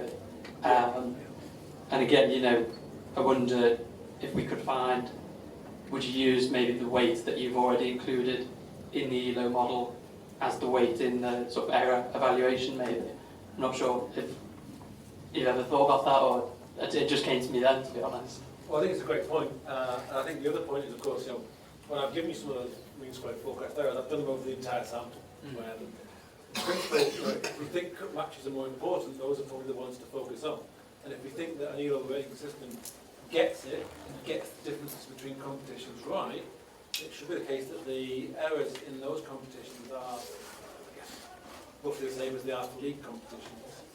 So I think the point was a really good one, that you should really focus on particular types of games to give yourself a better, fairer test of how good your system is. So, yeah, absolutely. And I think the other thing, you reminded me of it, which I didn't say when I was speaking, which is, this beating the bookmakers idea. We might think it's something that we think about as economists because we see the best forecast out there. But this is actually what the two best teams in the Premier League, from an analytics perspective, Brentford and Brighton, they're both owned by professional bookmakers, professional gamblers, sorry. People who've made their money, made their vast fortunes gambling on sports betting. And that's what they do. Is all their models are tested against the bookmakers, of course. So they've got good models. Arguably, they also pay analysts the right kind of amount of money and pay analysts rather than buying a striker.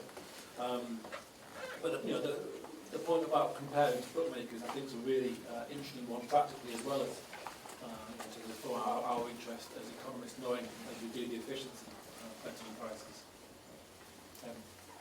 Yes. Very interesting presentation. Thank you very much. I was thinking whether you could disaggregate a little bit more by including the head coach. In fact, Kaori and I think Ben and these guys have a paper that they estimate the contribution of the head coach. So it's probably interesting to see. Managerial rating, that's what you mean? Yeah, the managerial rating and to aggregate it. Possibly, yeah. I don't know how you fit it in necessarily, but I think the idea is, it's there, isn't it? And obviously it matters. The manager does appear to matter at any rate. In terms of you imagine on an organisational basis bringing players together or not bringing them together well, etc. Then of course you've got papers like Alex Bryson's paper, which looking at the changes of coaches, we find not necessarily a huge effect if you try your best to analyse the change. Since the change in a coach isn't exogenous, they find that the effect isn't actually necessarily all that huge. But yeah, certainly instinctively, the manager matters a lot. Absolutely. Thank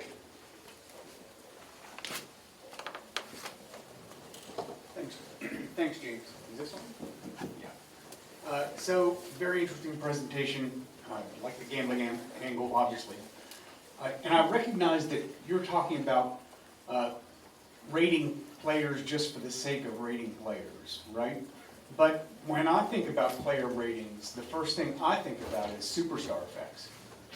And in the Rosen sense of superstars, there can be very little difference in ability of players, but huge differences in their attractiveness, right? So I think this would be a really useful extension for this work, would be to investigate whether or not these player rankings you're going to come up with can identify superstar effects.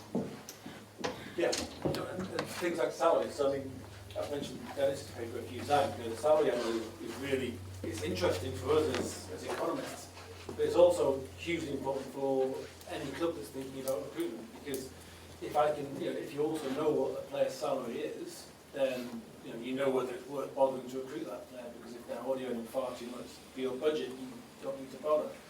So the salary aspect, is really important. Problem is that the data is pretty appalling. It's not bad for the Premier League and for MLS, of course, because it's verified information that the players' union in the US puts out. But outside of those leagues, the data can be quite tricky to work with. It's great fun.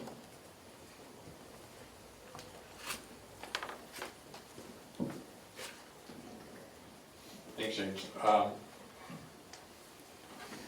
I'm going to zoom out to like a 30,000 foot view of all of this. As you were talking, one of the things that occurred to me is I'm hearing echoes of this, what I'll call debate between Andy Zimbalist on one hand and Rod Fort and Joel Maxey on the other.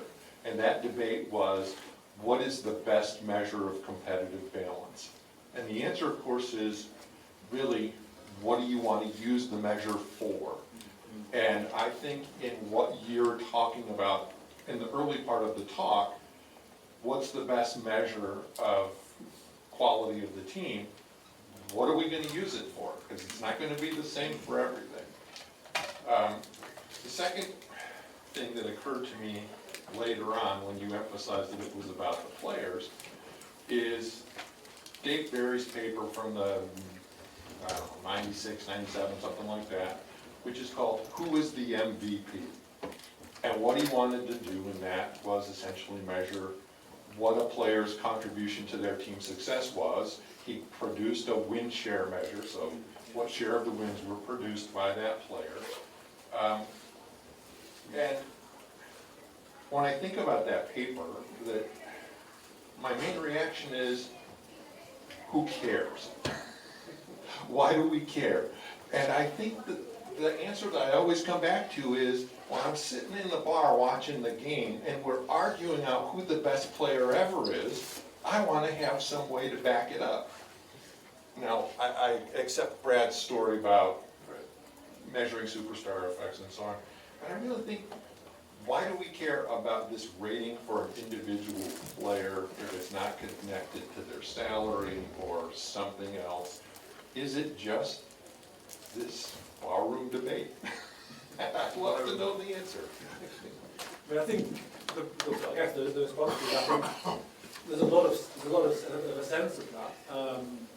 And the reality is, of course, that no matter how wonderful a player rating model is, it's only ever going to be one of a number of metrics that actually is factored in. And again, Ben's table, where he showed a bunch of different metrics about all these different players, which wasn't just their rating, it was their salary, it was their reliability, all these kinds of other things. It's always going to be one of a number of different metrics. And so I totally get the who cares and so on. But I think the point is, obviously it is part of the information set. In principle, it is being used. At the moment, that information set being used is a lot of it is still in the heads of scouts that have been networking in the game for decades and decades and know this player is better than that player. But again, if you are a CEO and you come in and you've got all your scouts that tell you this, and you keep every season recruiting 5 players, then you want a system where you can say to your scouts, okay, that sounds great, this player looks good, but what about these players? And then you start having, hopefully making better decisions as a result. Yes, that's, Dennis's comment is great because I actually think these ratings have no use for bar disputes or debates on who's better. They come from passion and your very subjective opinion. So, and I can't imagine myself trying to convince someone that this player is better than the other because I saw the ELO rating that James did. I would get kicked out of the bar. So I think the ELO rating, the ratings, the objective that we can, as economists do, produce is for what you're doing, trying to figure out what type of player we want for a given team.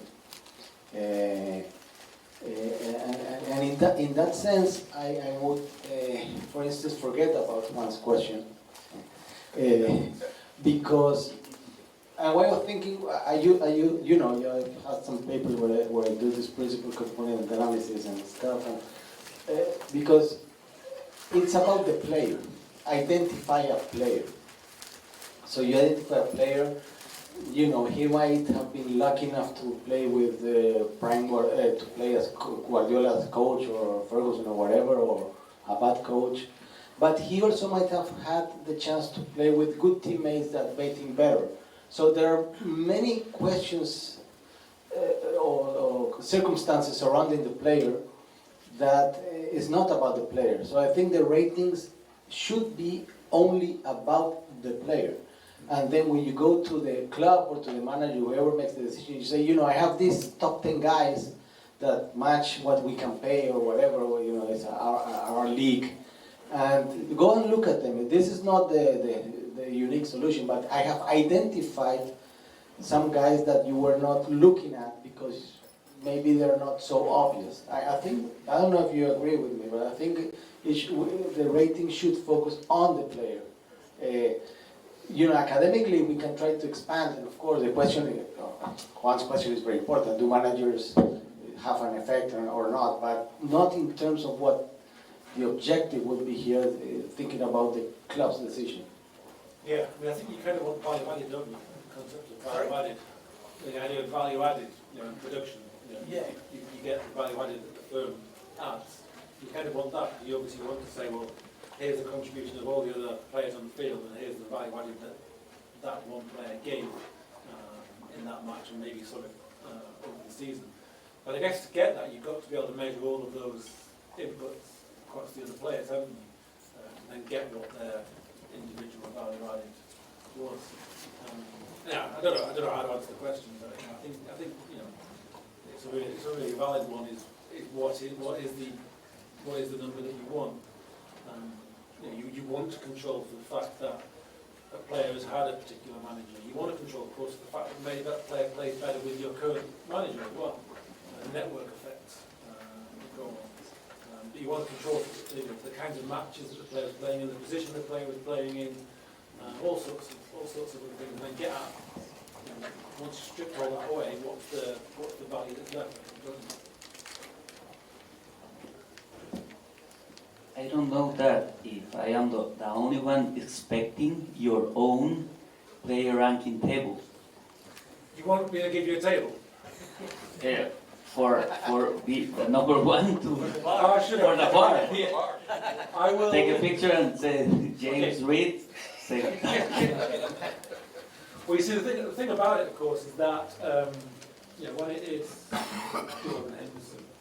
you know, when it's a stock and a flow, I'm not really sure exactly what you do. I guess you can look at who was the best overall. So I've got, you know, this is data back to 1998. Players that played mostly in England and a few around the world as soccer-based developed the divisions in countries. But I suppose you can look at which player achieved the highest number at any point throughout. When you can look at most improved players over the course of the season, something like that. But what I'll do is I'll have a look later on, it's on my laptop, and I'll look at the players, the top 10 players that have the highest rating on my system. And I'll show you later on. I can do it now, it's not in my presentation. I've got loads of slides, but that one's not in, and it's a great question. You know, if you're going to produce a ranking system, I showed you the teams, but I didn't show you the players. So, if that answers your question. Yeah.